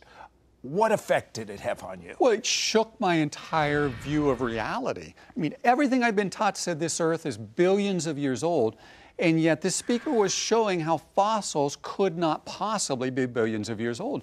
And the more I studied it, the more I realized that's true. I mean, if you think about a fossil, it's a dead animal caught in a rock layer. And yet, if you have a fish that dies in your aquarium, it doesn't turn into a fossil. It doesn't fossilize. It's just eaten up and deteriorates and turns into food for other animals. And so what makes a fossil then? In order to make a fossil, you have to have something die and be buried very deeply and very rapidly, and then lots of water flush through the rock layers as the sediment is turned into rock. And yet there are billions of dead things turned into fossils in the rock layers covering this entire planet. It's testimony that this entire globe has been deluged by an incredible flood in the fairly recent past. And what effect did that have on you? Well, I realized what I had been told about world history couldn't possibly be true, because the very rocks themselves don't match the characteristics of these huge time periods. But you also found out that this whole thing you believed, this theory of evolution, was false. Tell me one of the major reasons. Well, I'll give you two major reasons. When you go to the bottom of these rock layers that were laid down underwater, they were all laid down underwater, you find enormous gaps between every very different kind of creature. You'll find single-celled organisms and then starfish with nothing in between. How do you do that? How do you go from a single cell to a starfish and leave nothing in between? It's like it was created. There are starfish and lobsters and coral and different kinds of animals, very different from each other, with enormous gaps. Second, we have very recently been discovering dinosaur bones that have totally unfossilized, soft, stretchy tissue inside the bones. Now, Sid, think about this. If your grandfather's dog died and he buried it in his backyard, and you came back 50 years later and dug in that spot, would you find any bones left, any soft tissue left? No. You wouldn't. It's because it'd all be decayed. All things that used to be alive totally decay. They turn back into molecules that totally disappear. Now, fossils are tissue that have turned into rock, but inside of that rock we find soft tissue.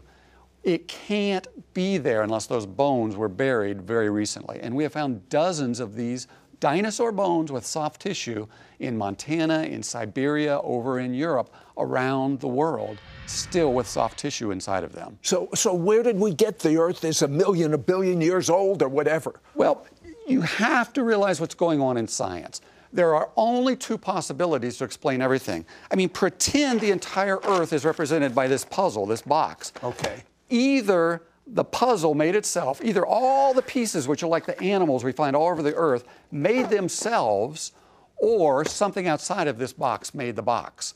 Science has been defined as only allowing natural processes. So what you're saying to me is you're telling me over 1 billion years that I could throw these pieces like this and they'll all make themselves into a puzzle. You got more faith than I got. Exactly. That's the way science operates. Let's just pretend it made itself.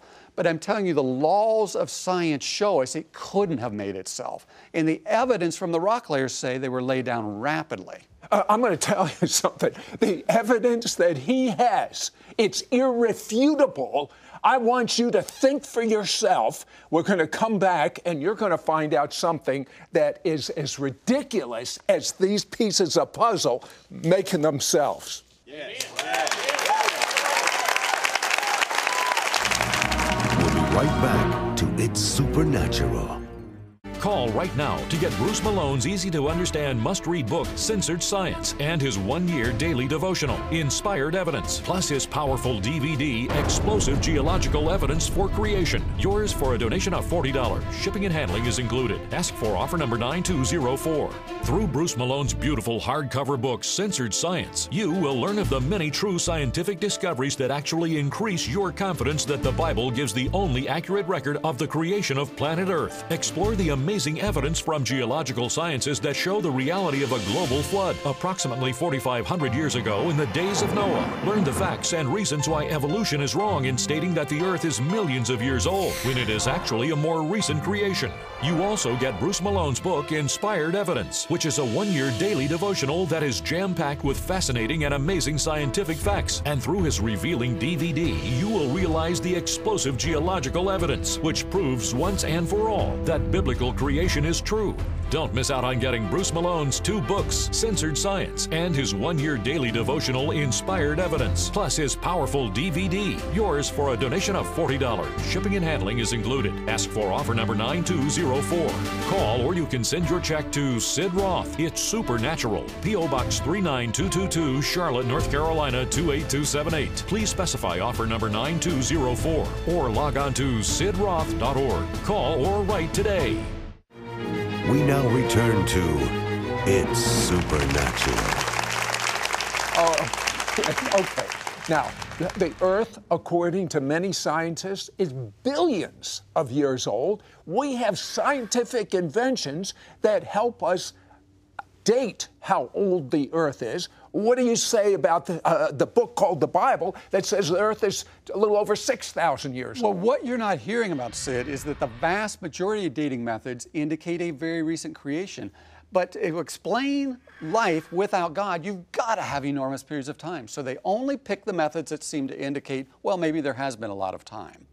Let me just explain one, radiocarbon dating. Everybody's heard about that. And I'll show you why it really supports a recent creation. All of our bodies are made of carbon. A certain amount disappears every so often. So as soon as you die, it starts disappearing. Say the carbon in your body is represented by this sheet of paper. After so many years, half of it disappears. After so many more years, another half disappears. So many more years, half disappears, and then half more disappears, and then half more disappears. We can measure how fast that happens today. But you see what's happening? You get less and less and less and less until eventually you don't even have a single molecule of the paper left.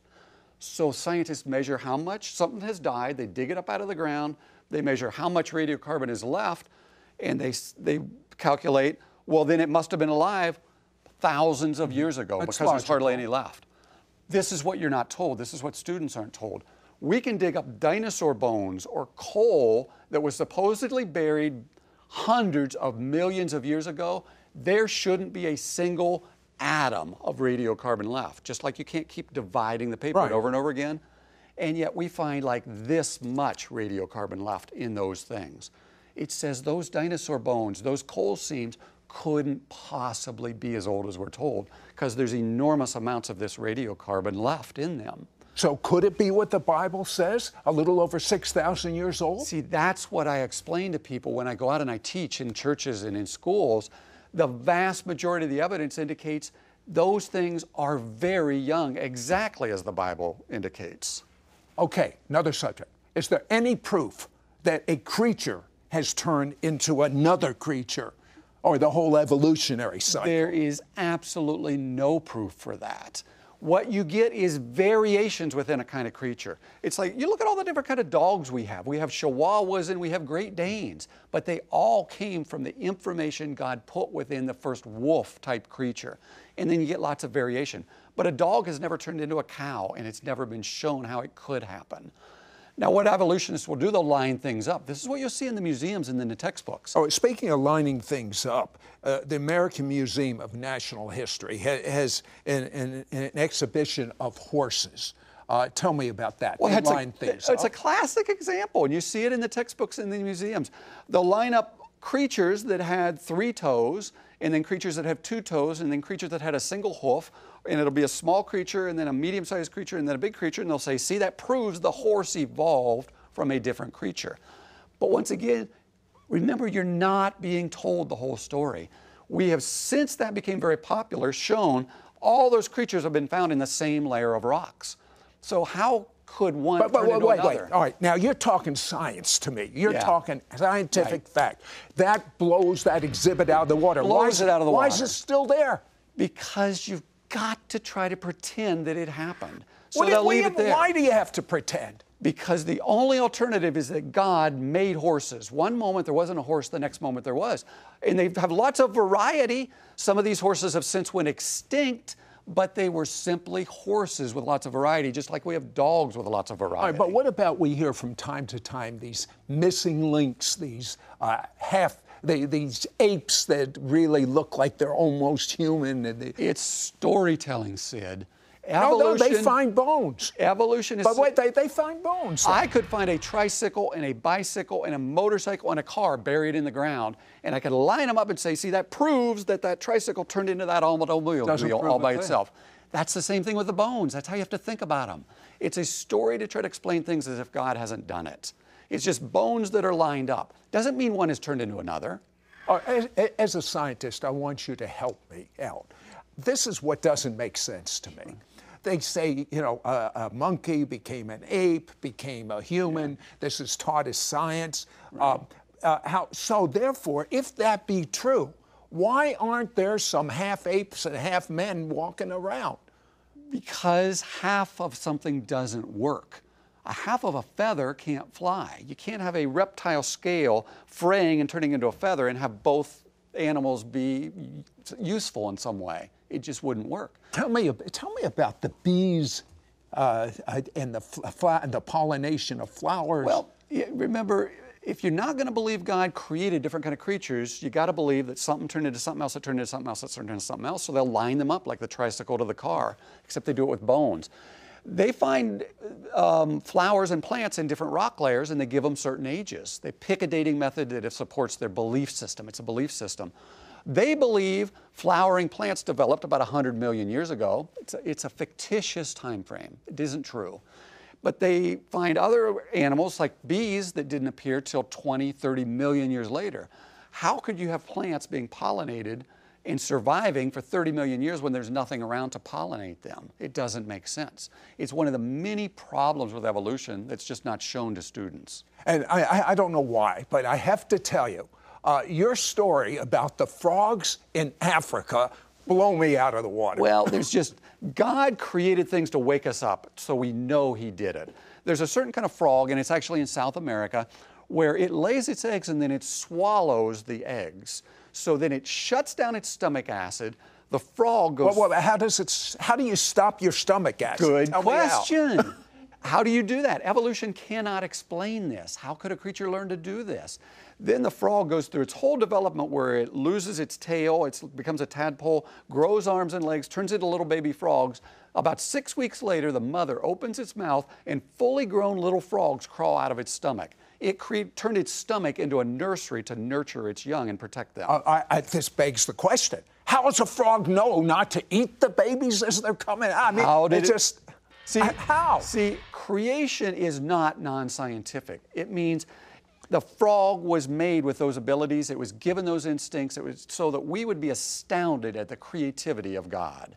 And that's the purpose. All the variety of life is so that we would be drawn to the Maker who made it all.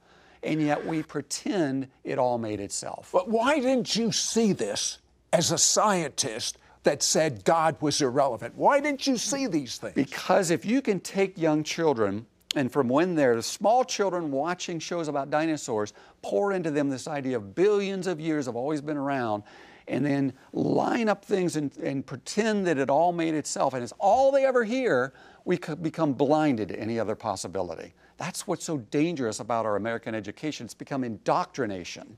Okay, how about the Grand Canyon? I know that took millions of years to develop. I want to see his answer when we come back. We'll be right back to It's Supernatural.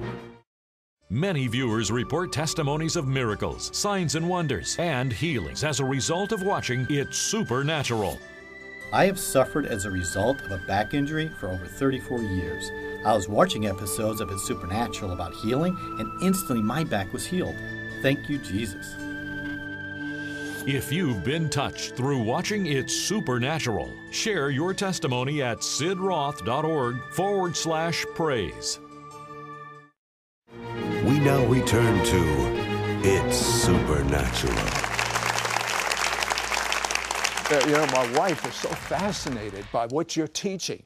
She's saying if you lived in Charlotte, she'd go to lunch once a week with you. But what about mutations?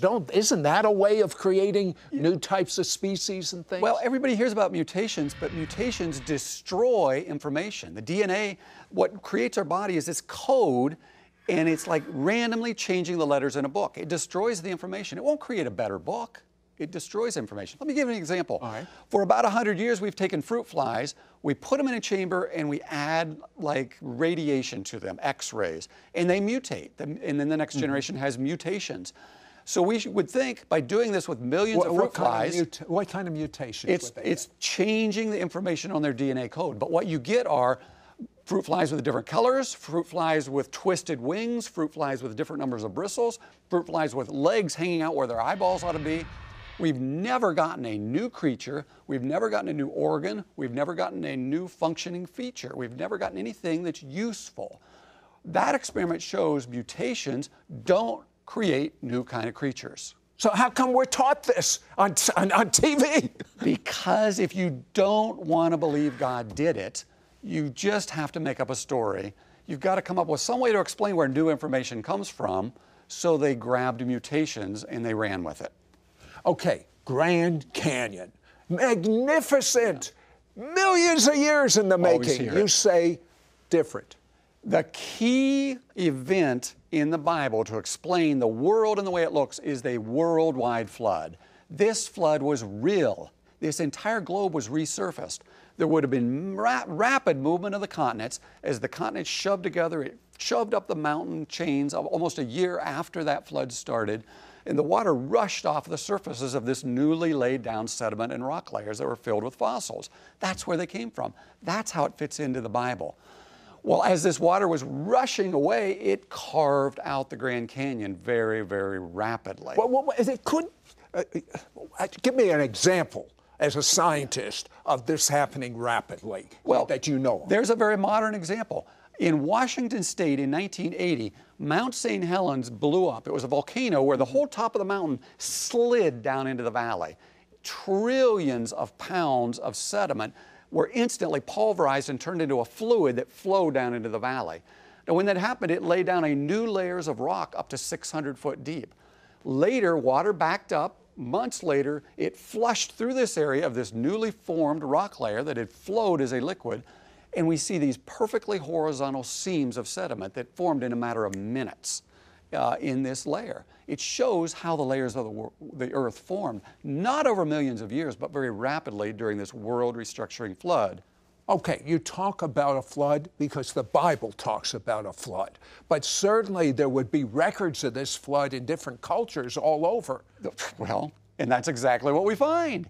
You can go onto the internet and you can Google flood stories. You'll come up with websites that list hundreds of cultures that have a remembrance that there really was a flood upon this planet. How about Native Americans? Tell me what you found. Well, I found just a phenomenal record from the Delaware Indians. They're one of the earliest American Indian tribes that migrated through Alaska, down across Canada, and then spread out across the United States. They have a record of where they believe everything came from that exactly parallels the biblical account of creation. The Great Spirit hovered over the waters, and then he made mankind, and then evil came into mankind and distorted things and deceived mankind. But then they talk about a world-covering deluge that came and destroyed the entire globe. This isn't the Bible. This is a totally separate culture from the Bible. Now see, all people spread out across this globe after this flood. The Egyptians, the Chinese, the Incas, the American Indians, they spread out after the flood, but they took with them a remembrance of this flood, and that's exactly what we find. Tell me about the seashells. We find seashells at the top of Mount Everest. Mount Everest is 28,000 feet above sea level, and yet there are fossilized seashells that high above sea level. The reason they're there is because those mountains were pushed up at the end of Noah's flood, and they contained all of these dead creatures that had been compacted into new rock layers formed during this flood. The Bible talks about, in addition to giving evidence as to how things were created, because the evidence is from the Creator, it talks about in the last days there'll be scoffers that won't believe what God says. Yeah, you're referring to 2 Peter 3, verse 3. It says, "In the last days scoffers will come, saying everything's continued as it has since our fathers fell asleep." In other words, slow, gradual processes explain everything. That's where the days we live in today. We are living in what the Bible calls the last days. And then it says these scoffers will specifically say there was never creation out of water, a reference to God created everything as he hovered over the waters of the deep, and there's never been an earth flooded by water. The two signs we're in the last days will be a denial of creation and a denial of a worldwide flood. That's exactly what the academic community is doing to all of our children as we send them through the public education system. But God says in the last days, he'll give us a sign. It will be like the days of Noah. What do you believe he meant? Well, Jesus said these words. He said, "It will be as in the days of Noah before I return." There was a monument to a coming judgment called Noah's Ark, towering above all mankind in the days of Noah. I believe we are very close to finding Noah's Ark locked in ice at the top of Mount Ararat, a boat big enough to put every species of mammal, bird, and amphibian in that boat, locked at the top of one of the highest mountains on this planet. What better sign could there be that these rock layers are not very, very old? They were laid down by this flood only about 4,500 years ago. And according to the information that I have and that you've seen, we're about ready to see that. There's so many sightings that have been reported. There have been sightings from the early 1900s on up, and we now have satellites that can see through ice that have seen an object in that ice that looks very much like Noah's Ark. But how could the Ark, I often wonder, how could the Ark hold so many animals? Well, the better question is, why is there a boat that big locked on top of this mountain, 14,000 feet above sea level? It's big enough to hold every species of mammal, every species of bird, every species of amphibian that's ever been alive on this planet in only about half the space of the Ark. If it was ready to rain and God told you a flood was coming, would you get in an Ark? Would you build an Ark? I would. You would. The Ark has already come. The Ark has a name. His name is Jesus. Amen. You're either in Jesus or out of him. Yeah. Choose this day who you will serve. But as for me and my house, we're going to serve the living God. Make Jesus your Messiah and Lord. You repent, and the life of God will touch your spirit, and it'll become alive to God. And God says a miracle will happen. He will remember your sins no more. And you will be able to communicate with the living God. You will hear his voice. This is what you need now. Yes. There is an insidious satanic plot being waged against you, your children, and your grandchildren through TV, the movies, on the internet, and in our schools and universities to undermine the Bible's authority and shake the very foundation of belief in Jesus as Messiah. We have got a generation of children that we have relinquished our education to the public schools, to television, to movies. And as a result, they stand no chance at believing the credibility of the Bible. Call right now to get Bruce Malone's easy-to-understand must-read book, Censored Science, and his one-year daily devotional, Inspired Evidence, plus his powerful DVD, Explosive Geological Evidence for Creation. Yours for a donation of $40. Shipping and handling is included. Ask for offer number 9204. Bruce Malone, an award-winning top scientist, wrote a powerful book, Censored Science, filled with full-color photographic and illustrated scientific facts that point directly to God as creator. Through this beautiful hardcover book, you will learn of the many true scientific discoveries that actually increase your confidence that the Bible gives the only accurate record of the creation of planet Earth. See for yourself convincing evidence from biological sciences showing why evolution is not true. Explore the amazing evidence from geological sciences that shows the reality of a global flood approximately 4,500 years ago in the days of Noah. Understand why stars could never have been made themselves. Learn the facts and reasons why evolution is wrong in stating that the Earth is millions of years old when it is actually a more recent creation. You also get Bruce Malone's book, Inspired Evidence, which is a one-year devotional that is jam-packed with fascinating and amazing scientific facts and anointed scriptures that build your faith in God, the Bible, and clearly proves that it is God who created the heavens and the earth. You'll want to share these daily devotionals with your spouse, your children, and your grandchildren. And through his revealing DVD, you will realize the explosive geological evidence, which proves once and for all that biblical creation is true and evolution is a lie from the pit of hell. If you do not know this information yourself, if you do not teach this to your children and your grandchildren, someone else will teach them the opposite. And if they can undermine the Word of God in the basics of creation, they undermine the Word of God, and you can't let that happen to your family. Don't miss out on getting Bruce Malone's easy-to-understand, must-read book, Censored Science, and his one-year daily devotional, Inspired Evidence, plus his powerful DVD, Explosive Geological Evidence for Creation. Yours for a donation of $40. Shipping and handling is included. Ask for offer number 9204. Call or you can send your check to Sid Roth. It's Supernatural. P.O. Box 39222, Charlotte, North Carolina 28278. Please specify offer number 9204 or log on to sidroth.org. Call or write today.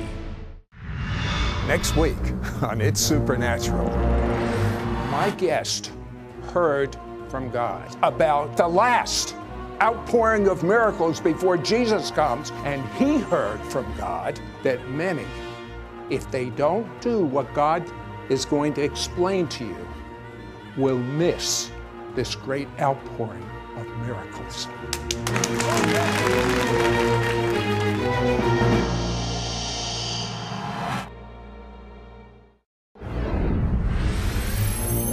My guest, a former Muslim terrorist, says 7 nations will rise up to destroy the Antichrist. My question is, will America be one of those nations? Next on this edition of It's Supernatural. Is there a supernatural dimension? A world beyond the one we know? Is there life after death? Do angels exist? Can our dreams contain messages from heaven? Can we tap into ancient secrets of the supernatural? Are healing miracles real? Sid Roth has spent over 35 years researching the strange world of the supernatural. Join Sid for this edition of It's Supernatural. Hello, Sid Roth here. Welcome to my world, where it's naturally supernatural. I love the rarefied air of heaven. Now, many of you watch this show because you want to understand the supernatural, the invisible world of God. But if you are mentored in the supernatural and understand the power of God, but do not understand what God is doing on planet Earth right now, if you don't understand prophecy, then what good is all the power in the world if it's not released in the right direction? And I am so pleased to tell you that I have a guest that was born in Bethlehem.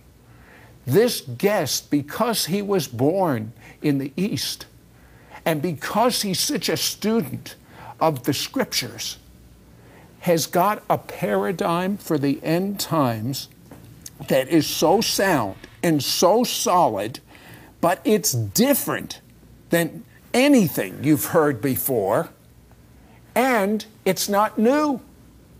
It was many, many centuries ago, but it's just coming back right now for such a time as this. My guest was a terrorist. My guest was planning terrorism in America. My guest had bombs to kill Jewish people. Now, he's making a lot of news shows. Let's take a look. The problem is a massive racist ideology that is growing throughout the Middle East and the Muslim world. The man sitting next to me can certainly tell us he was a terrorist, a former PLO terrorist, a terrorist now living in the U.S., former Muslim terrorist, and raised a Muslim, fighting for the justice of Israel. We have to stand with Israel. Judea is the heart of the Jewish people. Walid Shobat. Walid Shobat. Walid Shobat. One word caused me to believe in the truth of the Bible, and that's the word Israel. Hello, Sid Roth here with Walid Shobat. And Walid, you were born in Bethlehem. Now, the last time I was in Israel, Bethlehem is not like the Bethlehem you were born in. But your father, or your grandfather, was Husseini's good friend. And Husseini was the Mufti of Jerusalem, good friends of Adolf Hitler. Why did Adolf Hitler like Islam so much? Well, he saw it as a more fitting religion and a more fitting system for even Germany. In fact, very few Westerners know how much Adolf Hitler did compliment Islam. And he actually criticized what he called the flabby religion of Christianity. And because Islam gave pride to people, it was fit for the motherland, or fatherland in this case, for Germany, that they would have this kind of pride that would call for war. That because Islam was a religion of war and Nazism had a lot in commonality with Islamists. And their view on Jewish people and Christians. Absolutely. So, I mean, it was a natural fit for Adolf Hitler. Well, Walid was born in Bethlehem. His mother came from America. She was Christian, but didn't understand her religion that well. Married Walid's father, and for 30 plus years, your mother wanted to escape. Why couldn't she just leave him? It's not that easy. She attempted to escape, and she had to get her paperwork together because she had nothing. And so she had to remain one evening in the King David Hotel, in which, when she dashed to the embassy the second day, they were waiting for her at the entrance of the Consul General in Jerusalem, the embassy. And she was taken back to the house of obedience, of course, because Islam mandates that the husband really is in control of the wife. Now, when you say house of obedience, you mean Islam? Bayt al-Ta'a, that's what Islam calls it, the house of obedience. In other words... But wait a second. Our last couple of presidents have said Islam is a peace-loving religion. Islam is not a peace-loving religion. So why do they say that? Because they have to cloak something that is so obvious. No one walks around saying Judaism is a loving religion or a peace-loving religion or Christianity is a peace-loving religion. Only Islam has to be cloaked because it's very obvious to people that that's a major problem. Even at the BBC, I remember doing a show at the BBC in England, millions listening, and I was criticized throughout the whole show. In the end, the interviewer, who was criticizing me all throughout the show, asked me a question. She said, Walid, are you not afraid for your life? I says, only a person that knows subconsciously the truth that Islam is not a peaceful religion would ask such a question. You were raised to hate the Jew, to hate Israel with such a passion. Absolutely. I mean, they talk about replacement theology. We believed in replacement theology of literal replacing the Jews and destroying them. It's part of Islamic eschatology that we learn in school, that the day of judgment will never happen until the Muslims wipe the Jews out. His dad married a woman from America and tried to convert her to Islam, unsuccessful. Walid married a woman that believed in Jesus, and to convert her to Islam, he took a year to read the Bible and come up with his ammunition to have the household, all the house of Islam. So what did you find when you read the Bible and thought for yourself? I found the most amazing things I would ever find all throughout my life. By the time I read the first beginning of Genesis, I will put enmity between you and the woman. The devil always hates the woman. All cults give a second status to women. By the time I got to Daniel, I've realized that there is this issue of the Antichrist. And Daniel describes the Antichrist as a person who makes a covenant for 7 years, a false peace treaty. As a Muslim, I always known the Mahdi is the one that brings 7 years of a peace treaty with Israel. So what he's saying is there is a Messiah figure in Islam, and he notices that the Bible describes the Antichrist with the same characteristics as the Messiah figure for Islam. What else did you see? Well, all the characteristics of the Antichrist are pretty well described in Islam as well as the good guy. You know, so they're being set up. Absolutely. If you're Muslim, do you realize that one is right and one is wrong? Well, why did you decide the Bible was right? Why didn't you just decide the Quran was right? Now, that's a tough question, because I had to go through the Bible and examine one word, Israel. When you run into Israel in the Bible, in Amos chapter 9, verse 15, it says, I will plant them in their land, that is Israel, and no longer shall they be pulled out of that land. So if the Bible is a historic manuscript, and that's where many of the historicists make a mistake, if it's a book on history, God plucked them out, the Babylonian diaspora, the Roman diaspora. It's talking about one verse that it's impossible to pluck Israel out. That was the Israel I lived under.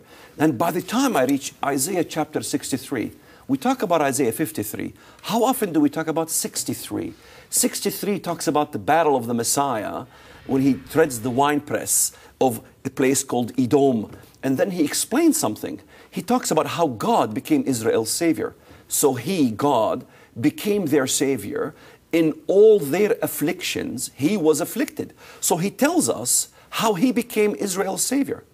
He suffered the same way Israel suffered. He suffered the same way in the Holocaust. If 6 million Jews died naked, the Messiah died naked.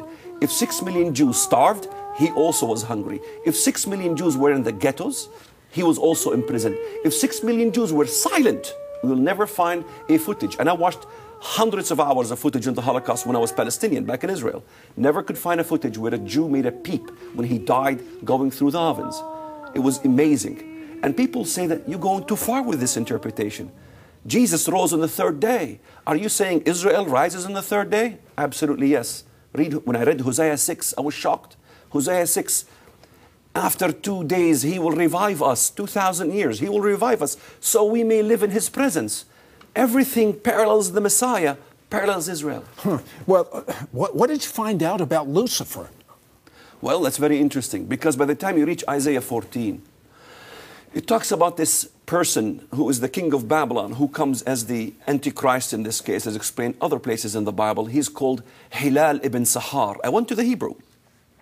Hilal ibn Sahar is a very much Middle Eastern term, because Hilal, which Hebrew means brightness, it also means crescent moon. Crescent moon? Absolutely. Lucifer means crescent moon? Hold that thought. Wait till you find out about the 7 nations that he found that will defeat the anti-Messiah. I wonder if the United States of America is in that 7. Don't go away. We'll be right back. We'll be right back to It's Supernatural. This is a wake-up call to America and the world. You need to be prepared for the prophetic events about to take place on planet Earth. God has supernaturally downloaded to Waleed Shubat a revelation of the end times that is a major paradigm shift from what most Bible scholars have been teaching. And now he wants to share it with you. Call now and get Waleed Shubat's prophetic hardcover book, God's War on Terror, and his 4-volume DVD teaching series, Islam, Prophecy, and the End Times. All for a donation of $49. Shipping and handling is included. Ask for offer number 9103. In this groundbreaking book and prophetic DVD teaching series, you will find out the real reason the citizens of Egypt, Libya, and other Muslim nations are rising up demanding their leaders step down. Understand that Bible prophecy clearly reveals that the 10-nation alliance will not be Europe, but Muslim nations. Find out what the scriptures say about the United States' role in Bible prophecy. Learn why the Muslim nations are set up to follow the Antichrist and how a multitude of Jews and Muslims will receive Jesus as their Messiah. It's the most extensive research done in history regarding the Bible from a prophetic understanding from a Middle Eastern lens. It will give a shocking evidence of how much the Bible predicted about the threat of Islam. Don't miss out on getting Waleed Shubat's prophetic hardcover book, God's War on Terror, and his 4-volume DVD teaching series, Islam, Prophecy, and the End Times, all for a donation of $49. Shipping and handling is included. Ask for offer number 9103. Call or you can write to Sid Roth. It's Supernatural. Post Office Box 1918, Brunswick, Georgia 31521. Please specify offer number 9103 or log on to sidroth.org. Call or write today.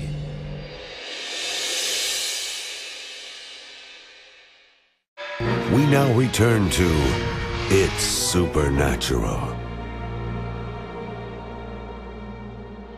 Hello, Sid Roth here with Waleed Shubat, and Waleed was born in Bethlehem. He was raised to be a terrorist. He was bred to be a terrorist. He hated the Jew. He hated Israel. He wanted to kill Jewish people. I've been wanting to ask someone who was raised that way this question. And here's my question to you, Waleed. I have been at the museum where the Dead Sea Scrolls are. The Dead Sea Scrolls predate the Quran. Islam says that the Torah was corrupted in certain areas and the Quran is pure God.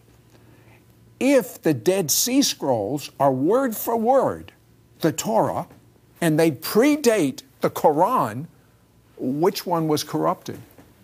Well, the Quran is the corruption of the Torah and the Bible.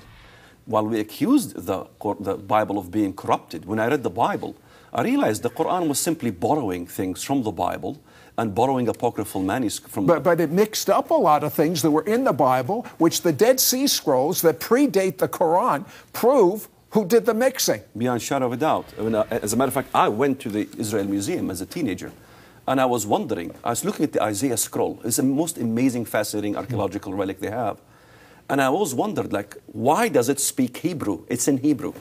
And we sang the song, Al-Ard Tatkallam Arabi, Al-Ard Al-Ard, as Palestinians. The land cries out in Arabic. But there is a relic there that says it was crying out in Hebrew. That shocked me beyond belief, that the Jews existed in that land a long time ago. And by the time you examine the Dead Sea Scroll and you begin to read the Bible, you find out there's nothing different. Absolutely nothing whatsoever. Well, let me ask you this question, because time is slipping away. You have a paradigm that actually is an old paradigm for end times that makes so much sense to me. It's so biblical. Explain briefly what you see for end times. Well, I simply brought up an old paradigm because a long time ago they used to believe that Islam did play the major role in the end times. Because if we look at the Bible, all the countries that are mentioned in the Bible that God deals with, all of them are Islamic, including all the nations that Christ deals with when He comes. When the Messiah comes to fight, and the nation is mentioned that He fights, they're all Islamic. You look at Habakkuk 3, He fights against Midian, that's Arabia. You look at Isaiah 63, He fights against Edom. Ezekiel 25, God says, I will stretch out my arm, that's the Messiah, against Edom. But then where does the European Union that everyone thinks that's the end time player, where do they fit in? Nowhere. Nowhere? Nowhere at all. There's no mention. What are we going to do with the Left Behind series? Well, we leave it behind. No. Yeah, but that's the problem. You know, I mean, Rome is mentioned 16 times in the Bible, not once in destruction. Spain is mentioned twice, not once in destruction. Gaul is mentioned, not once in destruction. All the nations are to be destroyed. Even the Antichrist. You look at Ezekiel 28 all the way to 32. I've often wondered this, and I've got to ask a scholar in end-time prophecy that has his paradigm right this question. What is 666? What does that mean? Well, there's several flavors in Revelation chapter 13. It talks about the mark or the name or the number of His name. Now, if you look at the name itself, it doesn't mean a name of a person, because we look at the biblical usage of the word name. Then we can understand what the Bible is saying, because in a biblical usage of name, I'll give you an example. His name shall be called Emmanuel, which is God with us. But Jesus' name is not Emmanuel. He's not Mexican. His name is Yeshua. So a name is a description. It's a title. It's a creed. So they will have a creed of the beast, which is a blasphemous creed, by the way, and it's put on a karagma. It's on a karagma, badge of servitude, regular badge that could be on cloth, has a blasphemous creed that is positioned on the foreheads of the followers of the Antichrist. That's exactly what Muslims are beginning to do. In fact, when I read the Bible, Islam talks about... But what does 666 mean? Well, there is another explanation is this 3 Greek symbols that adds to 666. Well, that's a plausible issue. But the issue I found fascinating is when I looked at the Greek, those spoke Arabic. Really? For some reason, the Greek is also Arabic. And you look at the symbols, it says Bismillah with the mark of the sword. That's the mark of Islam. Bismillah means in the name of Allah. And in the name of Allah? Absolutely. That's what that means in 666 in Arabic? Absolutely. In Arabic, it means in the name of Allah. No one so far would ever refute that's what it says in the Arabic language. Okay, I have been told Allah is synonymous to the God of Abraham, Isaac, and Jacob. When you say Allah, you're talking about the God of Abraham, Isaac, and Jacob. When you're saying the God of Abraham, Isaac, and Jacob, you're talking about Allah. Is that true? If that is true, maybe I could talk to Faisal Abdul Rauf, who wants to build a mosque by ground zero, who says the same thing, by the way. I will tell him, okay, I greet you in the name of Jesus Christ, the Son of the living God, my God and yours. If he says yes, I have a convert. If he says no, that means it's not true. Because the definition of Allah in the Quran, he is anti-Trinity. The battle is between the Trinitarian versus anti-Trinitarian as Islam is. It denies the Father and the Son. 1 John 2:22 tells us. Forgetting all that, I have been told that Allah is the name of the sun god. The moon god. The moon god, I mean. Absolutely. We have to understand how it came. So what they're saying, so the moon god, our God created the moon along with everything else. Yes. In fact, so that's a very limited God? Yes. In fact, the Bible gives us an allusion to this. Lilith is mentioned in the Bible, which is Allat. Allat has always been the feminine name for Allah. That was one of his consorts pre-Islam in Arabia. Allat, Allah, is a name. They're both names. So Allat later on became Ishtar and became all these things. And then in Arabia, it was worshipped as the moon god and also... But these were false gods according to the Jewish scriptures. Absolutely. They're totally different gods than ever been described in the Bible. There are 7 nations that Walid has found mentioned in the Bible that are going to be coming against the Antichrist. I want to know if the United States of America is one of them. Be right back after this word. We'll be right back to It's Supernatural. One new man. The convergence of Jews and Gentiles. The two becoming one new man in Yeshua. When Jews and Christians become one new man in Messiah Jesus, we will experience a move of God such as the world has never seen. Healings, blind eyes opened, diseases removed, miracles, supernatural events, the dead literally raised, multitudes saved, the final and greatest revival before the return of Messiah. If we want to experience God's glory right here, now on earth, then we need to knock down the wall of division that separates Jew and Gentile. If you want to experience an explosive outpouring of God's Spirit, God's love, God's power, then log on to www.sidroth.org to learn more about the one new man. One Spirit, one faith, one new man. We now return to It's Supernatural. Hello, Sid Roth here with Walid Shabbat. And Walid, I can't wait to find out the answer to some of these questions. You see, I want to talk to someone born in the Middle East. I want to talk to someone that was raised as a terrorist. I want to talk to someone that had an encounter with the living God and with every fiber of his being loves Jesus, loves the God of Abraham, Isaac, and Jacob, loves Israel. I want to find out from you, because of all the firestorm that's going on in the Middle East and all the young people that are revolting against their governments, What is going to happen to the oil in the Middle East? It's going to be destroyed and burned, especially in Saudi Arabia. Why do you say that? Well, in Isaiah 21, it's pretty clear. The burden against the desert of the sea. That's Arabia. In fact, if people are in doubt, continue in the text. It says the burden against Arabia. And it tells us who destroys it. Arise, O Elam. Elam is Persia, Iran. Iran will burn it to a point that it will burn forever. In Isaiah 34, it's pretty clear. It will become burning pitch. And that's about Edom. Edom, of course, stems from Timan, Yemen, to Dedan, which is in Arabia. What is going to happen here in the West if all this oil goes up in flames? But that's for another show. But tell me about Egypt. What's the future of Egypt?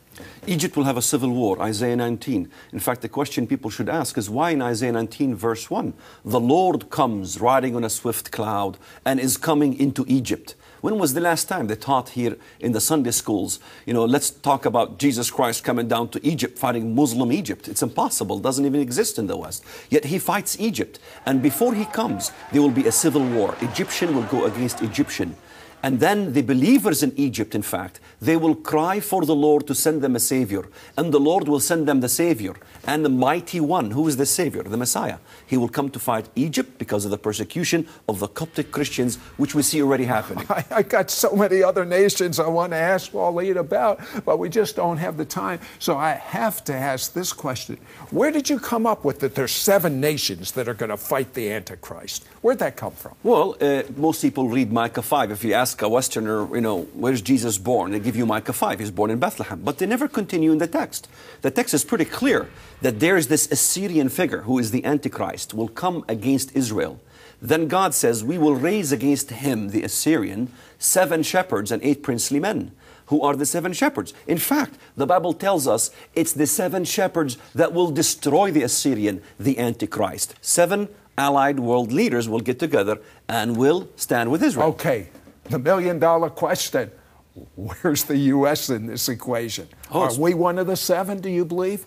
Yes, sir, because if you look at Daniel 11, where most people look at the character of the Antichrist, thinking he's just a homosexual atheist person. No, he's very religious. He will honor a god of fortresses, a god of war, and he will declare war on the strongest fortresses. In other words, he declares war on the strongest military might in the world. He doesn't win, he loses, because in Ezekiel... Okay, when there's this big war in Israel, is Israel going to rise to the occasion?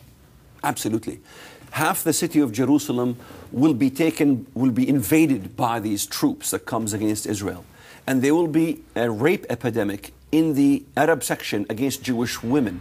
And that's pretty clear in Zechariah. When Israel sees this, it says in the Bible that the feeble amongst Judah will fight like King David. In other words, Israel will be so zealous to fight for Jerusalem, and they will be victorious, because that's when the Messiah will come landing in the Mount of Olives, and all the believers will be with him. You know what I believe, Waleed? I believe that if someone loves Jesus with all of their heart, and they mix up God's plan for the Jew in Israel, and they side with the world, they side with it's amazing. In Joel chapter 3, it says the nations will be judged in the last days for one sin only, dividing up my land.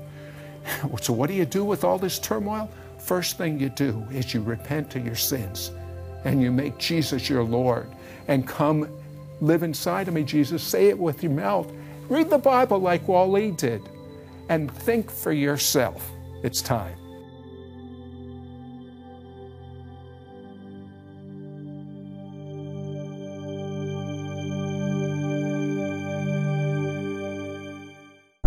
This is a wake-up call to America and the world. You need to be prepared for the prophetic events about to take place on planet Earth. God has supernaturally downloaded to Waleed Shoebat a revelation of the end times that is a major paradigm shift from what most Bible scholars have been teaching. And now he wants to share it with you. Call now and get Waleed Shoebat's prophetic hardcover book, God's War on Terror, and his 4-volume DVD teaching series, Islam, Prophecy, and the End Times. All for a donation of $49. Shipping and handling is included. Ask for offer number 9103.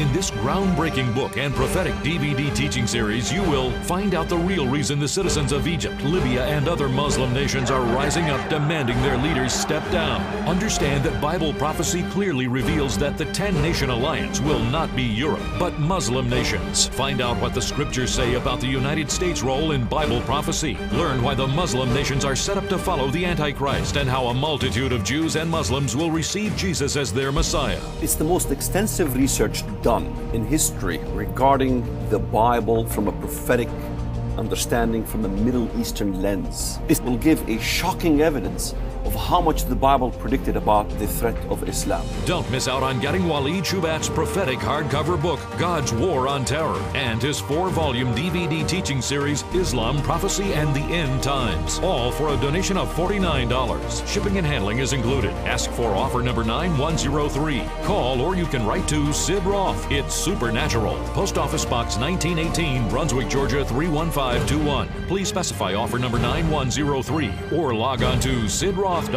Call or write today.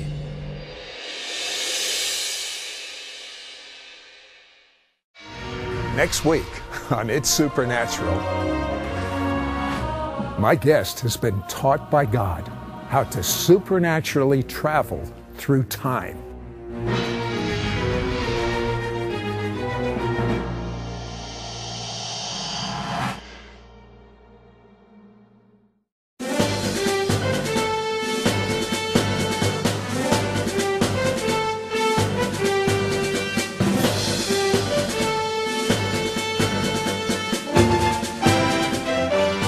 This is Armageddon News.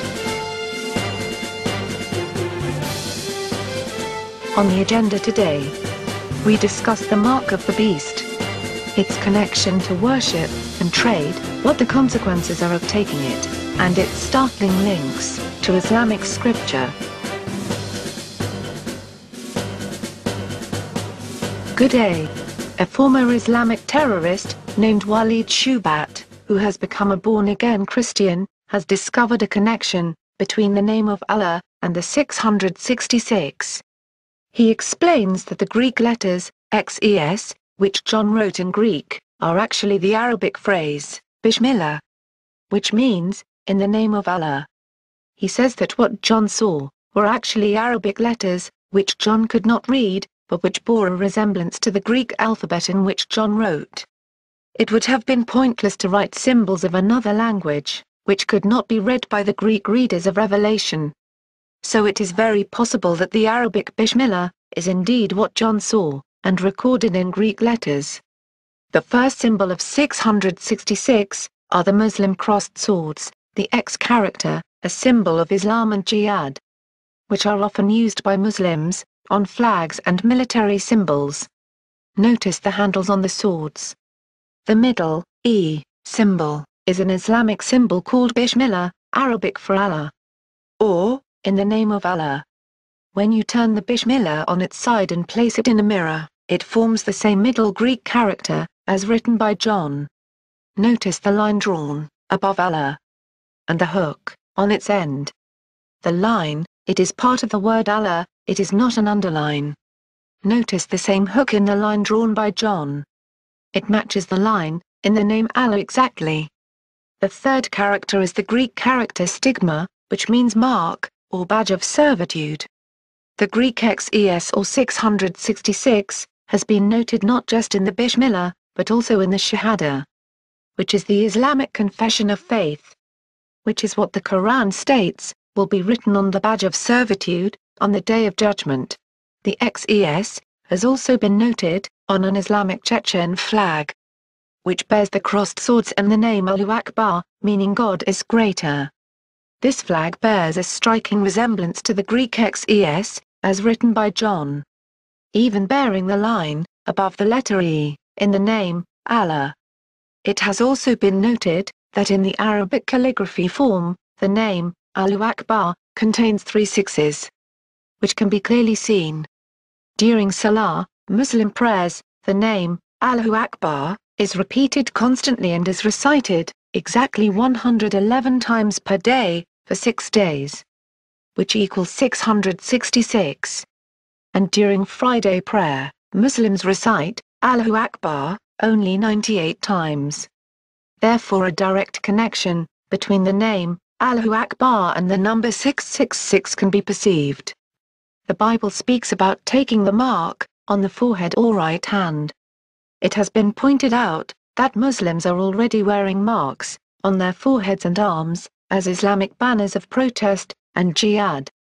So Muslims have already been conditioned to take the mark as a symbol of their belief. The Greek word charagma, used for mark, means a stamp, an imprinted mark. So a follower of the Antichrist will have a stamp on their body, or on some form of badge, to be placed on the forehead or arm. In John's time, the use for charagma was reserved for slaves in what was called a badge of servitude. So, it's a badge that declares slavery and ownership by the master. And his followers use it to demonstrate allegiance to this master. This would fit Islam, since according to Islamic theology, Muslims are slaves of Allah. And Islam is the religion of submission. Take a look at the many different Islamic headbands, which have been created for a Muslim to wear, as a sign of their faith. There is a very interesting headband, which actually has the XES written on it, with crossed swords. They call it the Shahid headband. Amazingly, the Strong's Hebrew Dictionary tells us exactly what the name Allah really means. The name Allah is actually the Hebrew word for curse or oath. Strong's Dictionary says it's an imprecation, curse, cursing, execration, oath, or swearing. So, Allah is actually the word for a curse. And amazingly, it was the serpent in the Garden of Eden, which became the first being to be cursed by God. Therefore a connection between the serpent, being cursed, and Allah, which means a curse, is very surprising. It would appear that by wearing the name Allah, you are in point of fact, wearing a curse. Which would explain why the name Allah is in the shape of the cursed serpent. In the Bible, Revelation 12:9 describes Satan as the great dragon, that old serpent, called the devil, and Satan. Then the book of Revelation goes on to speak about the great dragon Satan, giving his throne to the Antichrist. And a group of people, worshipping the dragon, which has given them this Antichrist king. Revelation 13:4. And they worshipped the dragon which gave power unto the beast, and they worshipped the beast, saying, Who is like unto the beast? Who is able to make war with him? What people would knowingly worship the dragon Satan? The answer is none. These people have no idea they are actually worshipping Satan. But they are shouting his praises in the streets, because the dragon has given them a king. What type of people would actually stand in the street, praising their God for giving them an empire and strong king, that no one dare make war against? How do Muslims praise their God? By shouting Allahu Akbar. This is how they worship the dragon Satan. By shouting Allah is great. The Bible doesn't just call Satan the dragon but, the great dragon. The great is actually part of the name of Allah. But in the Bible the great is part of the name for the dragon. Even the whore of Babylon who rides the beast, has a name written on her head. Mystery Babylon, the Great. A city that thinks she is great. The word for great is Akbar, and is indeed a boast, which only the Muslims cry out. The other meaning of the Hebrew word Allah, or curse, is an oath. A binding oath. As we'll discover later, a binding oath is exactly what Allah requires from his followers. In the Garden of Eden, while speaking to the serpent, God gave us a very profound prophecy concerning the end days. Genesis 3:15 says, I will make you and the woman hate each other. Her offspring and yours will always be enemies.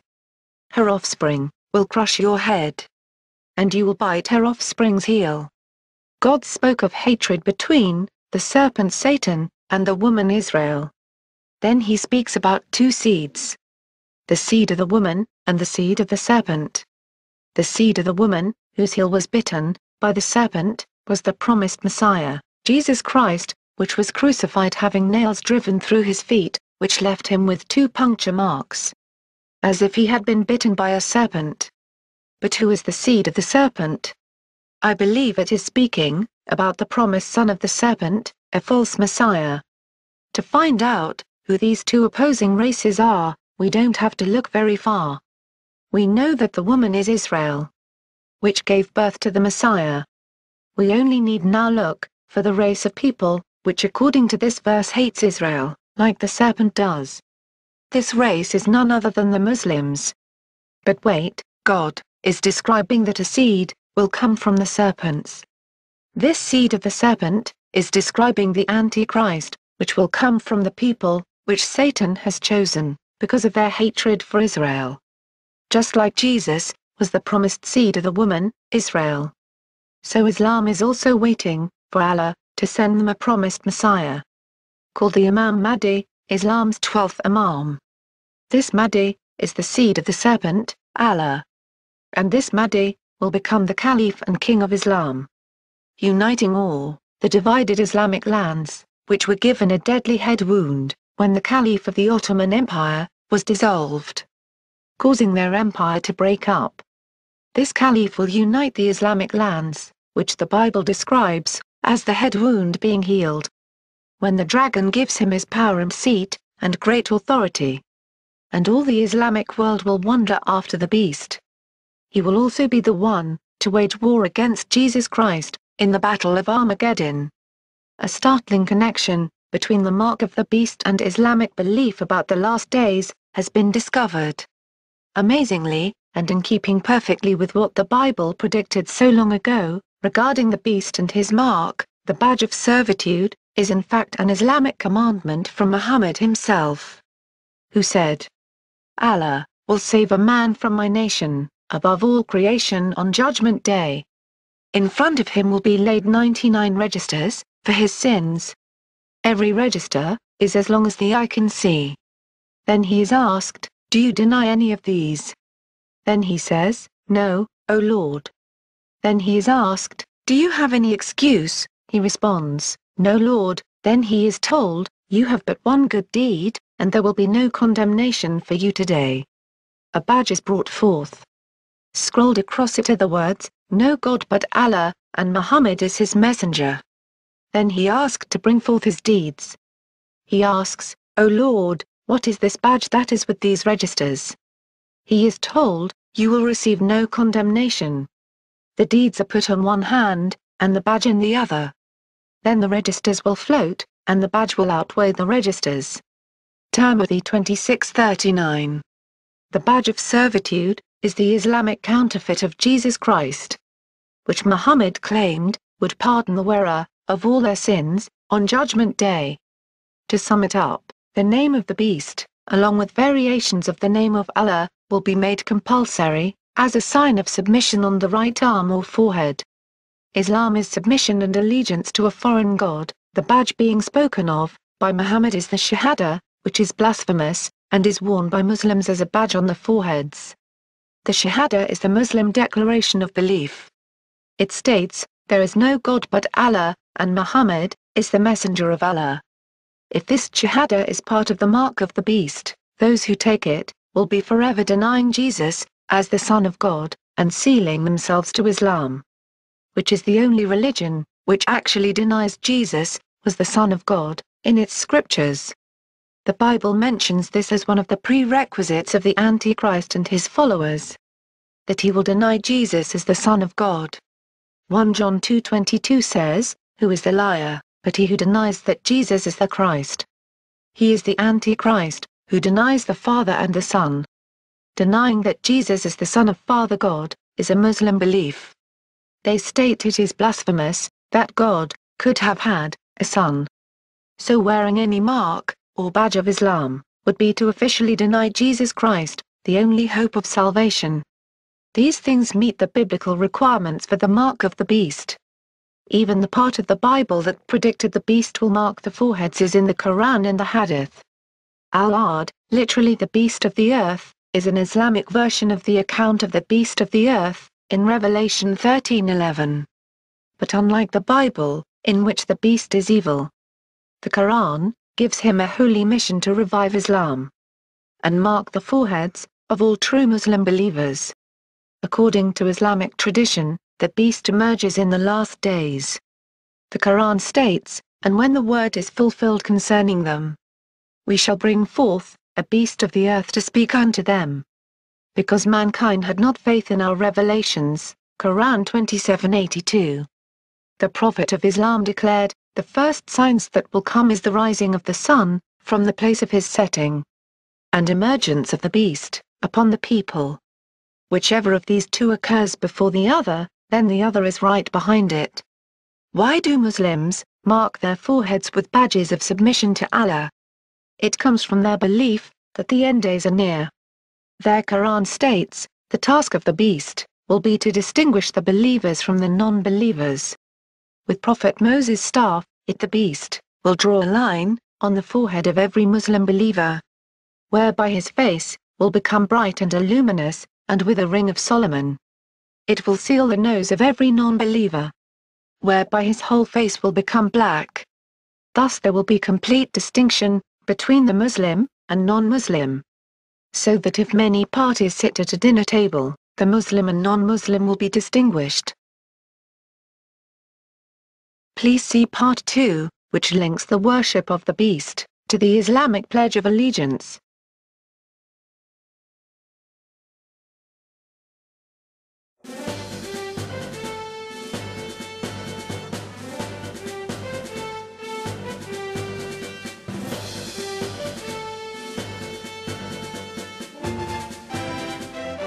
This is Armageddon News. In this broadcast, we discuss the rebuilding of the Jewish Third Temple. We'll discover how the Antichrist is like Antiochus Epiphanes, and we'll discuss the Islamic agenda to establish the temple as the seat of the Islamic Caliph. Good day. Most people have no idea how the last days will start. But the Bible specifically speaks about a period of 7-year tribulation before Jesus appears from heaven. Biblical scholars know that the 7-year tribulation will begin with a peace treaty signed between Israel and the Arabs, and that the initiator or mediator of this peace treaty will be the Antichrist himself, who appears as a man of peace and a promoter of peace in the Middle East.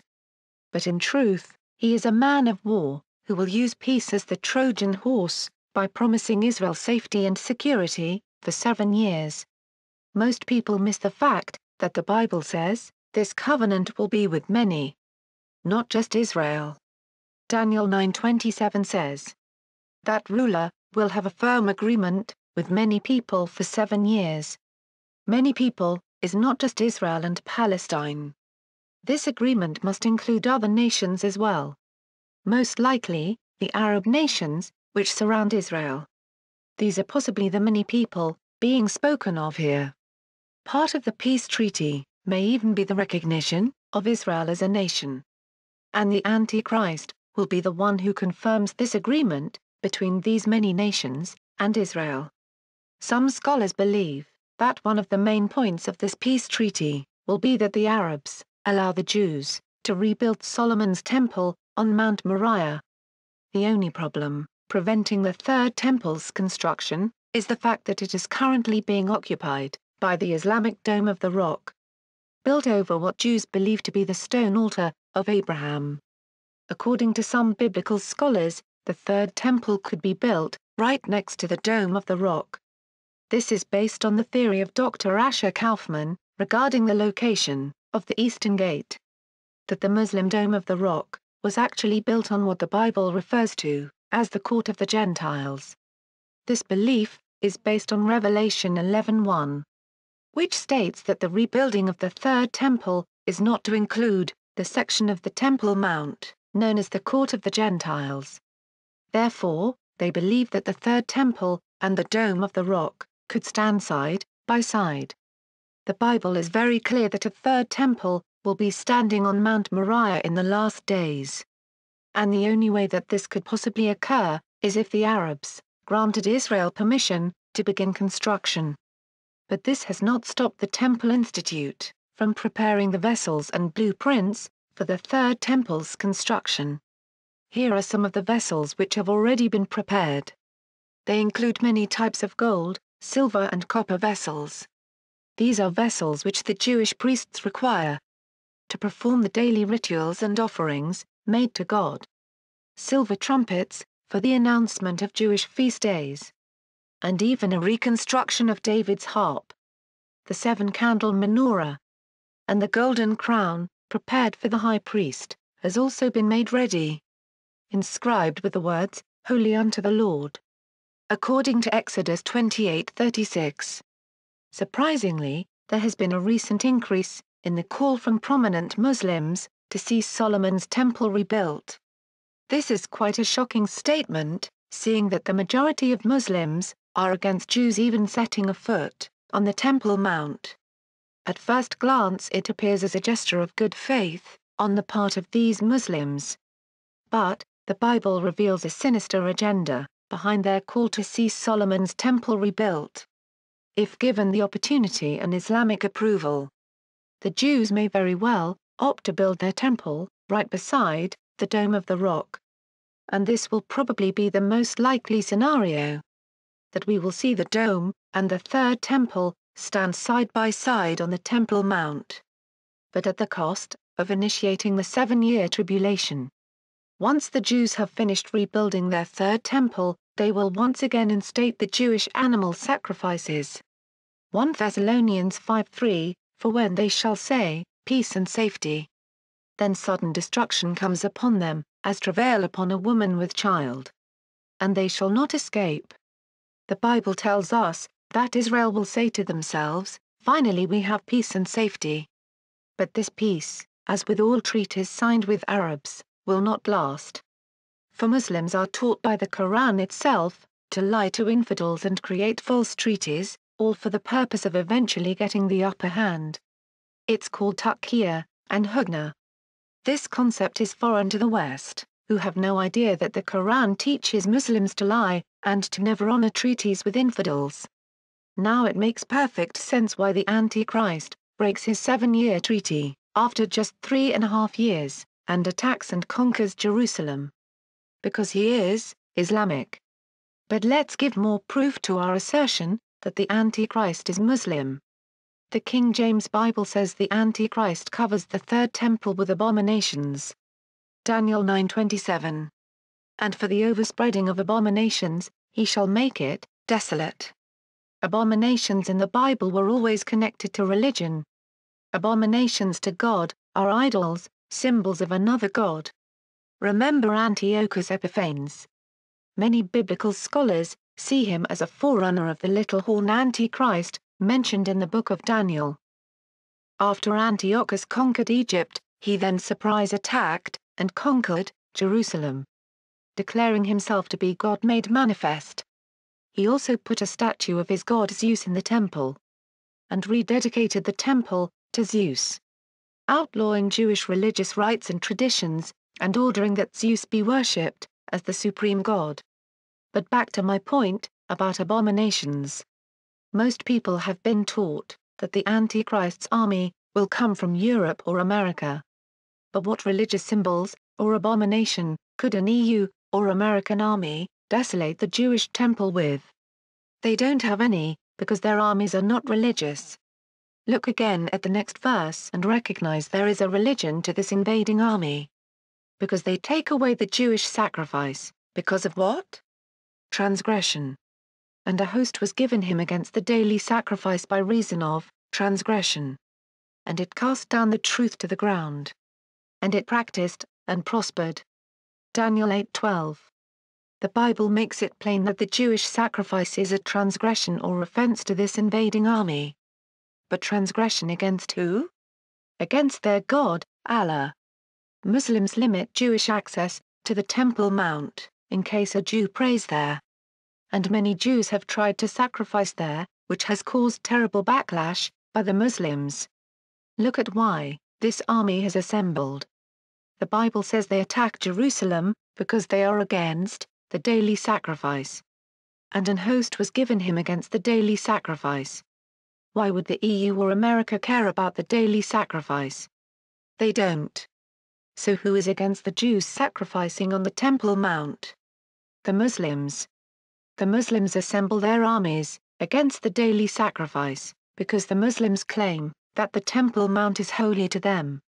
And a Jewish sacrifice, they see as defiling it. So they will take away the Jewish sacrifice, because they see it as a transgression against Allah. And just like Antiochus rededicated the Jewish temple to Zeus, so too will the Islamic Antichrist rededicate the third temple to his god Allah, by making it a mosque.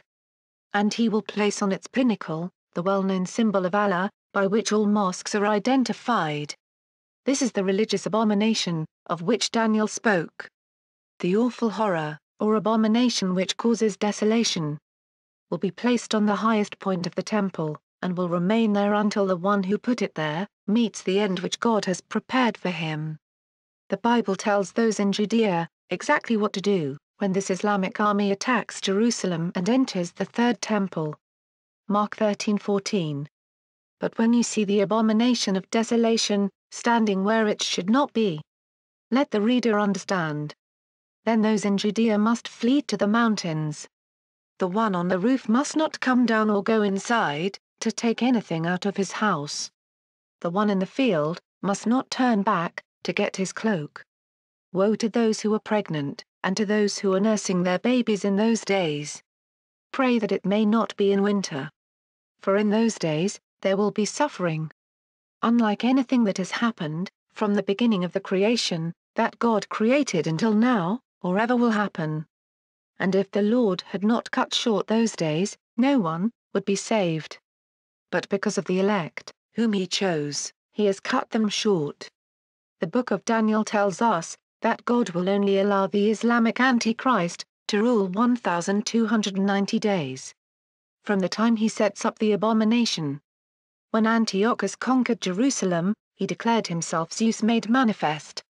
Some believe that the Antichrist is an atheist who does not have a god. But the book of Daniel is clear that indeed the Antichrist does honor a god, the god of forces. But in his estate shall he honor the god of forces, and a god whom his fathers knew not shall he honor with gold, and silver, and with precious stones, and pleasant things.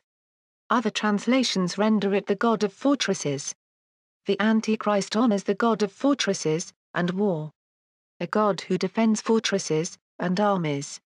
But who is this god? He is Allah, the god of jihad and the god of war. The god of the armies of Islam. Allah is the one who told Muhammad to go out spreading Islam by war and force. Indeed, the only god of war today is Allah, the god of jihad. And just like Antiochus declared himself to be Zeus's manifestation, so too will the Islamic Antichrist declare that he is Allah's manifestation, or mouthpiece. 2 Thessalonians 2:4. He will oppose every so-called god or object of worship, and will put himself above them all. He will even go in and sit down in God's temple and claim to be God.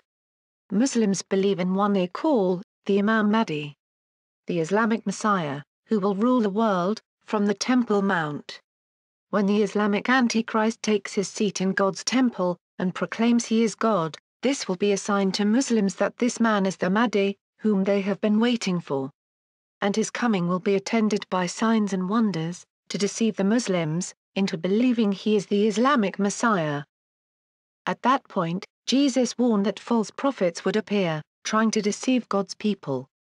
Then, if anyone says to you, "Look, here is the Messiah," or, "Look, there he is," do not believe it. For false messiahs and false prophets will appear. They will perform miracles and wonders, in order to deceive even God's chosen people, if possible. In Daniel 7:25, the Bible says the Antichrist will try to change the times and the law. The times literally refers to the Islamic calendar and its religious festivals, which he will force all to obey. And the law refers to Sharia law, which he will impose on all those in his kingdom. Sharia law is the same law which undermines women in Islam. And this explains perfectly why the Antichrist does not care about the desires of women. Neither shall he regard the desires of women. Because under Islamic law, women are treated worse than animals, and even beaten publicly, by men. They are forced to wear the hijab. And many women have even been put to death after becoming victims of rape. Or beheaded when they've been accused of adultery, by men. Women truly have no rights under Sharia law. Now you can see why the Bible stresses the point that the Antichrist doesn't care about the desires of women. The Antichrist will demand, just like Antiochus did, that all Christians and Jews worship his God, Allah, and will make it unlawful to practice any other faith, other than Islam.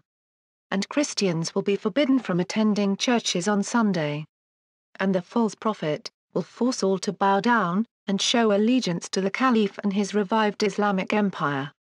And he will force all to take its mark on their foreheads or right hands, to show that they have submitted to his Islamic empire. And no one will be able to buy or sell without this mark of allegiance.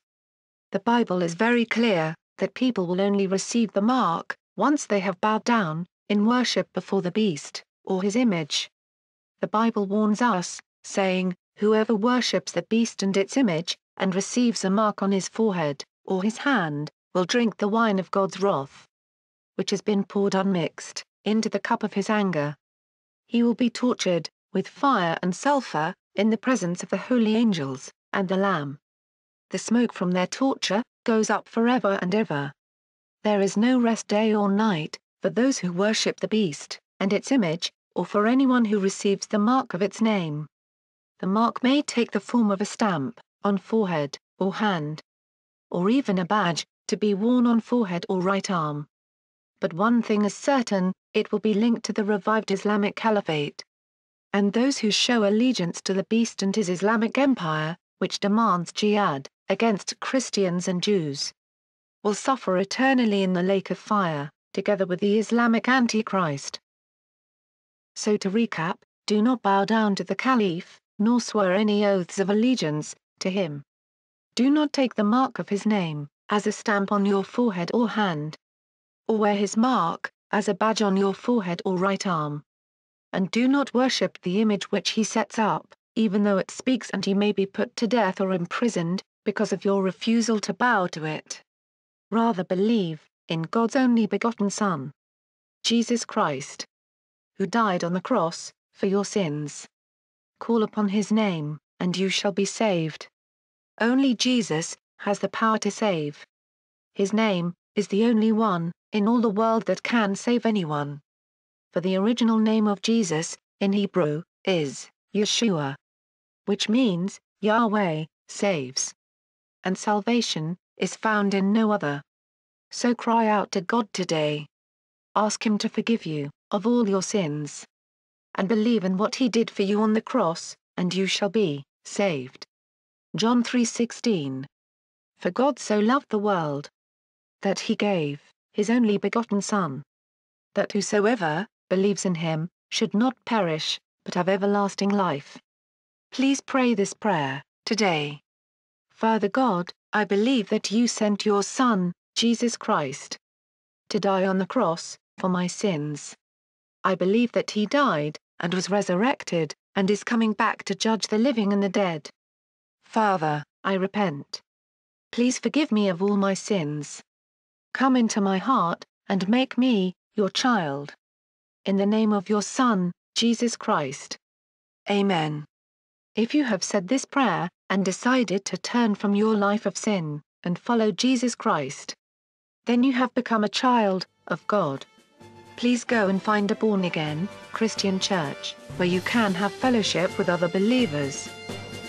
Thank you for listening. Please see our other broadcasts on the end days.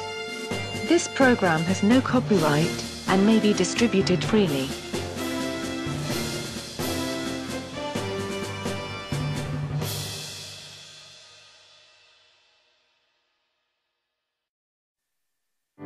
Today, Jonathan talks with New York Times bestselling author Joel Richardson about prophecy that may point to who the Antichrist could be, what you need to do to prepare, and why it's critical in these last days to not only support Israel, but to live wholeheartedly for the Lord.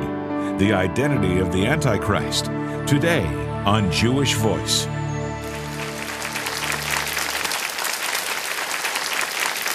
Shalom and welcome to Jewish Voice, a program to help you understand the Jewish roots of your Christian faith, Bible prophecy, and world events surrounding Israel.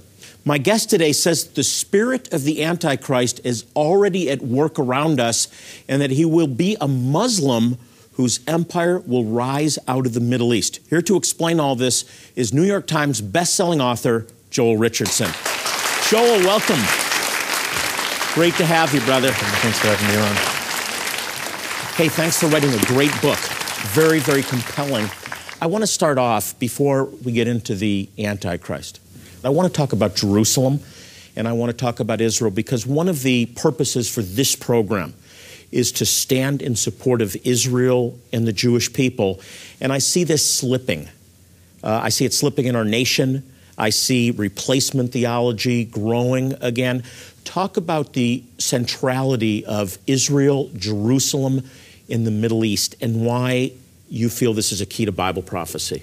Sure.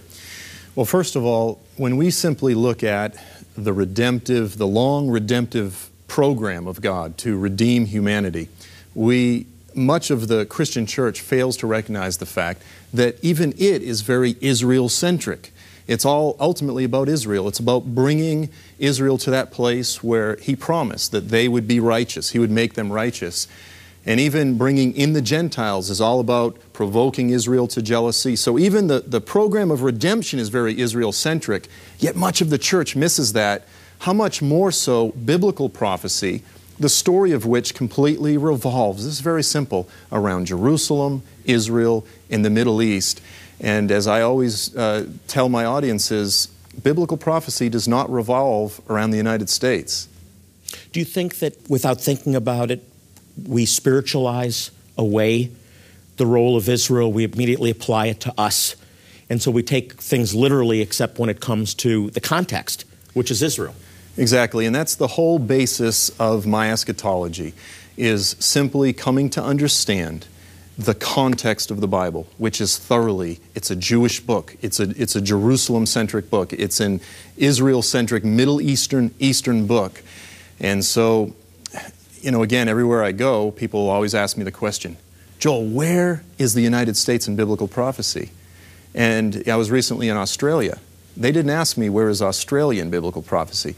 It betrays this very American-centric, sort of egocentric perspective that we have. We think the whole world revolves around us. From a biblical perspective, it revolves around Jerusalem. I think that's true, and that's such an important point. Let me talk a little bit about the picture of Israel today that many Christians have bought into. Israel's the oppressor, oppressing the poor Palestinians, and justice needs to be done. But you see a different view of justice.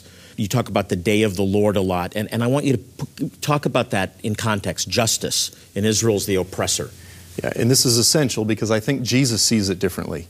The spirit of the age, if your kids go to university and popular discourse, Israel is presented as the oppressor.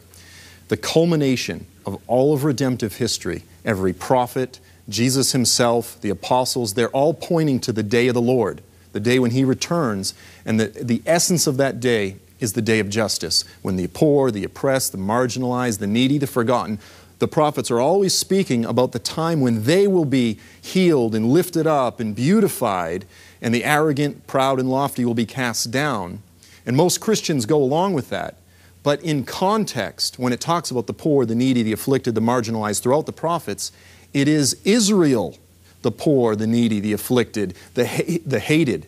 And so it culminates with all the nations of the earth coming against Jerusalem, literally to destroy the Jewish people. The essence of the day of the Lord is when Jesus comes back, takes a very specific political position, and He vindicates and delivers His people from the violence of the surrounding nations. Beautifully put. We have got to take a stand for what the Bible teaches.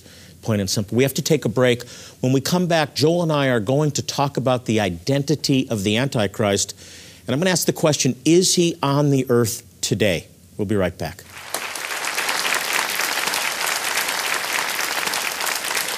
Jewish Voice is dedicated to proclaiming the gospel, the good news that Yeshua, Jesus, is the Messiah. to the Jew first and also to the nations.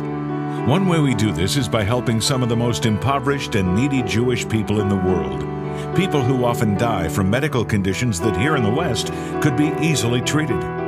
Even more important than the physical relief our medical help provides is the fact that our practical demonstration of His love opens the door for us to share the good news. Today, we are just weeks away from our next medical clinic in Ethiopia to help the impoverished Jewish community there. Our volunteer medical professionals will provide medical care, dental care, and eye care, all free of charge, to thousands of men, women, and children, many of whom have never even seen a doctor or dentist. Will you help these precious people? Every gift, large or small, will make a difference in someone's life.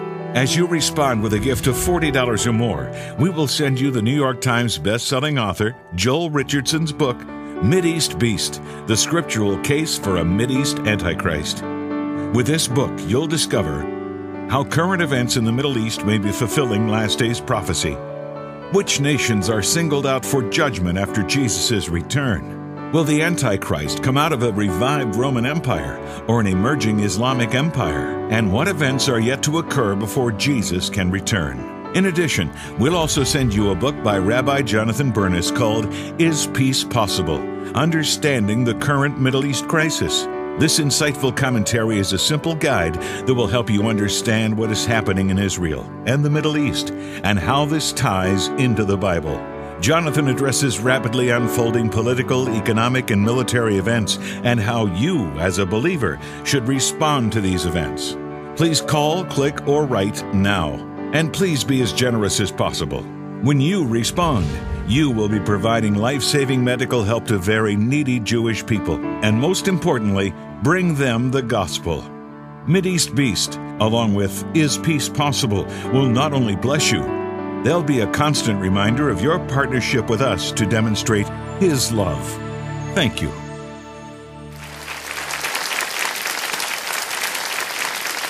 I'm back with New York Times bestselling author Joel Richardson, and we've been discussing the centrality of Israel, why it's so important to stand with Israel, and what the Bible says about the nation of Israel. I want you to talk about what you see ahead for Israel, because it does talk about all the nations turning against Israel. Throughout the prophets, in the context of the return of Jesus, the day of the Lord, when Jesus returns, it speaks of the Jewish people from throughout the nations returning to Israel. The captives, the survivors, the remnant. If that's the case, then that means there's going to be another significant exile. The Bible repeatedly, this theme is consistent. The nations gather against Israel, and there is a significant captivity yet again. This is not a subject that most people like to talk about. There is the time of Jacob's trouble that is yet to come for the Jewish people. Jonathan, during the Holocaust, replacement theology failed. The church failed.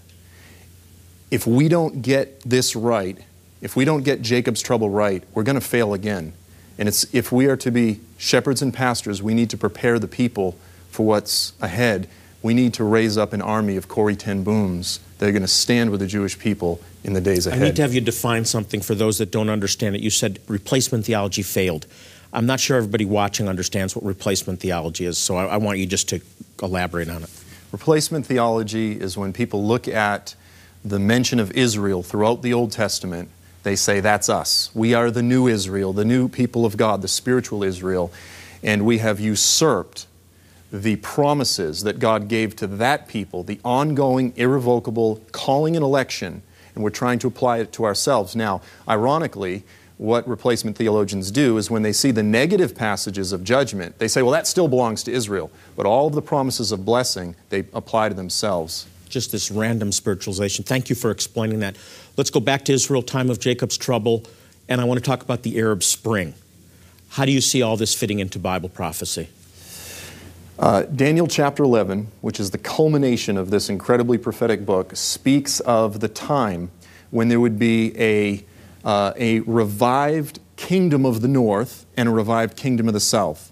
And this is based on the historical pattern of the kingdoms that came about after Alexander the Great's death. So you have this character called the King of the North and the King of the South. And it says in Daniel 11, verse 40, that in the last days, these two power bases would clash militarily. And after the king of the north conquers the king of the south, which is Egypt, the Antichrist has consolidated his grip on the entire Middle East. Right now, with the Arab Spring, we are seeing the region move in the direction of the emergence of this northern power base and the southern power base. The northern power base essentially being Turkey, Lebanon, Syria, Iraq, Iran, and then the southern power base essentially being Egypt, Libya, and Sudan. This is exactly what we saw in history. The Bible says it will be repeated in the last days. Let's move into specifically the Antichrist, because you've written a wonderful book, Mideast Beast. I've been a believer 33 years. It's always been a revived Roman Empire, Daniel 9:24 through 27. I've heard it over and over and over again. You're suggesting something different. Yeah, one of the things that we always need to be careful of is building our theology around one verse. And so on this one verse that says, the people of the prince to come will destroy the city and the sanctuary, many have concluded that the Antichrist, his empire, and his religion would come out of Europe. And so today, many people are looking to the next pope. Is he the Antichrist? But even that betrays a very Western-centric perspective. Again, the Bible is an Eastern book. When we look at the actual verse, the people of the prince to come, many interpret that to understand that when Titus and the Romans destroyed Jerusalem in 70 AD, they say the Romans did it, therefore the Romans are the people of the Antichrist. History tells us that by 70 AD, the recruiting patterns of the Roman army were such that they recruited from the provincial peoples. In other words, those that were not Italians, but those that lived on the outskirts of this vast empire that was comprised of many, many peoples. The word there is and I know you speak some Hebrew, it is an ethnic denotation. So it's speaking of the ethnicities of the peoples. History tells us that the peoples that destroyed Jerusalem in 70 AD were overwhelmingly the Syrians, the Arabs, and the Egyptians that lived in that region, that the Rome recruited for their armies. Josephus, Tacitus, modern Roman scholars are consistent that it was the Eastern peoples that destroyed Jerusalem, not Europeans. So what you're telling us is that you believe that the Antichrist, the identity of the Antichrist, is connected to the Islamic empire and not a revived Roman Empire. Talk about that. Exactly. Well, again, we begin with the idea that the Bible is Jerusalem, Israel, and Middle Eastern centric. That's the geography that the whole story revolves around. And then, you have throughout in Zechariah 12 and 14 and Joel, we have references to the Am Kabib or the Goyim Kabib. It means the peoples round about, the surrounding nations. Some translations say the neighbors. Well, when we say who are the neighbors in 1,000 miles in every direction, it's the Muslims. Now, could some New Age religion in the years to come overwhelm the Middle East? It's possible, but I don't expect it. When I look at the primary womb of anti-Semitism throughout the earth today, it's Islam. Israel is surrounded by that same anti-Zionism, the same anti-Semitism that was apparent in all of the previous empires throughout biblical history that Satan used to try to destroy the Jewish people. I couldn't agree more. This is the new carrier of anti-Zionism equates to anti-Semitism. You make a statement here, I want to read it. I am firmly convinced that Islam is the single greatest challenge that the church will face before the return of Jesus, yet most are either asleep or in denial. Christians, in trying to understand biblical prophecy, they don't know what to do with Islam. You have people that are openly teaching that Islam is literally about to be wiped out, that the Middle East is about to be reduced to ashes. I'm convinced that when we look at so many passages that speak of the return of Yeshua, the return of Jesus, he is judging Middle Eastern nations. And so if Islam is around to the very end, then it also stands to reason that Islam is the final and greatest challenge that we will ever face. And I think we see that. And if that's the case, we need to get off our duffs and decide, are we going to take a stand? Focusing in on the identity of the Antichrist. Give us more. You're not going to tell us who you believe the Antichrist is. Sorry, everyone. But a little more information. Islamic Empire. Yep.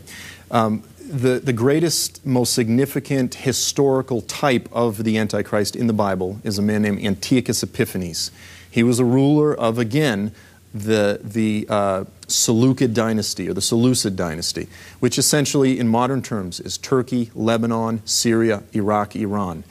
He ruled over that whole region. His base was up there in what I jokingly refer to as the tri-state area, Turkey, Syria, northern Iraq, and it's from that general region that the prophets are repeatedly pointing to. And Joel, it makes sense because he was an Antichrist. He desolated the holy place, the most holy place. So I see how history repeats itself. This ties into Gog and Magog, which I think is a fascinating topic also.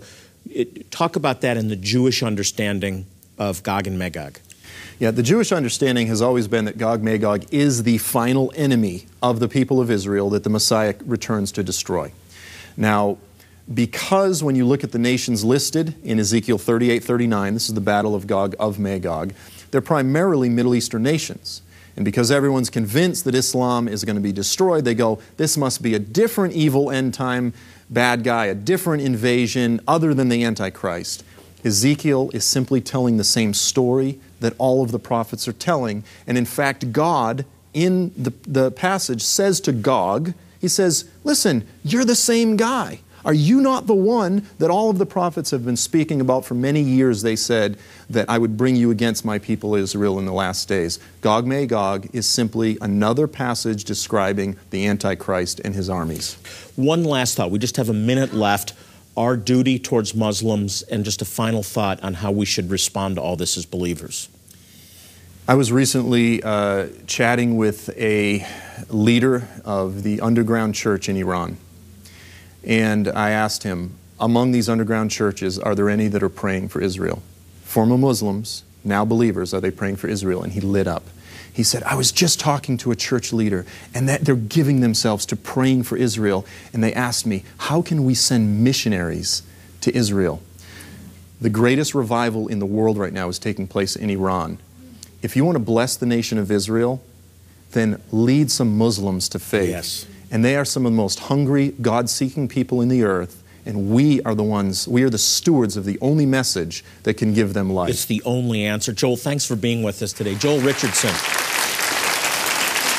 Joel has written a really interesting book, Mideast Beast, The Scriptural Case for an Islamic Antichrist. It's a very compelling book, and it's an important book for those who want to understand what's ahead before Jesus returns. There's a lot more show ahead. Don't go away.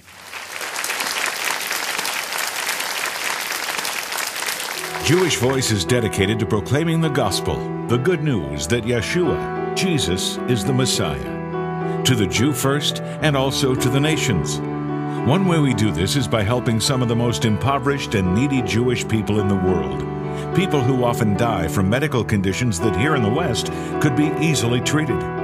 Even more important than the physical relief our medical help provides is the fact that our practical demonstration of His love opens the door for us to share the good news. Today, we are just weeks away from our next medical clinic in Ethiopia to help the impoverished Jewish community there. Our volunteer medical professionals will provide medical care, dental care, and eye care, all free of charge to thousands of men, women, and children, many of whom have never even seen a doctor or dentist. Will you help these precious people? Every gift, large or small, will make a difference in someone's life. As you respond with a gift of $40 or more, we will send you the New York Times best-selling author, Joel Richardson's book, Mideast Beast, The Scriptural Case for a Mideast Antichrist. With this book, you'll discover how current events in the Middle East may be fulfilling last days prophecy, which nations are singled out for judgment after Jesus' return. Will the Antichrist come out of a revived Roman Empire or an emerging Islamic empire? And what events are yet to occur before Jesus can return? In addition, we'll also send you a book by Rabbi Jonathan Bernis called Is Peace Possible? Understanding the Current Middle East Crisis. This insightful commentary is a simple guide that will help you understand what is happening in Israel and the Middle East and how this ties into the Bible.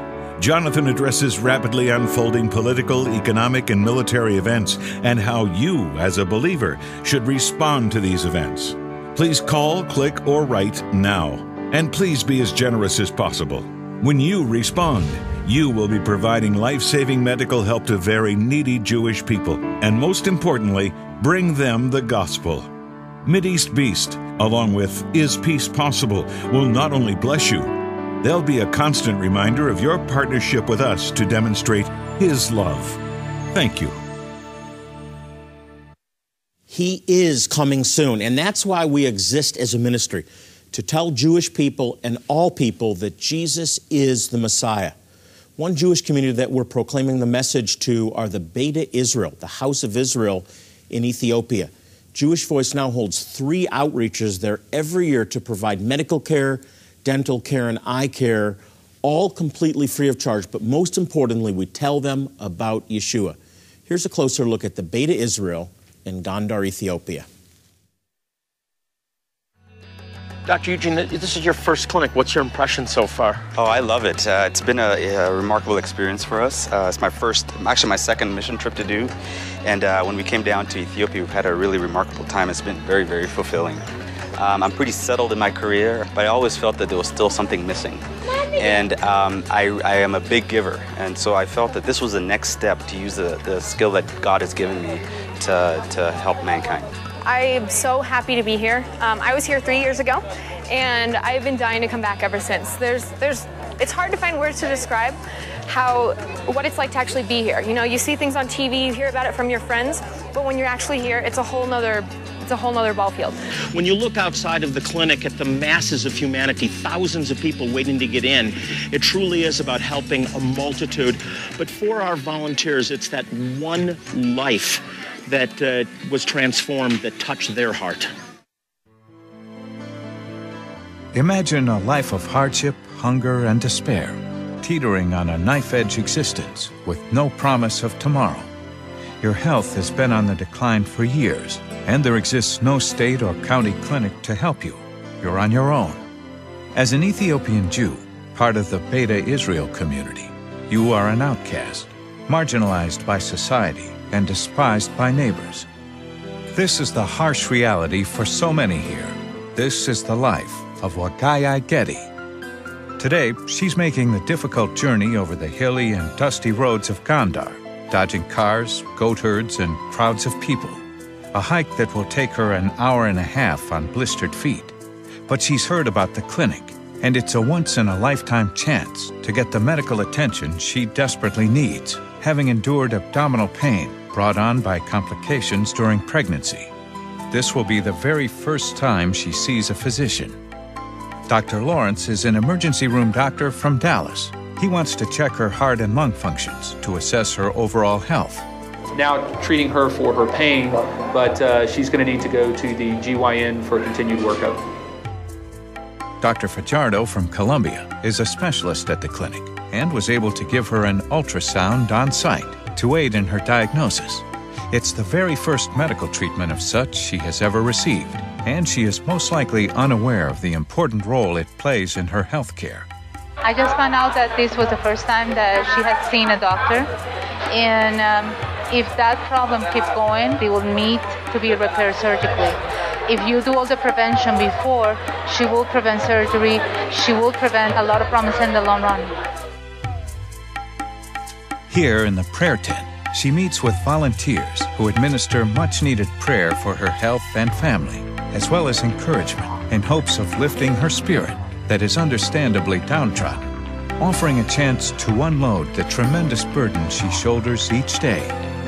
Hearing the good news of Yeshua, the spiritual counseling she receives is perhaps the first time she is told that while she has been abandoned, she is not forgotten or alone, that God sees her plight and is reaching out to her even this very day through these volunteers acting as the hands and his feet of Yeshua.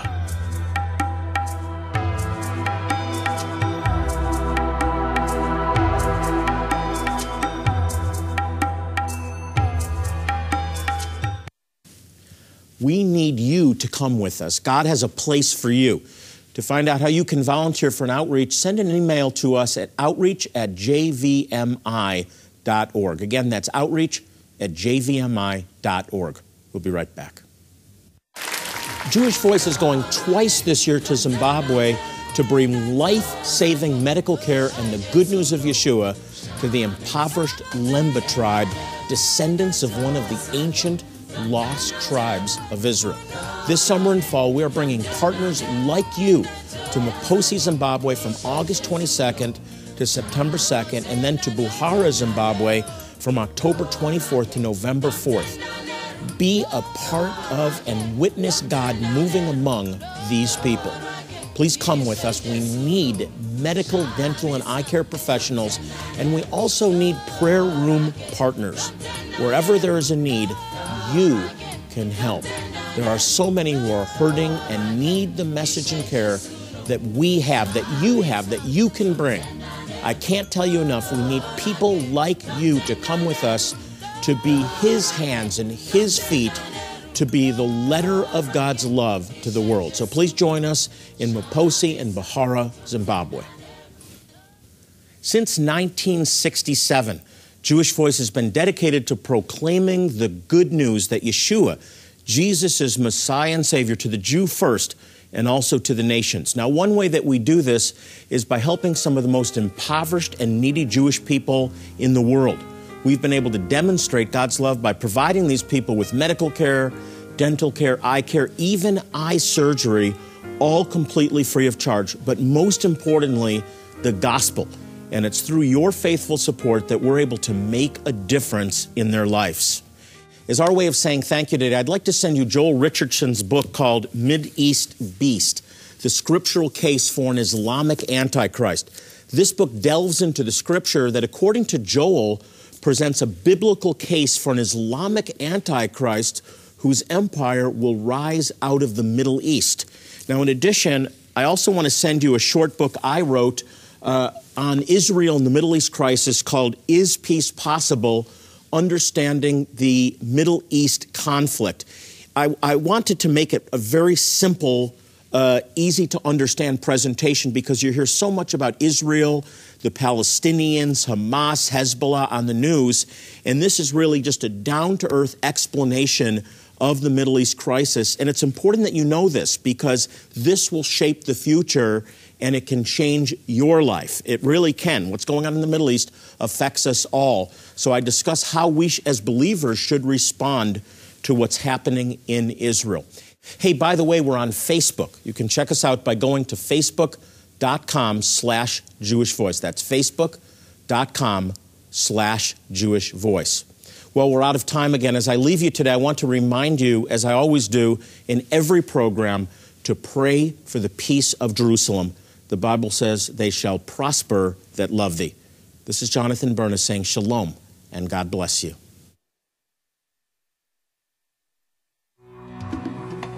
Jewish Voice is made possible by the support of friends and partners like you.